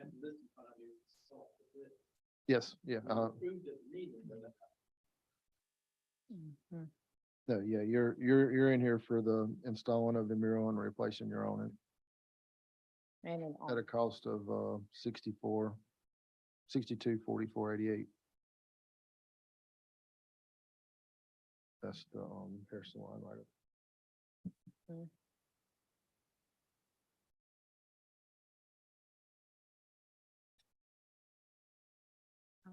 582.22. It's gonna be the difference between. That is So we need to have $588.22.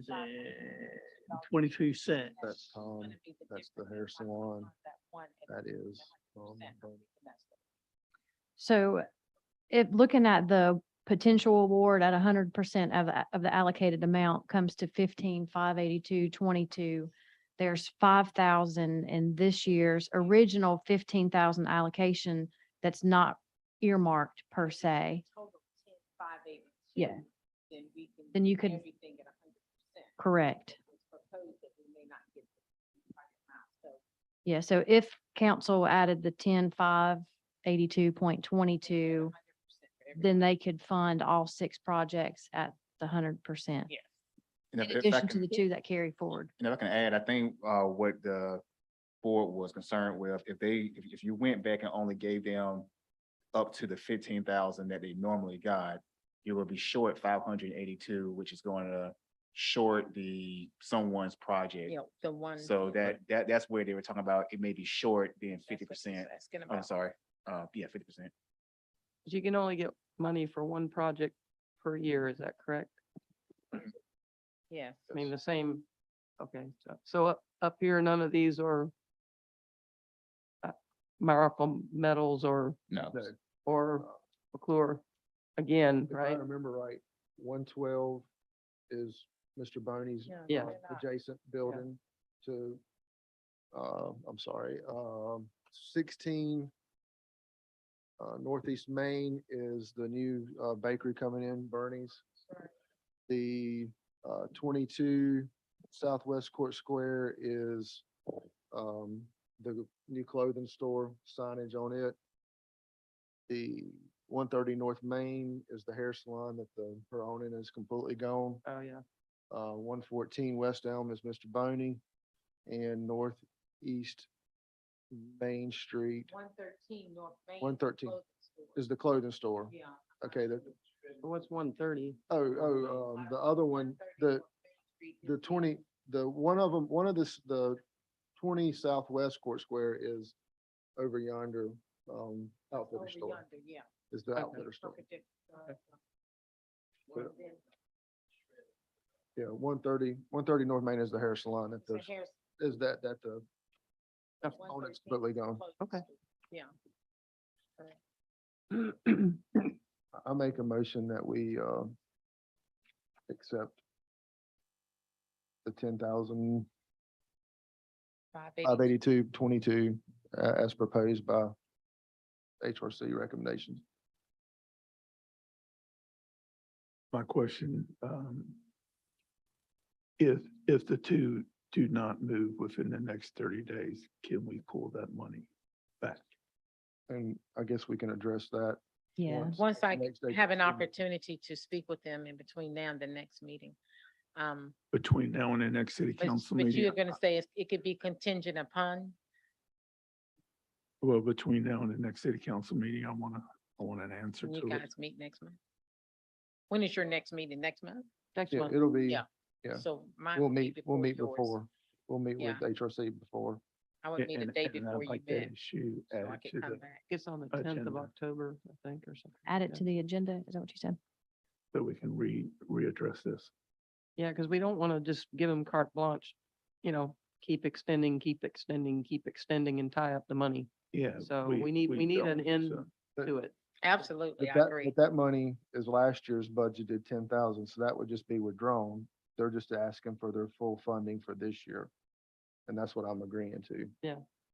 It would be, I don't know that it'd be contingent that we pull those money, but we need to set a timeline of when that project, how many extensions you can have.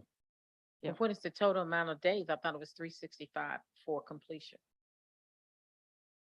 Right. Right. Aaron just said that they had to be completed by May. May, Yeah, and May and I guess 1st. that's what I'm concerned with, because the extension that was given to them did not have that you had to have it completed within a certain amount of days, other than you were subject to the timeline of the year that you would, if you would have got it on this year. So May 1st is at this point where their deadline is. But I think from what I'm hearing, just getting a temperature check to find out what your plans are and intentions. And if they're not looking to do anything, then that's when we can address getting that rolled back into the fund balance. that good with you, Megan? So Yeah, and if I may, we budget in whole dollars. So would you consider amending your motion to 10,583? Uh, And for, obviously actual dollars come in with cents, but when we budget, we do them in whole dollars. So That would be if you would consider that, Oh, please, yes, you can remove the 22 cent. and up it to 3. I'll Oh, second, okay. I'll second your motion. Thank you very much. You're gonna do it all in favor? Yeah, hold on. All in favor? Aye. Mr. Fern?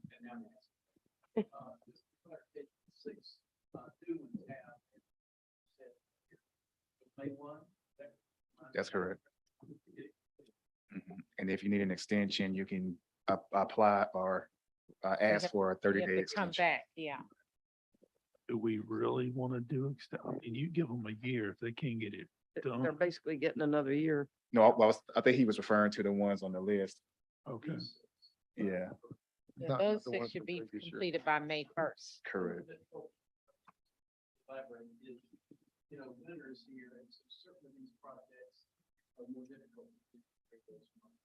Now, there's still plenty of time now, for certain nice weather market today. Well, you can get the orders in now that, you have the funding and then once the material come in, the installation's not, hopefully will not be the holdup. It would be the getting the materials and everything. Right. They ordered doors the other day and it was like, I want to say it was 9 months. Almost as bad as fire trucks. Yeah, so, I would like make a motion that we bring the mayor back onto the podium. Second. thank you, guys. Thank you. Thank All in favor? Aye. Thank Thank you, you. Amanda, for allowing her to do that. And,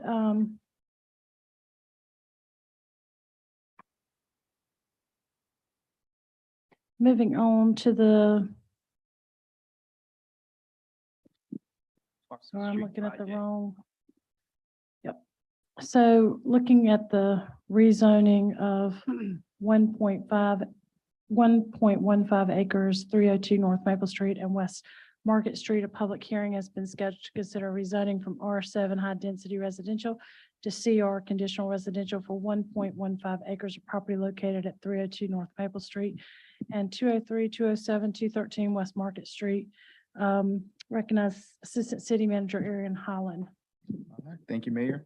As you just said, this is a request to rezone approximately 1.15 acres of property at 302 North Maple Street and 203, 207, and 213 West Market Street from R7 to CR conditional residential.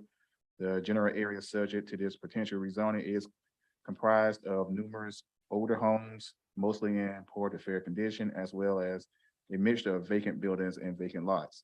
The applicant has proposed 38 units, with 10 units being two-bedroom units and 28 one-bedroom units. The applicant has also proposed 38 parking spaces with 4 handicap spaces on site.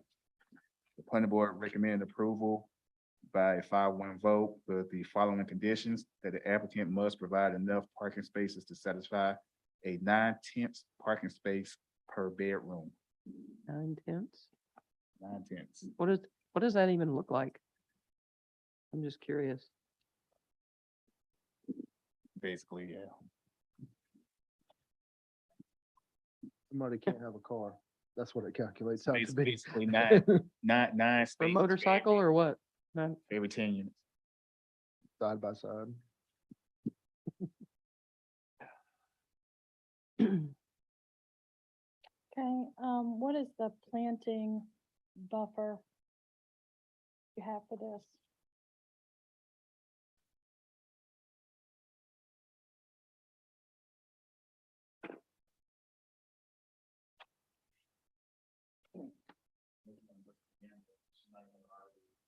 Dub, I had to pull it back. Oh, okay, sure.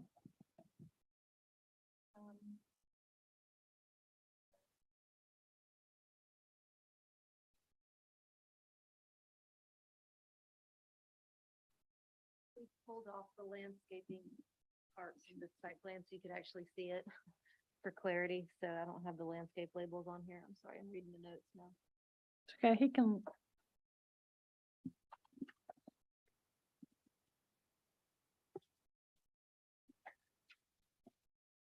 Now, this just says that it'll be in compliance with the ordinance and approved TRC or for construction approval.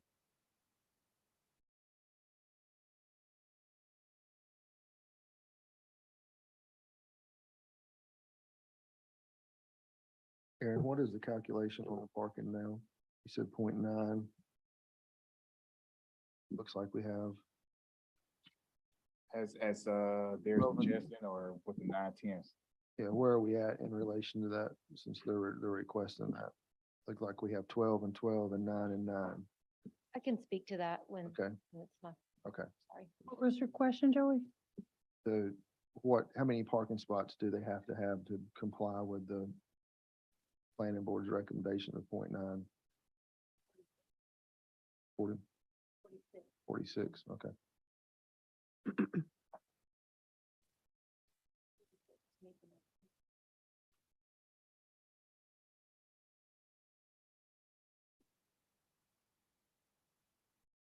Where are we at now? 24 and 18? Should be 42. So I have.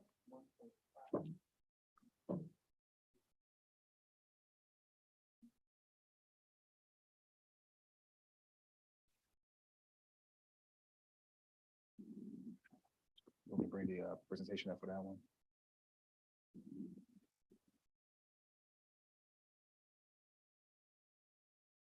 I'm confused as to the request because it still has these old permitted uses on this sheet.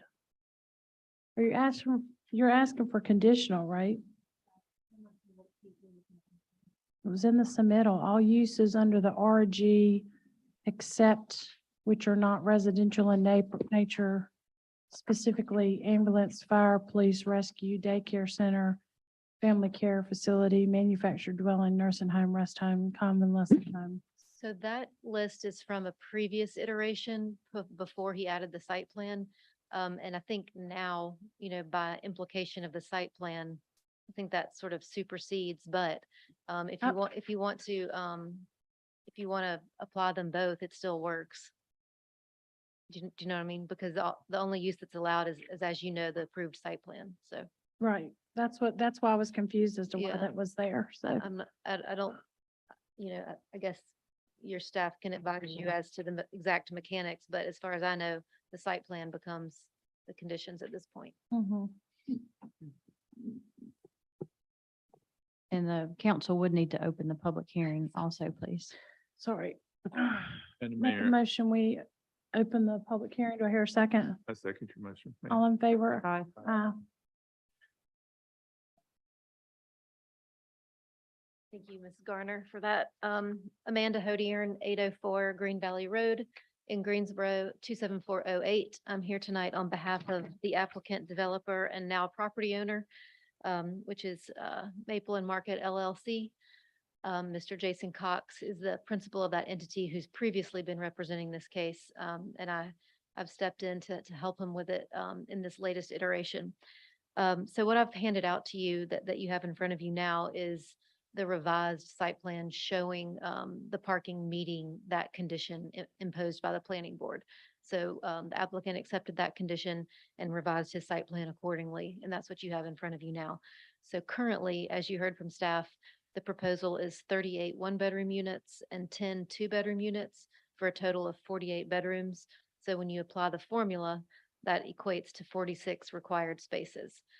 We had a lengthy discussion about planning board about parking, and I'll go into some of that as I get through my presentation. But the ultimate result of it was that for a lot of reasons and some previous precedent that's happened lately with council, we agreed to a 9/10 parking ratio because the handful, the 10 two-bedroom units that we do have, they're really not designed to be two bedrooms. That second bedroom is small. It's really designed to be more of an office or a place to have a futon if somebody visits you for the weekend. It's really not conducive to actual roommate living. So based on that, and the fact that this whole thing is built for, downtown pedestrian friendly living, encouraging car optionality and single car use, even for married couples or partners that want to share a car. That's the type of urban form that this project is geared towards. So accordingly, if you want to walk the walk, literally, you have to talk the talk. So we're trying to build to what we want, build to those objectives and goals that Graham has for car optionality. So that's why we're trying to we're trying to come up with a reasonable balance of not having to park every single bedroom, because we don't think and we don't expect, and we're not building for there to be, two roommates in those bedrooms. So that's why we wanted to have less spaces than the one per bedroom. At planning board, we came in with a 1 space per unit, so 38 spaces, and then we had, or excuse me, I've got my numbers wrong. 28 one bedrooms, 10 two bedrooms. I apologize. That probably helps your math. Thank you. Sorry. For a total of 38 units. Okay, and 48 bedrooms. Okay, so at planning board, the proposal we had before planning board was for 38 parking spaces, or 1 per unit. But we had a lot of discussion about that, and planning board was more comfortable with at least the ability for some of those units to have 2 cars in them without having to rely on overflow parking, which I will say is ample, and we can talk about that in a minute. But to be able to handle it on site, we did agree to the 9/10 ratio, because that seemed to be a balance that was reasonable for the objectives we were trying to reach for the downtown location, for the ample on-street parking and adequate city parking that could be available for overflow use, and the fact that had been approved for a downtown project recently. So we felt like that was a viable precedent. So that's why the planning What board project agreed. are you referring to? I'm sorry. The Elm and Marshall project had a 0.92 spaces per bedroom ratio. So that's how we came up with that. Mr. Huffon did that math for us at planning board. Elm and Marshall? I believe that's right. It's the project that you guys approved a couple months ago. I'm sorry if I have the cross streets wrong. I'll check my notes. Please just referring to. No, that's my project. I don't think so. We have 1.5 per unit. She was using the bedroom count. Yeah, it's per bedroom is the type of analysis discussion we were having at planning board. So we were trying to have an apples to apples math formula. You're correct with your math, 1.5 per unit, as the way the ordinance has it spelled out. She was referring to the bedroom count of how many parking spaces to the bedroom, not to the unit. But that's not the way the ordinance is written, right? Correct. The ordinance has the unit layout. So would it be, apply the 1.5 against 38, you gotta have 57 parking spaces. Right, which is not going to be achievable if we could go through the rest of the site plan first, that Okay. might be better. Sorry. If we could get to the first slide, please. Thank you. So just a quick, I know y'all know this, but just a quick history to kind of make sure we all know where we are now. This was initially filed in June of 21, just as a B1 general use. Ultimately denied by city council over concerns for the potential historic properties that were then included in the assemblage. So the subject area was decreased to exclude those potential historic sites. The project was then required to wait 6 months to refile based on the ordinance at that time. So it then reapplied with the smaller subject area, ultimately denied again due to concerns about, the broad range of possibilities that could happen under B1 zoning. But there was some discussion about, mixed use does make sense here and that could be a good idea. So refiled again, this time as a conditional request for a mixed use, ultimately denied due to concerns over the allowance of any non-residential use at this location. So refiled this latest time as a purely residential request. And that is what you see before you with the associated site plan as is required for conditional zonings. And that was approved by the planning board at its most recent August meeting with the addition of this parking condition, that it meet the parking of 9/10 parking spot per bedroom. So we could go to the next slide, please. Can I just Does- say that I would not necessarily agree with that was the reason stated as to why they were denied.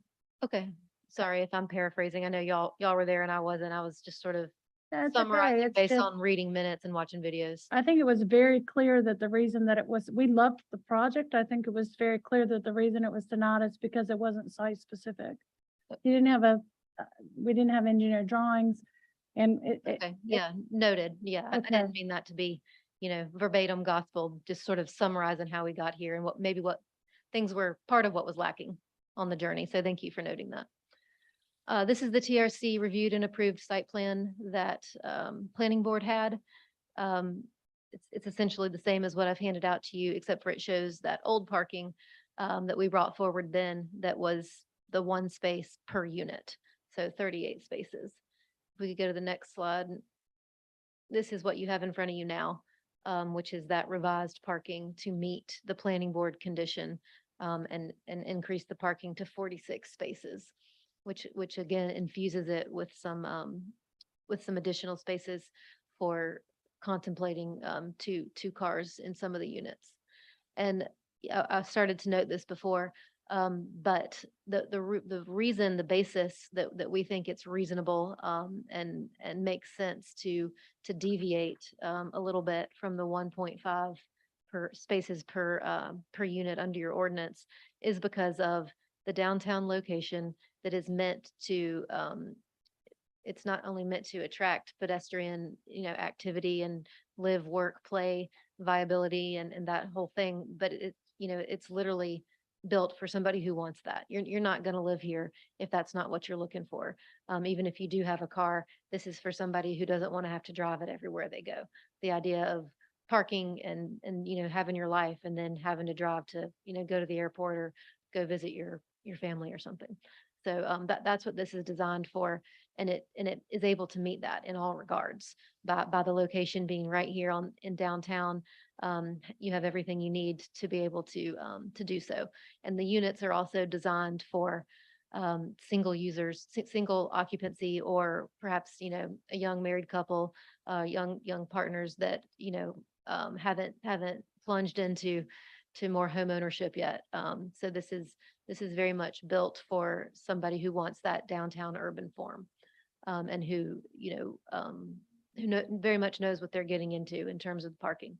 Also, operationally, it's very easy to plan for some of the what ifs that might concern you about parking. We can put in place that you're not allowed to have your trailer on site. That's not something you're allowed to do. You're not allowed to have overnight visitors park in the spaces.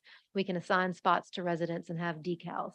All of that operationally is very easy to do inside of our management. Since this is multifamily, you've got a built-in management system that can handle all that. Similarly, I just mentioned this, but we do have on-street parking available at, on the street here. Currently, none of that's utilized on this block. We've been monitoring that. It's wide open. You're not allowed to park overnight, of course, but, that's already enforced by ordinance and by Graham Police Department. So if that was happening, that would be ticketed and dealt with as it would be already today. Also have ample overflow parking, in the nearby adjacent city lot, which is about as close as if you were to park out in the far reaches of a Walmart parking lot and walk in. So it's very walkable, very much what you would be in expectation with for a project like this. And again, not asking that of our residents, just of if they have a visitor, an extra visitor, and there's not an ample space. So we think that that's a reasonable ask. If we could go to the next slide. This is the illustrative rendering of the site plan you just saw. And the journey that I went through, the case history and some of the things Mayor Talley alluded to, has really resulted in a great downtown project. It's got nice missing middle elements in hidden density here by creating units with a form that don't look like that they would even be multifamily necessarily. You've got the brick 6-unit flats right there along Market Street, which are the small sort of post-war type of architectural form of a small multifamily building. But other than that, you really can't even tell. The two houses fronting on Maple Street look like very, very much what's already on this block or was on this block, with large farmhouses with the wraparound porches and gabling. And then you have the little cottages in the back that again just look like very much like the houses that would be here and that are here. So it just drops right in seamlessly, and we think adds a lot of interest and activity to the streetscape. It creates this great housing opportunity without being intrusive or overbearing or out of sync with the rest of your downtown, which really is this project. I feel like is sort of a microcosm of y'all's downtown. It's this great quaint, sort of designer downtown that has so much going for it, with the court in the middle and the roundabout and all the great, shops and soda shops and ice cream shops and all that. So this type of project that really brings back that type of downtown living that we saw when people first started living downtown, I think really just goes hand in hand with the downtown that y'all have created here. And, I know this project has been before you a long time and it's come through in a lot of various ways, but I think y'all got it to a great place with the result that's come forward here. Is there a Yeah. parking lot on the plan that shows a parking lot on the left of those flats? There is, it's as on the plan. So if we could keep going, it Okay. might have a better view of that. Well, this is those flats, and Mhm. Mayor, to the left of that, where the biker Okay. is going in, is that other parking lot. Yeah. Okay. As you saw on the plans. So this just gives you a sense of the scale. Very much, again, the setback from the sidewalks to the buildings are very much in keeping with what's already there. We could go to the next slide. This is just the other view from Maple, showing those two sort of farmhouse type units. The next slide. This is interior to the site. This is if you were to walk behind those brick flats and you get into that courtyard of the cottages. And so these are neat because they kind of open out, they open into the interior and into a little courtyard. So again, just creating a lot of interest and community uniqueness and a real sense of place and home for these people. They are, I do want to note the way that the owner is going to structure these is that they will, the intent now is that these will be leased, but they're going to be structured such that they could be converted, either all of them or building by building, to an ownership type of structure, if that's something that, became more viable or desirable at some point. So right now, these are, for lease opportunities for downtown living, but could convert to downtown home ownership opportunity should things change and that be a direction that that was viable. If we could go to the next slide. So they'll have, They'll be able to be like townhomes, like you would own your own. Actually, the way you'd probably have to do it is through a condo declaration where you'd own your own box of air. Uh-huh. But that's something that you'd be able to, there's a statute for Condominium Act to dictate how all that has to happen. And then you could convey those boxes of air in fee simple to Okay. separate owners, and you'd still just have a management association, like a homeowners association or a property owners association to take care of all the common area. So again, it just sort of adds to the sort of spectrum of possibilities to increase housing opportunities in downtown Graham. If at some point, it's felt like that there's too much for rent downtown and there needs to be more ownership opportunities, he would be well set up to make that transition, if that's something that ever came to fruition. This slide is just looking at the various ways that this plan meets important goals in your comprehensive plan. We've talked already tonight about the importance of the guidance and predictability that plan offers. So it improves land use. We have city goals here to increase travel choices with pedestrian options, with biking options. So by having compact, focused development in downtown areas, placing people near work opportunities, near entertainment opportunities, near fellowship opportunities and entertainment that allows those increased travel choices and allows more compact living so that you're not always having to get in your car and drive across town to do things. Reducing emissions. This is great placemaking. Again, it not only adds to your great downtown that y'all have got going on, this is sort of the fringe of it. So this is just expanding the investment and the downtown that y'all have to its next frontier. And it's great space, placemaking and identity for the people who live here. And it's low impact development. This isn't just bulldozing a whole block and putting up a high rise that all of a sudden is out of place and looks like something overly intense for the area. Of course, this increases access and mobility for everybody to downtown. It improves the public realm because you don't have to live here to enjoy it. Everybody who walks around downtown or drives downtown or comes in for all y'all's activities that y'all have downtown, get to see that and appreciate it. It adds more green space by, again, not just putting one huge footprint as to the furthest building envelope that you can on a site like this. It's meant to, be separate and be separate footprints on lawns and courtyards like we talked about to have that more natural green space and an improved natural environment. The first rendering we looked at showed the green space and the intention of what the plantings will look like. Diverse housing and complete neighborhoods. We've talked about that a little bit tonight also. This, of course, adds to that. It promotes private investment in housing and diversity of housing in Graham, housing variety. We've talked about this is something that there's so many different types of housing that we can keep adding. And in downtown, that's the hardest part in downtown revitalizations, to come back to get high quality housing that people want to live in the downtown. So this adds to that. Diverse neighborhoods and this neighborhood in general. It'll be a great reinvestment in that neighborhood and can help bring that part of downtown back to some vibrancy. Multi-generational housing. This is living that all types of generations can live in. Resilient economy, you can look at all that. This is that locally owned businesses are bolstered by people living near them. You've got focused development to take advantage of all your infrastructure investments. You've got vibrant centers, you've got growing sustainability, all these things that layer upon each other to add to the benefits and investments that you guys have made and worked hard for here.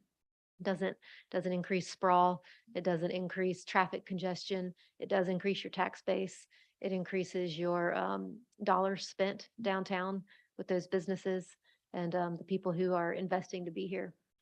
Walkability, we've talked about that a lot, but you've got connectivity, you've got street design that encourages the walkability, you've got more sidewalks, you've got safe walkability because it's well lit, it's connected to safe points of entry, and that increases property values all of downtown. It increases economic development.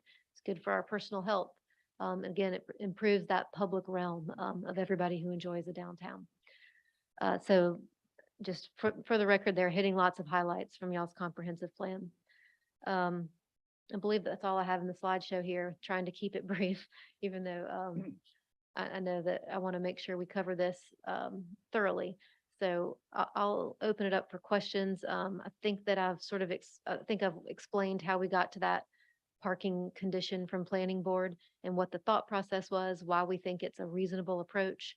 But, certainly happy to have that discussion here and answer any questions about it or any other questions you have. You said that there was a precedent set, but there was no, no one has gone down in the,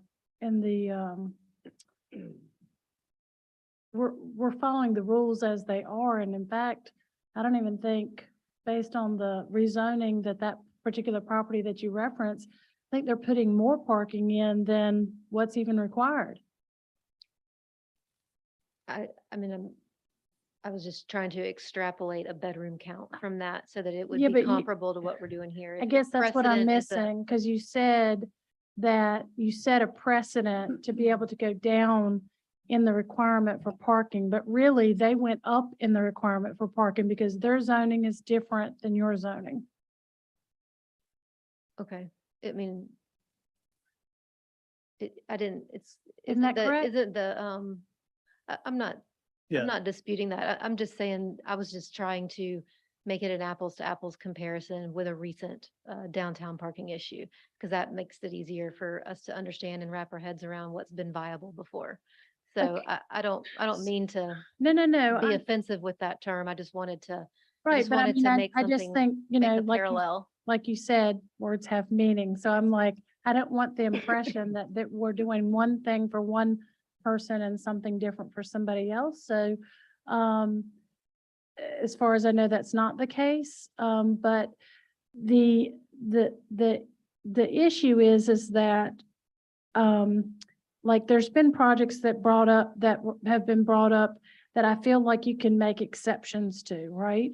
So if you're trying to develop a piece of property and you have public parallel parking all down that street, I think that you can make an exception because it's public parking. And there's a probability that will stay there. But the reason that I'm sitting on this city council, one of the main reasons is, there was a proposal several years ago to take away the public parking. So I think it's really dangerous for us to start depending on the city to provide parking for private development. And I would say that even as a developer myself, I don't want to go to a bank, borrow a bunch of money, do a development, and then be depending on the city parking to be able to provide parking to my development.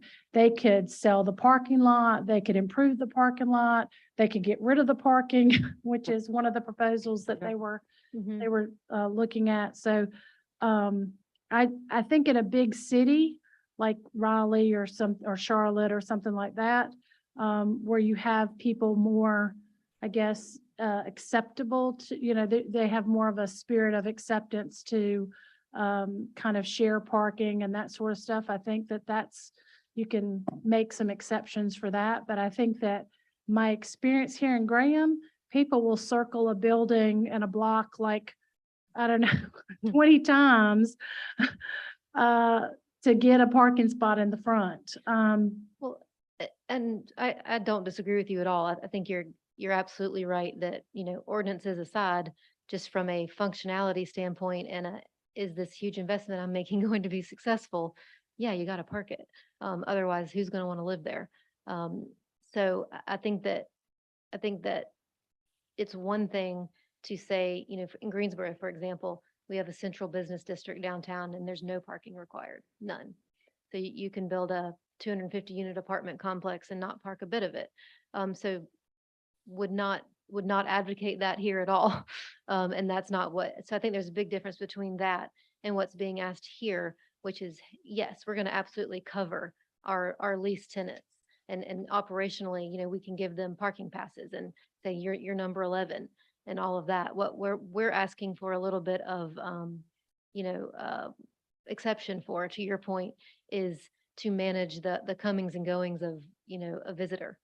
And to buy into the fact that, it's not like we've built a bunch of 2-bedroom apartments that have closets in each bedroom. These second bedrooms don't even have full closets. They have kind of little alcoves. So it's not like we've built sort of roommate student housing and then said, yeah, we're just not going to park half of that. We've walked the walk. I hate using that pun, but I don't know a better way to put it. We have built the urban form to put our money where our mouth is on this parking issue. Because these are not units that are going to have two roommates in them. They're just not. You might get some couples, but again, the chances that you're going to get, 38 units with 2 different bodies in them with different vehicles. It's just not built for that. You build for what you want, right? Build it and they will come. So I think that this has been very thoughtfully and intentionally planned and deliberately designed for a certain type of tenant. I can go there with I appreciate you giving that explanation, and I can certainly go with you in the thought process that you have for if you have an extra bedroom and it's not really a bedroom, you're using it for an office, and that's consistent. But I don't think that, I think the reason why the wording in the ordinance is such as 1.5 parking spots per unit is because I have an apartment complex, for instance, and I do a lot of rentals. I have a lot of rentals myself. My personal experience has been that, people fight over parking spots, and they're 1-bedroom units, but they have a boyfriend there, or they have guests staying there, or they have a girlfriend, whatever. I don't think I have a single person in there that doesn't need at some point 2 parking spots. So 1.5 per unit, even though it's a 1-bedroom, doesn't even have the office second bedroom.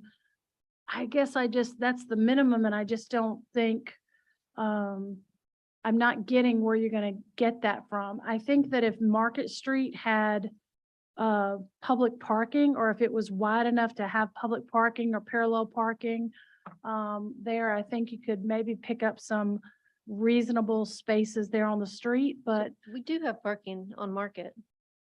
you do, how many spaces do you have? It's not overnight parking though, correct? It's not, and that would, I think I talked about that before, so that would be enforced by So you GP. don't have parking. So, there's parking spots on. But like you Market. come home from work at 5 o'clock, you cannot park there all night till the next morning when you leave to go to work. Well, but to your point, again, we're not talking about the people who live there and come home from work. Those people are going to have a decaled parking spot that they go to. That's their number. We're talking about, like you said, the overnight girlfriend or something. That but person needs what to if- plan to park in the other lot. But or what use if their we're, car. what if we're married, a husband and a wife, and they're in they would be in a 2-bedroom. It's not realistic to say that they're not gonna have 2 cars, because they're gonna have 2 cars. The majority of them are gonna have 2 cars. If you have a single person living there, they might just have 1 car, but like his son has 3 cars, so. I do think there's a lot of, Yeah. this is obviously subjective opinion at this point, and Right. pontificating about what people are going to do, but I do think that, these pushes and moves for car optionality and, the ability to do that now is tremendous.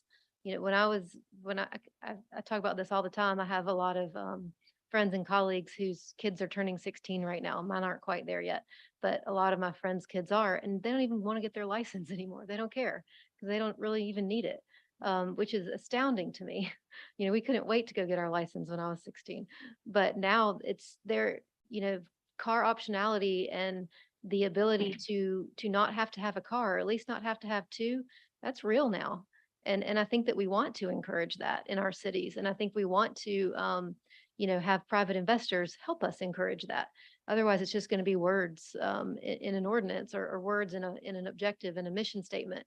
So I think that you have to sort of help that along by building places that say, hey, come live here. If you're that couple that has 1 car, maybe one partner works from home and the other drives to work. That's a couple who has 1 car. And I think there are more and more of those. They're not everybody. You're right. And so that's why, I think we came up with the ratio, where some, it's not just 1-to-1 like we started with when we only had, the 38 spaces. So we do have enough spaces on site for some of those couples who will have 2 cars. But again, it's about trying to find a balanced, measured approach between reality and aspirational, helping get to those goals. And you're also right that you can't do that anywhere. If this was out, on the in between Burlington and Mebane on the side of the highway, close to nothing, this would be a bad idea. But here, I think it is, you have all the ingredients for it to be successful. And it's not like it's going to be a surprise. I think that the people who come and check this out and get told this, and, you go look at apartments. If this isn't for you, you're not going to lease here. And to your point, as an owner who needs it to work, if you might think that you're that person and you're not going to renew your lease here. And so they're going to have to figure this out. At which point they could make some changes, I guess, to deal with it. Because at the end of the day, it's going to be a success and a viability issue for the owner of the property. Have they, I thought somebody had told me that, there was a suggestion to, I don't know, redraw or something, that they thought they could get some more parking spots in there, or maybe design that to be a little bit, were you able to pick up, what was the, was there any thought to that? Absolutely. And that's what you see in front of you. And so the way we started this, Mr. Huffine was kind enough to offer some suggestions at planning board. And we took those straight to our designers and said, here's what an engineer sort of napkined out. Please start with this. And they were, is this the new one? Okay. Yeah. So, so this does take into, and I can show you, I can call out a few of it. So if you look at that left-hand parking lot that we were talking about earlier, Mayor, at the throat entrance there, Oh. yes. See how there's that gap before there's a spot on your left? Mm-hmm. We added one there. We made the dumpster area at the back more compact so that we could pick up a spot or 2 there. We took away, we had two more handicap accessible spots than were required. So we took away those and picked up additional spots that achieved. And that's the extent of what I remember that Chad listed out. But yes, we did absolutely go back and put pen to paper on those suggestions. And that's how we came from 38 that night to 46 in front of you tonight. So the only sticky point I think we all have is the parking, right? Because I mean, we all love the project. Yeah. I mean, we do. Thank you. The parking is an issue because, from my standpoint, we don't want to start a precedent of saying, yeah, come move into these great places and tell your friends and your family and your overnight guests that they can park in a city maintained parking lot.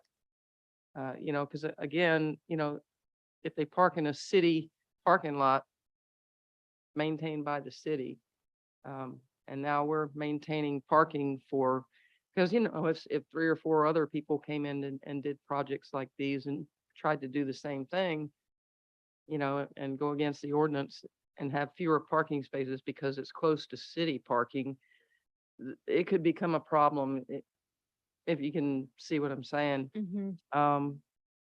But again, I mean, the project is amazing. I love the project, and, I think it would attract some people downtown. It would be great for businesses. It's just the parking is my only sticky point. And really, I For that mean, reason. sometimes people feel like government is, holding them to the fire with requirements, but the requirements are typically there because people have tried stuff before and it didn't work. And so I'd hate for him to, or anybody to put in this much time and effort and money into a project that,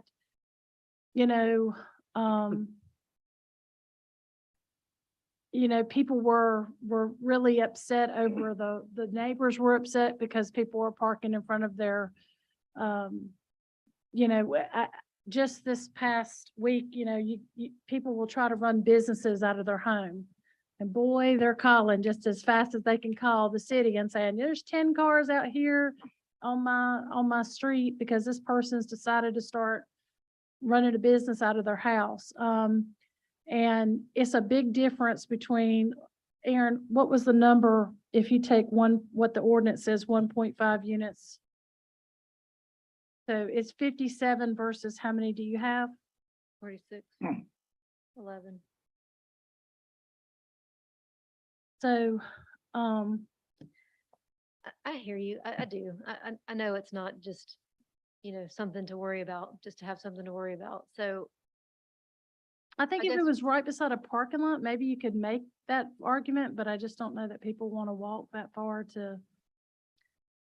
And also, So it's about proximity or about, and it's okay if Not it's two for me. separate reasons, or is it more proximity or is it more just not wanting to have that set up?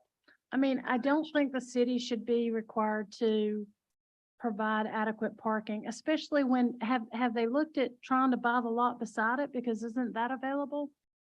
Well, if I'm not mistaken, that's the one that we had to, or he had to exclude because of the historical concerns. No, the one that he had excluded was up on Maple Street. It was contiguous. Oh, No, you're I talking about, know. oh, you're talking about the other side Yeah, in the back. Yeah, in the back. Drumright's property. no, it was Okay. Mr. Smith's property. Oh, That's to the back of that lot that comes Yeah. out on Maple, that Okay. comes out on Maple. Absolutely, yes. So So and I that think house there are to the left, future- no. yeah, I think there could be future expansion potential. I mean, all of this, I think, would be built incrementally, absorption style, as we've talked about tonight. So, and I think that what I know about that, he doesn't own that now, and I'm not privy to any of that, but what I know about it is that that would be sort of in a future goal, if this goes well, type of thing. So I don't know that we would want to, and I don't know that you would want to, as a town, just sort of pave it and make it a parking lot. So I'm trying to think of ways, what would be a balanced amount of an exception, because also the sliding scale here is, impervious surface is just taken away from all the other things that we like to see in our downtowns. So we do want to try to balance that as well. It's I not mean, just about urban farm, it's also about Yeah. some of that. Are you talking about the one? Well, I know initially he had Mr. Smith's property included in this submission, and I don't know if Mr. Smith would be amenable to, to selling just a portion and not necessarily the house portion. But having the parking on the interior side, I think, we've shown some plans where the buildings are on the outside, ideally according to our comprehensive plan. And they like the parking on the interior, so that what you're just saying is like, do you really want to take that corner lot that's such a valuable, nice, visible lot and turn it into a parking lot? And I would say, no, I don't. But you need your project to work and you need parking to make it work. And so if you can't go backwards, I mean, maybe you could put something at the road and then use the back part of that lot for additional parking, but Well, so, yeah, appreciated, certainly thinking about, just a total redesign. But in terms of making this plan work, would a one space per one bedroom, 1-to-1 on the bedrooms be acceptable? Because then you would at least know that, every spot for a body to sleep has a correlated spot for their car to be. I don't think one person lives in a one-bedroom apartment. No. I mean, I think the saying one reason, space per bedroom, so meaning that the 2 bedrooms would then have 2 spaces. Not one space per unit, one space per bedroom. how many spaces would you It would have? be 48 under the current layout. So in other words, if the concern, I'm trying to follow the reasoning. So if the concern is, we just can't get there, that there's not going to be enough parking for the bodies that we can definitely just know based on human experience are going to be here. It would seem like the answer to that would be, well, then have a spot for every bedroom where a body can go. So But some would people, a there'll be 1-to-1 2 people in a 1 bedroom. you're gonna have that situation probably where you got a married couple or, you know, boyfriend, girlfriend, couple, whatever, residing in a one bedroom. So that's two people. Right, but then just the same, you're also gonna have a situation where there's a one person in a two bedroom. So Yeah, but there you will be can't some- really calculate of- that. You can't do an actual, No, you, real calculation and say, well, this many people are gonna be in this situation and this many.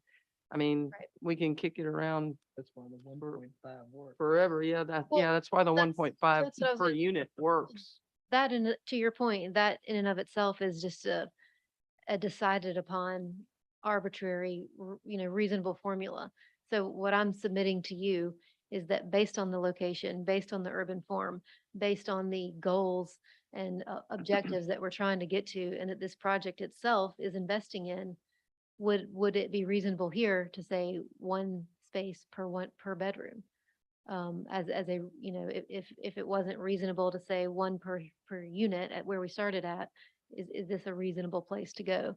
To try and create some viability and some, some willingness to buy into what this is and how it's different.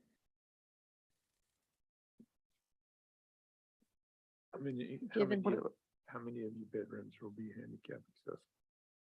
How many of the bedrooms will be handicapped? Many of the accessible? units are handicap accessible. Honestly, I'm sure that's handled by the Holy building shit. code, and I'm Only two. not even sure. Let me see if it's on here. I don't know if you know that, Aaron.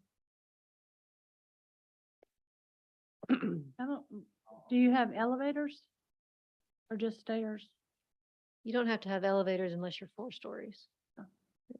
I mean, I put elevators in, but I'm not required to. I just didn't know if you had elevators. If I recall it, it did not. No, it doesn't have elevators. I'm just Who trying. who to- did this parking space utilization? Because it says less than 10% of the parking around Court Square is used. And I can tell you right now, that It's it's not not, true. I'm on Court Square and I look at and I'm always fighting for a parking spot down there. Who did that? I'm you not know? sure. Are you reading that on this plan? Yeah, I'm you not sure. submitted a parking space utilization and it says all the parking around Court Square and down North Main Street is used less than 10%. Where is that on here? I don't see that on this plan. Oh, the reason, 8:30 in the morning. I don't care if it's 8:30 in the morning. know, It but- was too- But in Have reality, this, Amanda? I do not. I don't know if that. It was submitted the in the prior- submittal. That's what I was was the asking. prior. Mhm. It could have been a number that whenever 2 had come through with the master plan, Two. it probably was done during that time, which is a different time than where we are now. There's never been a time that the downtown parking was utilized 10% of the time. I would like to know when that is. Maybe at 3 o'clock in the morning. 3 o'clock in the morning. Yeah, I- they're using 8:30, and I'll tell you. I do know that. The barber shop, the restaurants that are open for breakfast there. I just don't, the coffee shop, the press. And I don't know about that study, but I think the more relevant parking in question here that would be, applicable or relevant to this discussion is the on-street parking along Market, which I've been to the site a lot and it's never used. There's a auto body shop about a block west. They use their on-street parking for all their customers during the day, but other than that Market Street on-street parking is not used. But again, that's And then not there's. overnight, right? Correct, and I'm talking So- about, to y'all's point, just the comings and goings of others.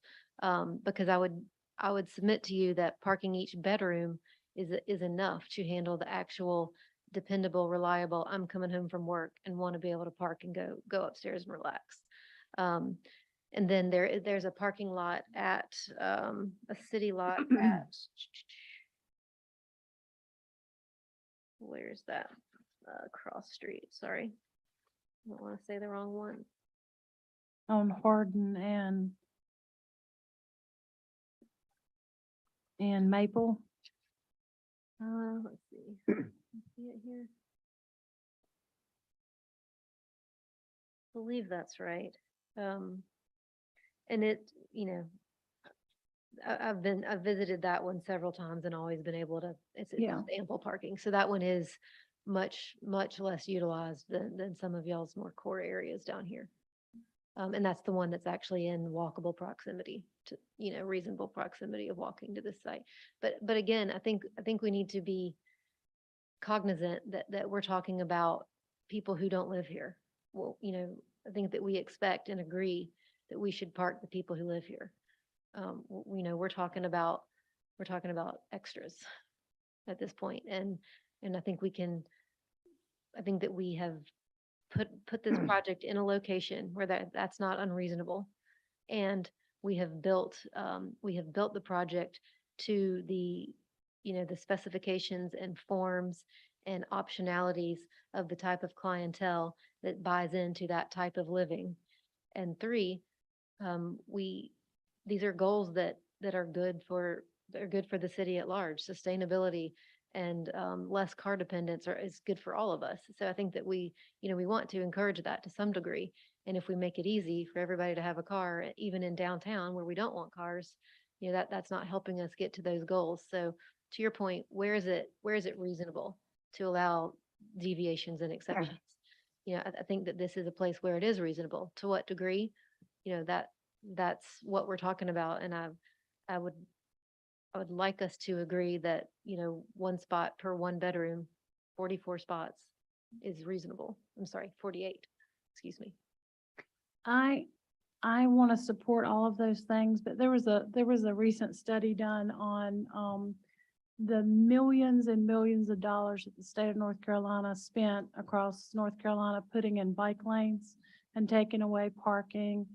And less than 1.0000001% used it. Even though I totally support people biking to work and think that's a great thing, and it hits all the boxes, right? The reality of it is that you can't spend public money for the 0.00001% of the population. No matter what we do, and I want to encourage people to use alternate forms other than vehicles, but the reality of it is people need a place to park. And what you're going to end up having if you don't have enough parking is they're going to start parking on private property that doesn't belong to the development. They'll park over at Oneida Mills, and people will start complaining about, somebody's got all our parking back here. Or they'll start parking on the street overnight, and the street sweeper person will start complaining about that.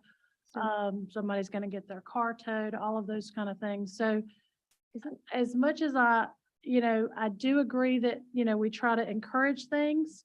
But I also think you have an obligation as a developer to, provide adequate facilities for the traffic generation that you were creating. So, the reason why we have a minimum and it's 1.5 and it's not 2 is because we do take into consideration that maybe there is that single person in that one unit. But to go to 1, I don't agree. And I wouldn't do that on my own project, even though I could, because I want my project to be successful. So 1 per bedroom though, not 1 per unit. So again, acknowledging that there could be 2 people if there were 2 bedrooms, even though these second rooms don't even meet a building code bedroom. I wouldn't think if they don't have closets. So not to deviate there. I'm trying to say that yes, I can see how 1 space per unit is too much of a stretch. So what I'm trying to say is, if we accept that, is there not somewhere else on the spectrum that we can fall to without using the exact same ratio that you would apply at a suburban, huge apartment development out on the side of the interstate? Is there not some acceptable balance here? I mean, my experience has not been good with this parking issue. So for me personally, I'm not willing to deviate. And I put my money, I'm not asking you to do anything that I don't ask of myself and I don't ask of other people. So I feel like, having adequate parking to whatever development that you're gonna build I went to the county many years ago because they built a brand new courthouse and they don't have adequate parking. And then they took all the parking that they did have and assigned it to employees. Well, then that made them have even less parking.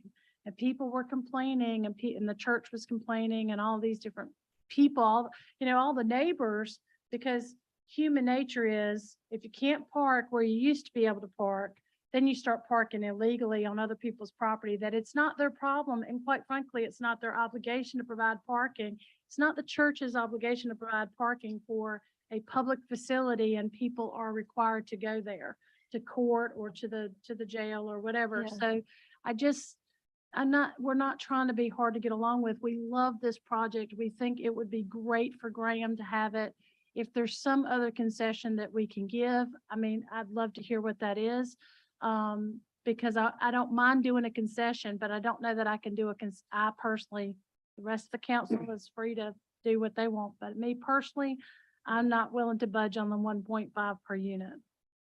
So could it we just- make some kind of motion to approve it with the condition that they provide the 57 parking spaces? I mean, She has to agree to move forward with that. I'm just trying to see what we can So move forward with. Parking along,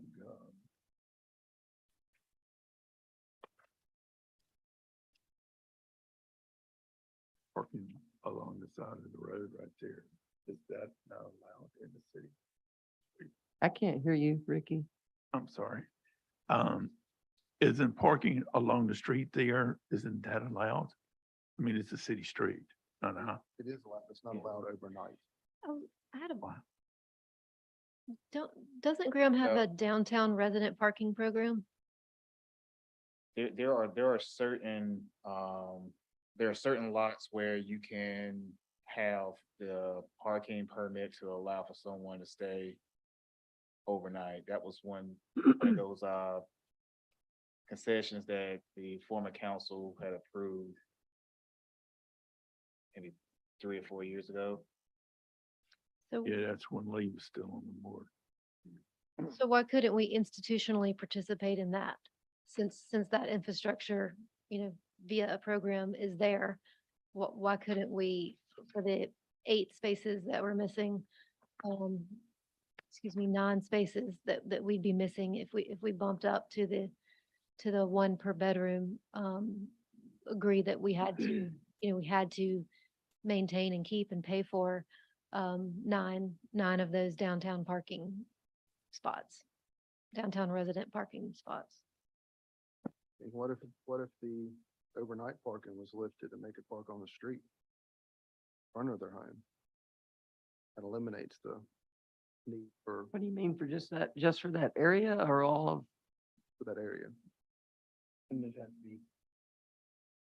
Because long, you can have it's- overnight parking. I mean, people park overnight on Main Street, on Mhm. Elm Street, And I think the reason for that, park on town, all over town. it's overnight. probably ask our public safety folks, is that you don't want people parking overnight in parts of town where there's not activity to make that safe. So now that there's going to be people living there and all this activity and, it's not going to be sort of, a ghost spot. Perhaps that would be a viable thing. I don't know.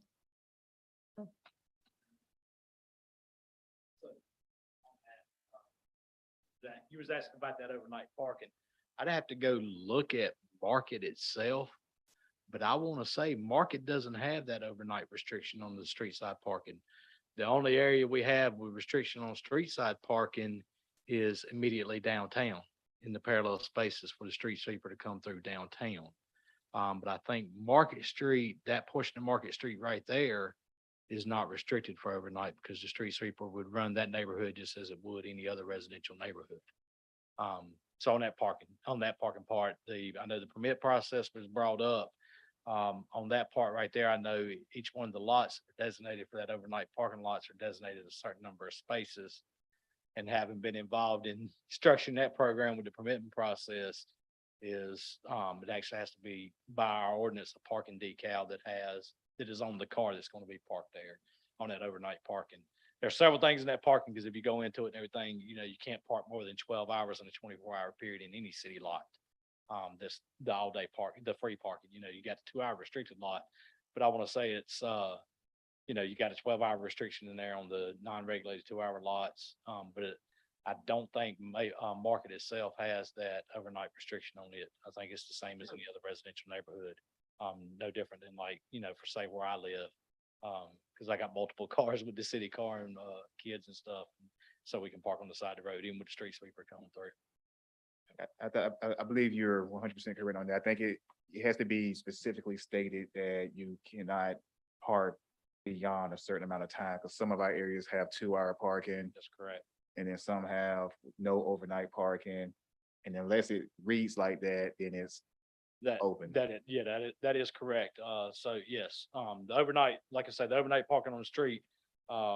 And if I'm wrong, I'm wrong, but I'm only familiar with it being in our downtown business district where you cannot park, and that's from, what is it, midnight to 6 a.m., something along that lines. And it is for the purpose of the street sweeper coming through downtown, in our downtown business district. I don't think Market has that.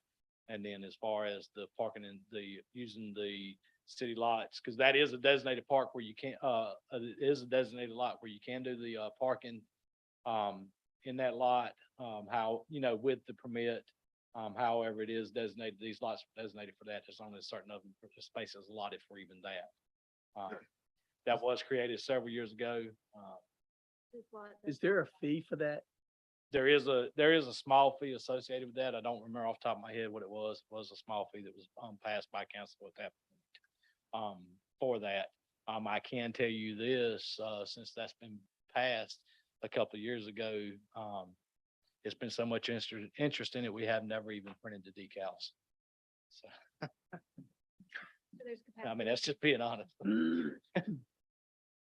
So I that would think be, there's some sort of, Aaron, what's the rule that you can't have your designated parking to be so many feet from your building?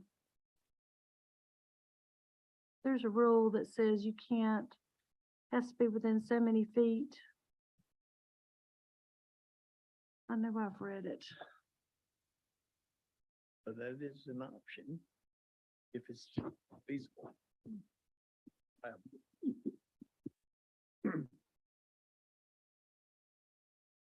Do you know how many parking places you can have in front of the area here on I was just trying to figure on out, Market? but it's not on. I think it's 200. At 200 feet, you have to be within 200 feet. I've not seen that requirement in your ordinance, and, you know, knowing that that parking lot on Garden, I think is in the 300 range away. I feel like I would have taken note if there was a 200-foot requirement.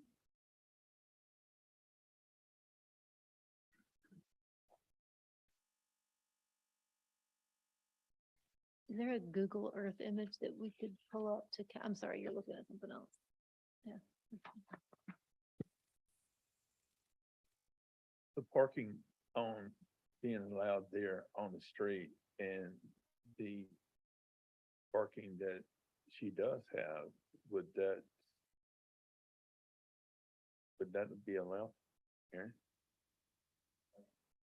Do my microphone back on? I think the question, Required parking space shall be more than 200 feet distance from the dwelling unit it serves, measured in horizontal travel. Okay. I think the question is whether council is comfortable with the number that she is presenting that will be on site with what can be provided to any extra visitors or extra anyone with what's around, with possibility of a residential decal or on-street parking. So that's really, I guess, the question. Yes, it is the question, and I think the, the information that the Market Street parking is overnight, I think is big because it's not being used and that would mean that these visitors. Is the street wide enough to have the parking? It is Oh, yeah, to have it's it? painted, Oh, it is painted at least parts of it. I've seen it, yeah. and nobody uses it? Cause I thought maybe that's why nobody parks there is cause it's not painted, but there's actually parking spots there. At That's least some, painted? at least No, some. there's no painted, but it's It's like the wide. ticks. It's the ticks. I believe. It is? I feel like I've seen it. I want to say it. when it's been redone, but the Building on the corner, when it was an operational business, actually had parallel parking right beside it on the street that is painted. Yeah, with that Yeah. building with the carpet, Yes. yeah. Rodriguez. It's no longer, I don't think it is business even operational in there now, but it is wide enough. So the question is, how many parking spaces can you get on Maple and how many parking spaces you get on Market? Does that equal to 9 spaces that give you your 57? Be 0 on Market. Yeah, you can't park on Market. 0 on Market. You can't do Maple. Can't do Maple. You can. I mean, Maple, I mean, you can't do Maple, but you could do Market. You can do Market.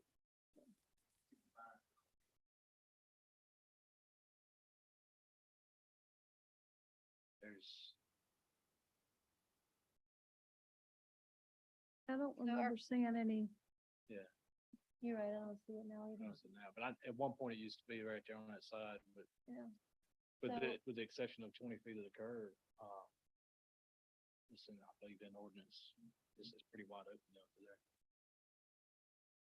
So 1 inch equals 20 feet.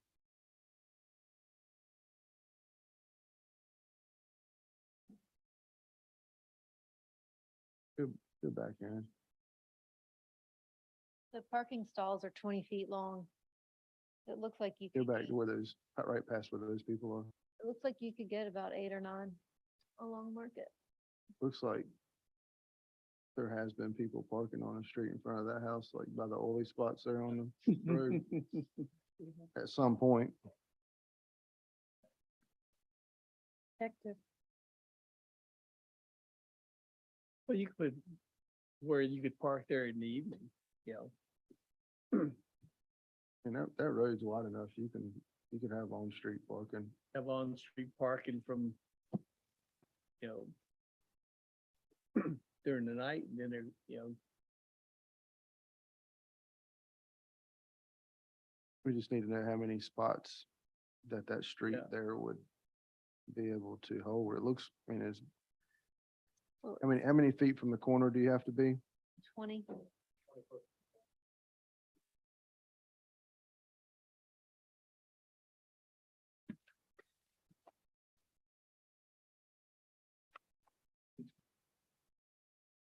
$48 right now.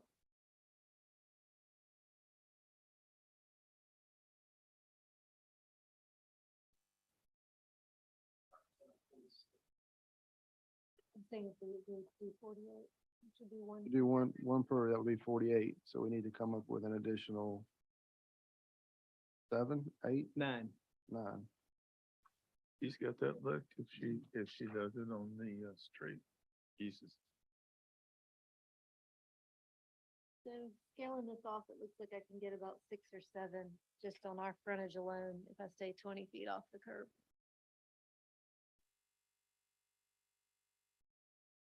Now, is that just in front of your project or is that continuing on down to the next intersection? That's just in front of our project, maybe 5 feet, 5 feet, west of that left parking lot. So that's not including coming on down and parking there. No, not including any of that, which, you know, theoretically is all public parking. Yeah. I think you can make it up there. Mm-hmm. Not, Not overly I burdened. will say the people at Oneida, they are not gonna let you park there. Well, I mean, I'm just saying, cause I've had claims there and pulled up in a parking spot and somebody would come out and cuss me out. I'm like, I'm not staying. I'm just here to look at a car. Yeah. I mean, there's people that's, I guess they have nothing else to do but just to watch the parking lot. I have had several there and I've learned not to park in a parking spot park and walk over to where I need to go on the street or. Yeah.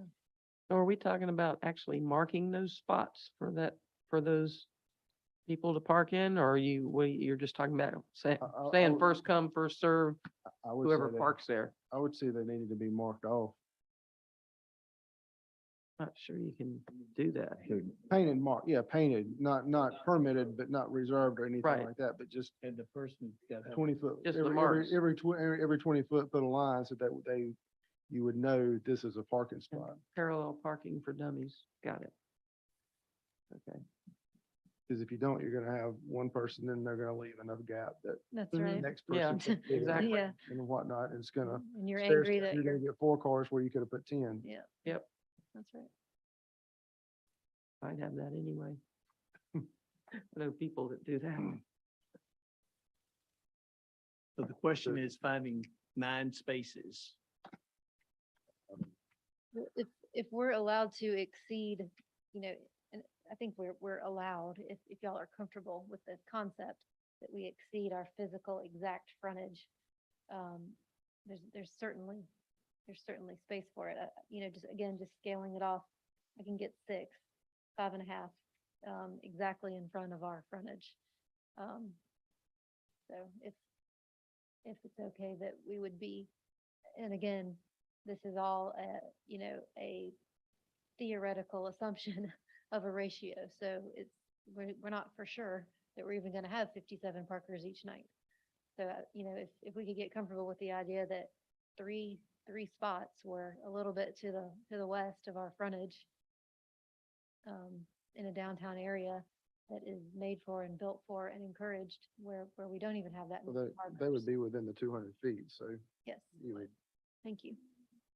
You look and then read the ordinance to make sure that she's gonna be okay if you are able to count those on street, because it specifically says about, it may not be used for off-street parking. Talking about this is talking about like so they refer to off-street versus, parking on your own private property. So I'm not, is there any requirement or whatever that I'm not sure it's, gonna prohibit her from using off? yeah, but I'm not sure the question is making of the on-site 9 off-site is, can you find enough space where someone can park overnight within a reasonable proximity of where you are? I don't think she's trying to get those to be part of her count as much as those are able to be used by people outside of those spots on her property.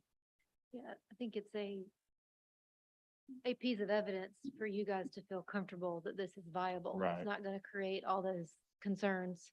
'Cause we couldn't promise them, it's first come, first serve. We can't promise them a city space on, It can't be left during business hours. The car's got to be. No, it could. No. It's- They could be. Oh, left- you could, they could no, I live on the mean, I'm street, just saying though, As long as it's tagged. even if it's tagged. In some cities, you can park overnight. But you can't stay there during business hours. That, I think the whole idea is that, hey, you take your car to work. So the street's clear. Yeah, this And is this is strictly residential. It's not. I don't think it would fall under that category. Could be wrong, but I don't think it does. I don't want to interrupt your parking calculations, but at some point, again, question the overall numbers. Let's say this, reduction in parking requirements for pre-existing developments to allow compliance with the landscaping, the number of required off-street parking spaces.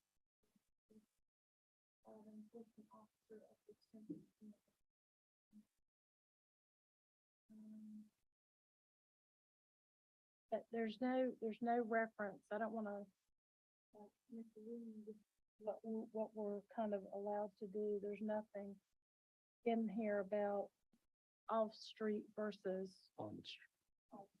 now the conditional zoning allows for flexibility. So what she's asking for is a flexibility reduction of the parking so basically you're having the ask of not doing 1.5, but to do whatever number, both sides come up with. All right, Mr. Boney, yes, what was your question, sir? If I understood the description, 2 brick buildings that were on, Market Street. I think you said there was 6, each, 6 flats in each of them. and you know how many bedrooms? By any chance? And I assume it was 3 stories, right? 2 on each floor. Mhm.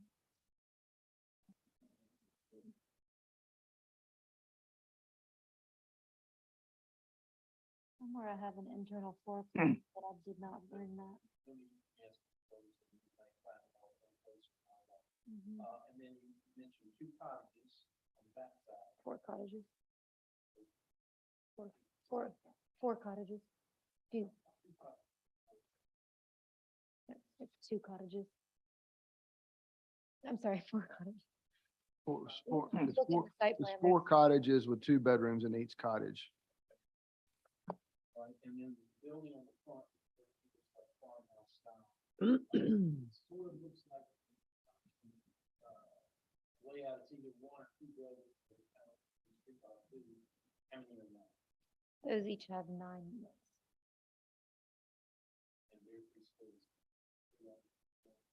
Yes, sir.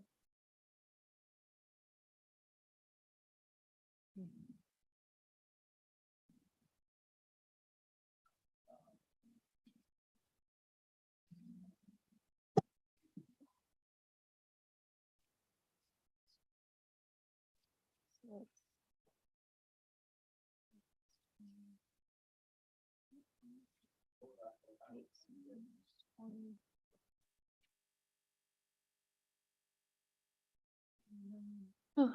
Amanda, we're gonna poop out of here in a minute. I know, I know. And you subtracted out the driveways. I did, yes. Do you think you're able to get more parking and maybe table this until you can see if there's possibility of getting some more I parking? think we could squeeze out 2 more spaces and get to 48 on this site plan, which would be 1 space per bedroom on site. And then ask you guys to make the exception of those additional 9 spaces, knowing that we have full, ample, ready and waiting street parking right there on the block.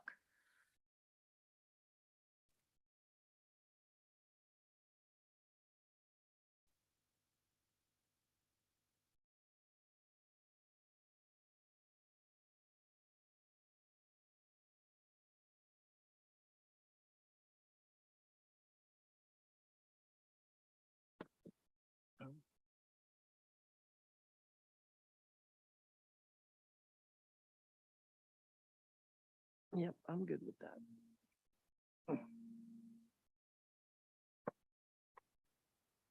I'm fine with the 48 Mhm. and then making up the other Yep. 9 on the Good with street. it. How many units is it? 38. 38 units with 48 bedrooms.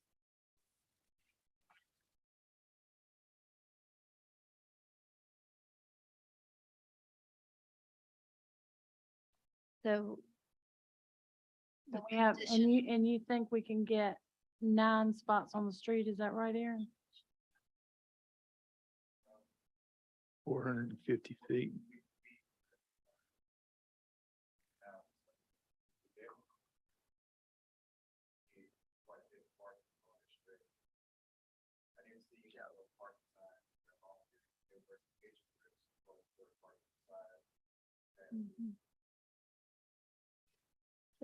So the plan would have to be, so the approval would have to be as the rendered drawings And site plan. and site plan. Additional, feet. I guess what I would propose or Two parking. We're. what I would offer is that we have, Six. I'm sorry. What I would offer is that we add a condition that states that we are required on site to have one space per bedroom. It's minimum.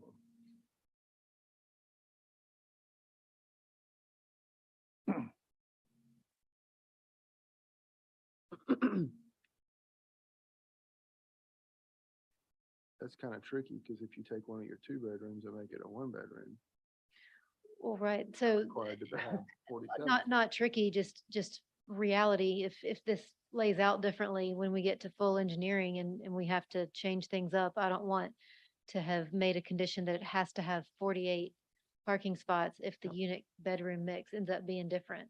I'd rather commit to the formula that says, that we've agreed is reasonable, or I hope we're gonna agree is reasonable for one space per bedroom. And that way, if we end up only building, 42 bedrooms, in that case, depending on how it all worked out, I think his preference would be if you had the space, sure, make them parking spots.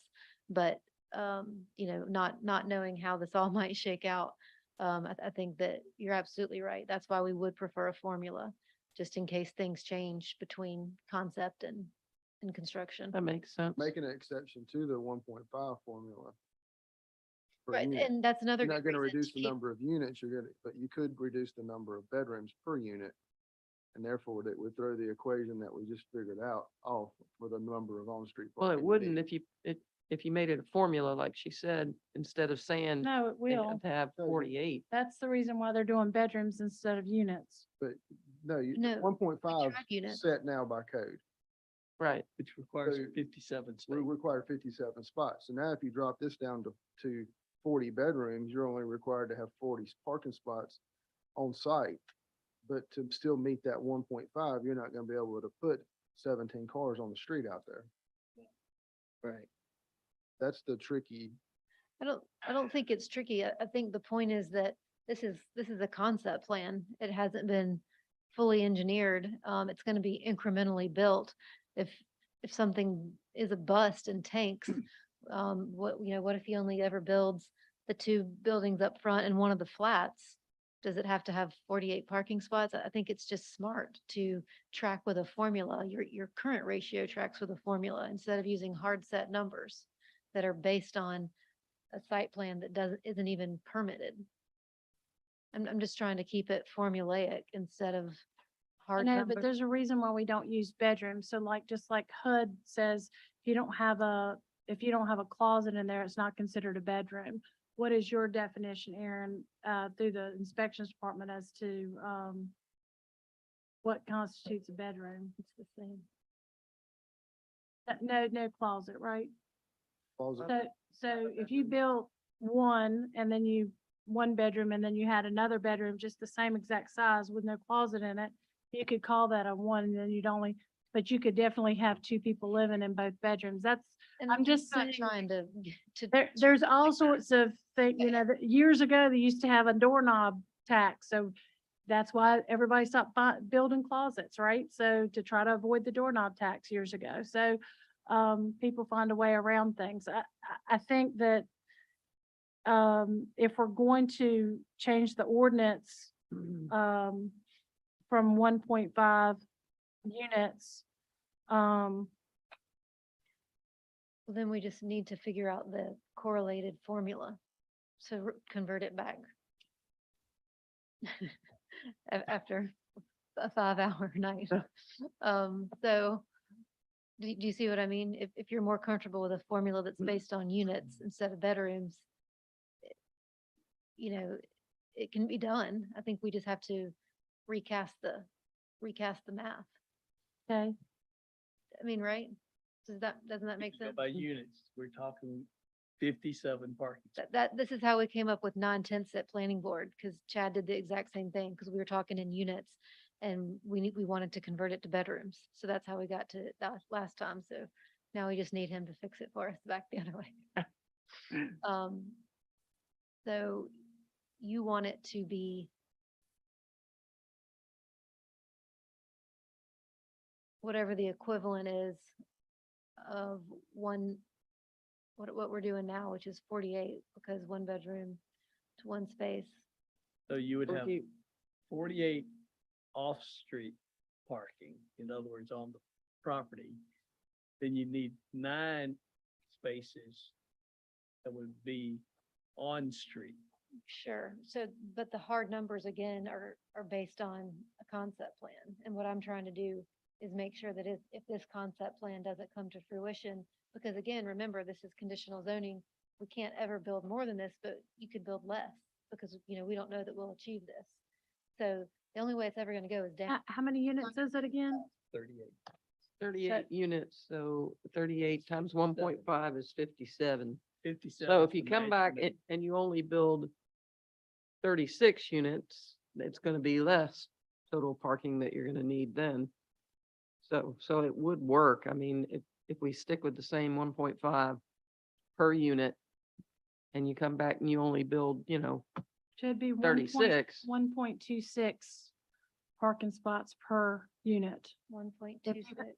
If you have 38 units times 1.26. Oh, wait,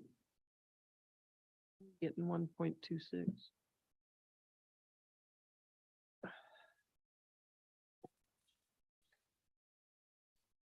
sorry.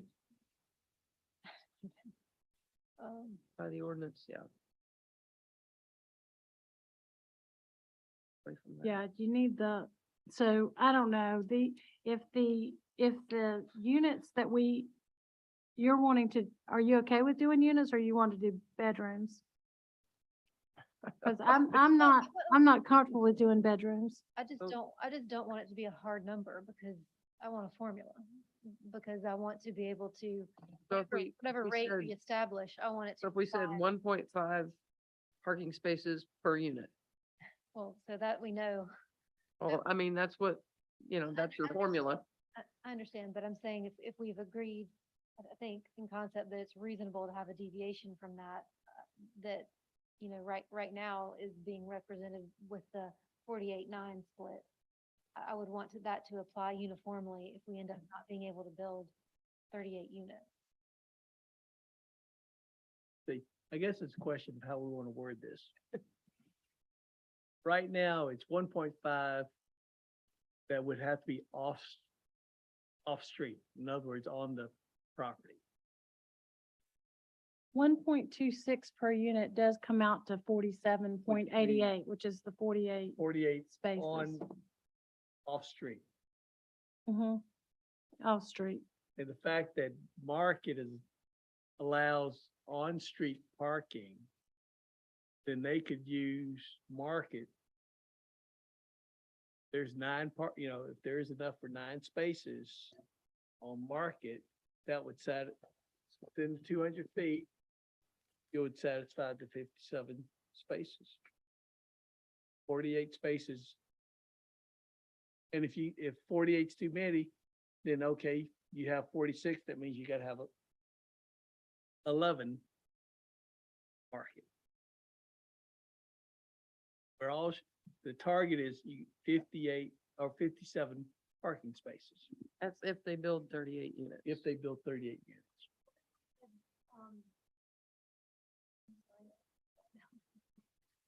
Because this is the flexibility. Right now, the way the ordinance is written, you gotta have 57 spaces On site. on site.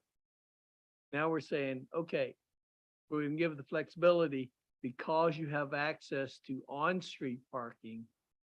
If that on-street parking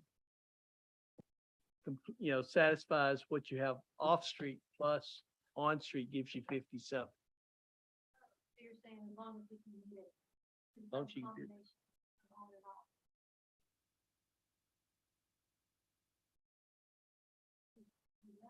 Because if they can put 48, then just need 9. If they can't put 48, then that means you have to be able to put whatever difference now onto Market Street. The And only, if you built 2 less units or whatever, 2 less, then 2 less bedrooms or whatever, we could still apply that. Then it might even better, we might be able to get trees that. 15. Yeah.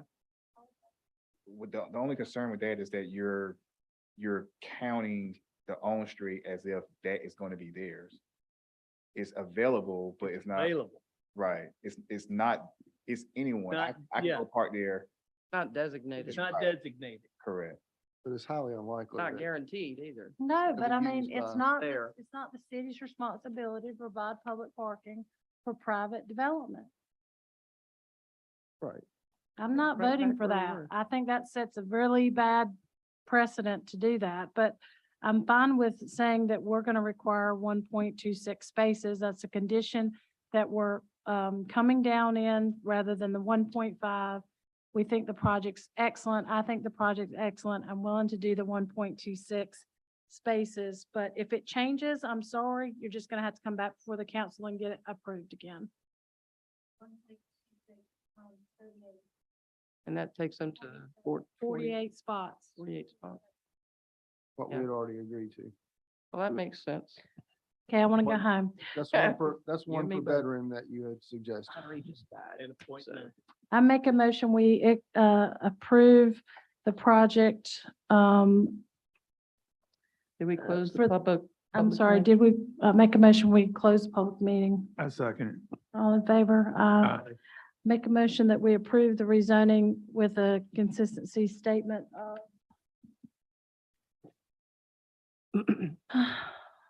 that the rezoning of CR conditional residential for 1.15 acres of property on 302 North Maple Street and 203, 207, 213 West Market Street.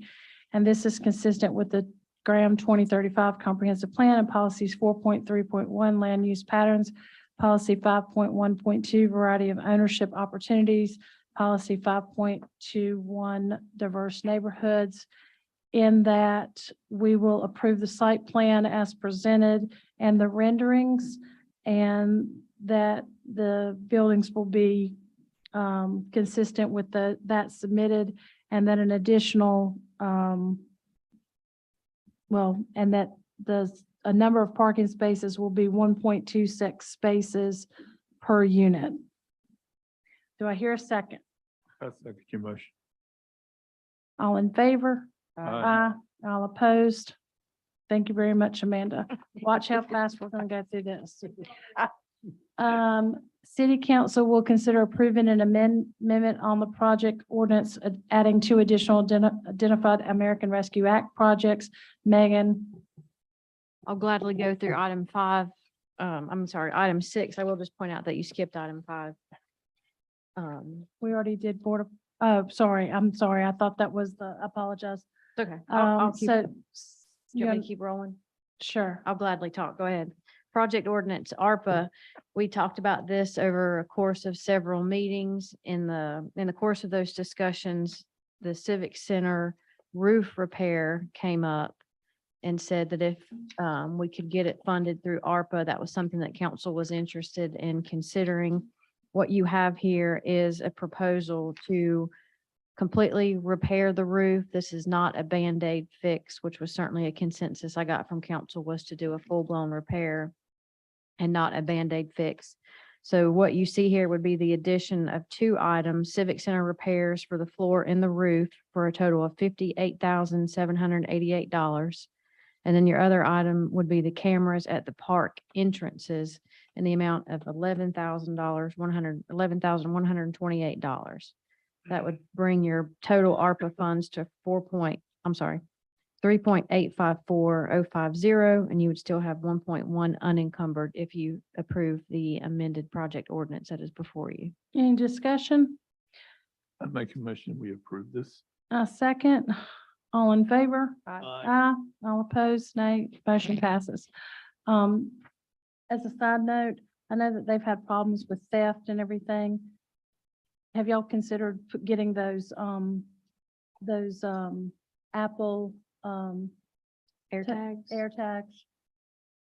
to place on trailers or Well, the trailer anything? was stolen 4 times, so At least twice, yeah. it seems like after the second time, I might want to put a $20 AirTag on it. Just a thought. Okay. Got it. Thank you. going back to item number 5, sorry, point of order. Board and commission appointments, city council will consider appointments and recommendations to the following board. Has the Graham Historical Museum Board been advertised? Because it's a new is that a recent? I believe it has been advertised. I am pretty much saying social media, so I can't say 100%, but I will pull up our website real quick and see if we had it listed on there. I thought the only one we had from last time was the library committee that we needed to do. Oh, she had put them all on there, but I can pull it up. Was the rec commission on there? I'm almost certain they were all advertised, but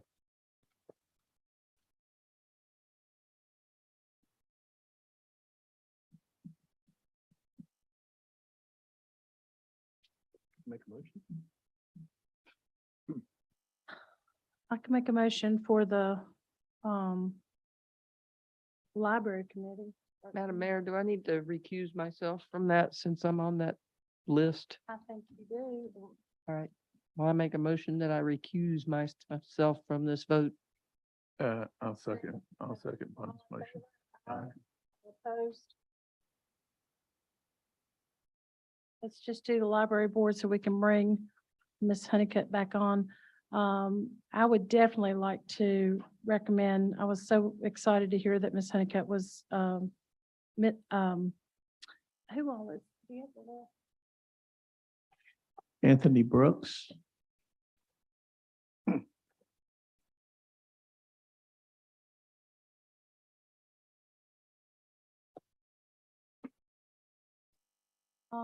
Here's the list. I actually wanted to nominate Bonnie Whitaker and,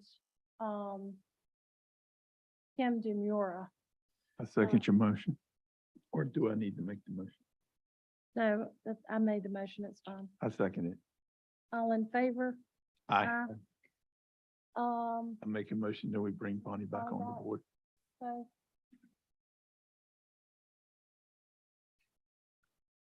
need a second and a vote on bringing her back, please. all, A second. all in favor? Aye. All opposed? Aaron, did you check to see? Because I thought the rec committee members just resigned, like just recently resigned. I see here on our website where it has the Library Committee and Recreation Commission. Yeah, those members resigned. The date I have is August 10th, 2022. And it has a August 31st deadline to apply. Yeah, can we re-advertise both of those just in expedience? Just for next meeting? Just those two and just go forward with the library committee as a recommendation? You said those two, The Recreation. two, no, the two boards, because I didn't see them on there. Historic and Recreation. Oh, okay. Yeah, just, That's what time was the other second. can we give a little bit more time? I think we usually give around 3 months for people to apply and get that circulated.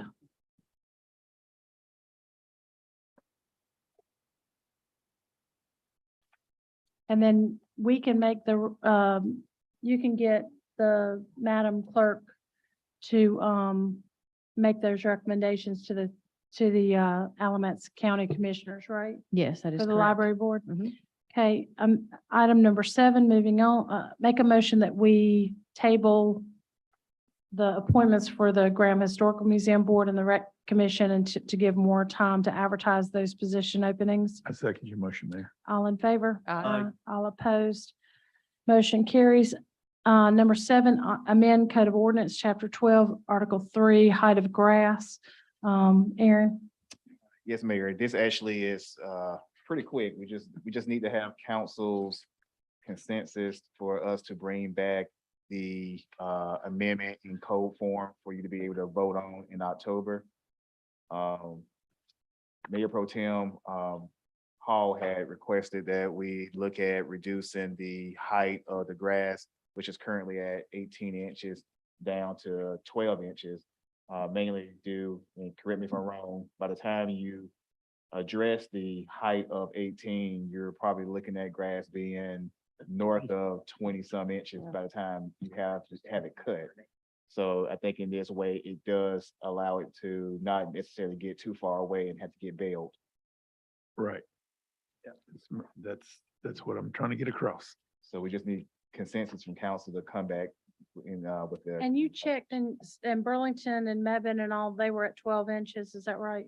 Yeah, so I looked at the surrounding areas. Mebane was at 18, Belton was at 12, Gibsonville was at 12, Elon was at 8. Okay. 8, wow. Wow, Pretty aggressive on that one. that is very aggressive. I just want us to be polite and courteous to our residents, and just make sure that when we're enforcing codes that, we are making the goal there is to make sure that there's compliance, but not yield the heavy stick to get that done, but to try to work with people. I know sometimes you'll call a landlord, the property owner, and then they call the tenant and the tenant says they're gonna do it, and then they don't. So, before we browbeat them or whatever, just, I think Jenny's really good at working with people. So, Well, my problem is, we have a lot of businesses in town along North and South Main Street. And along Hardin Street, the Family Dollar is one of them. That their grass would be knee high. And you have to send them a letter. By the time you drive around the corner again, it's 2 foot tall. So, and the Family Dollar store over there is notorious for this one issue. yeah, they're really bad. And they used to, when they allowed, that project, I can't remember why they had to come to city council because it was already zoned. I don't remember what the reason was, but I remember us talking specifically about the lighting. But they, I guess the lighting, the lighting that they put up, it was so strong that it was bothering all the neighbors. And now they don't have any lighting at all. So now it's really, really dark and causing a problem over there. I've had a couple neighbors say something about it. And I said, well, I know they used to have really high powerful lights and now they don't have lights on at all. So, the one guy that's the bail bondsman back there, he was saying that there were several homeless people staying, right behind the Family Dollar and they were camping out there in that little wooded area because it's not lit up anymore. So he was saying that there were fights and the police were coming and stuff like that from that being kind of not lit up and not, for safety reasons. And he says it's not good to have that right beside a city parking lot. People don't feel safe, with it not being lit up. So, I did want to mention that to you. I have a couple of, announcements myself about we had a great time at the Balloon Festival. It was wonderful. Of course, I have to give kudos here to, Bobby Chin. He was a rock star. Everybody worked really hard to raise a lot of money for Alco Vets, and today they were out drilling a well. They were Well, gonna it's hit drilled water or gold one. or oil. 460 feet. Yeah. But Did we have vote on water the on grass thing? Chestnut Ridge. So that's really cool. This upcoming weekend, we have Maverick concert and car and cruise in. Car cruise in starts at 4 and the concert starts at 7. Graham Farmers Market, we put up a billboard here at McDonald's to go over, to tell people about all the upcoming events. Thursdays at 7, concert is 9:22. The Hispanic Heritage Festival is 9:25, along with the Oktoberfest. And Jeepers Creepers event is at the Downtown Pumpkin Bash, which will be October the 28th. So we've got a lot of great events coming up between now and Christmas. Wanted to ask about the where we're at, Aaron, on the master plan, redoing the master plan, having a public meeting about changes to the master plan. So I think what we had discussed prior was that the most immediate item that we wanted to address was the comprehensive plan. So I did receive those quotes from the call on what it would cost for them to address that, because they could also do the update to the master plan. So I think we were going to address that first, get that squared away, and then address the master plan since it's not as pressing as the comprehensive plan. Okay, did we? Yes. Did we ever get a consensus on the grass, whether or not I was getting ready to agreed ask, to have the city staff put that on the agenda next month? I was going to ask for a head nod from everybody, if that's We what need you would to like for. get some kind of, yes. All right, Should just fine. that works.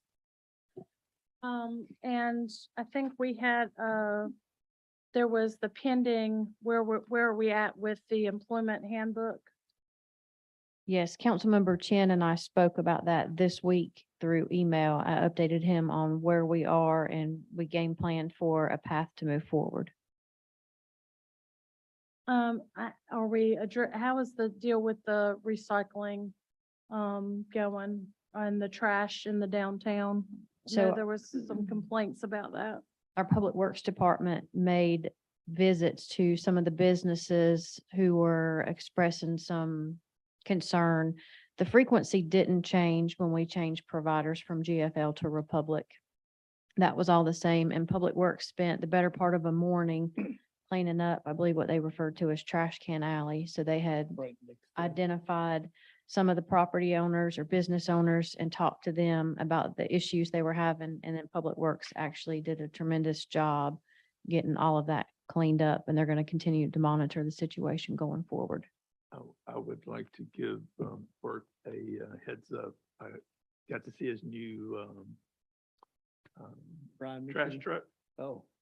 one arm bandit. I got to see it today. Awesome truck. It come through town and I was going to different. And before the council considers possible adjournment, I do have to say that you are required to call for anyone from the members of the public who might want to speak at the public comment period. I think we waited them out. Could you officially make a call? Yes. But- Is That would make anybody me from the happy. Public here, did you? sign up? All of them that signed up, they were actually agenda items that they signed up for, so there's nobody. Okay, good. Thank you. So I continue to get complaints about the aggressiveness of the panhandling downtown.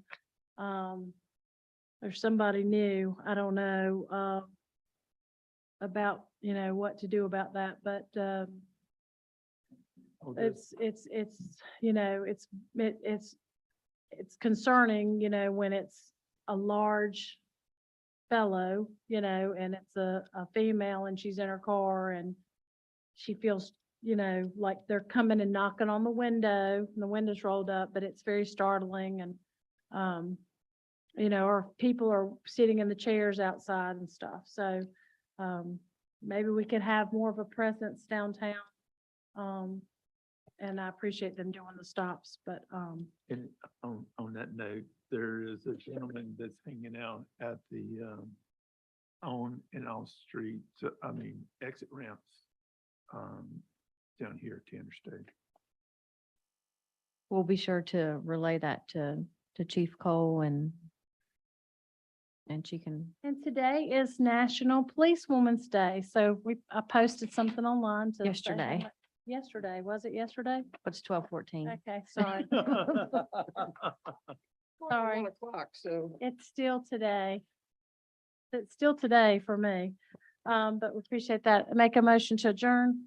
Second. All in favor? Aye. All Opposed? Uh-oh, we broke the record. We went past midnight. Yep.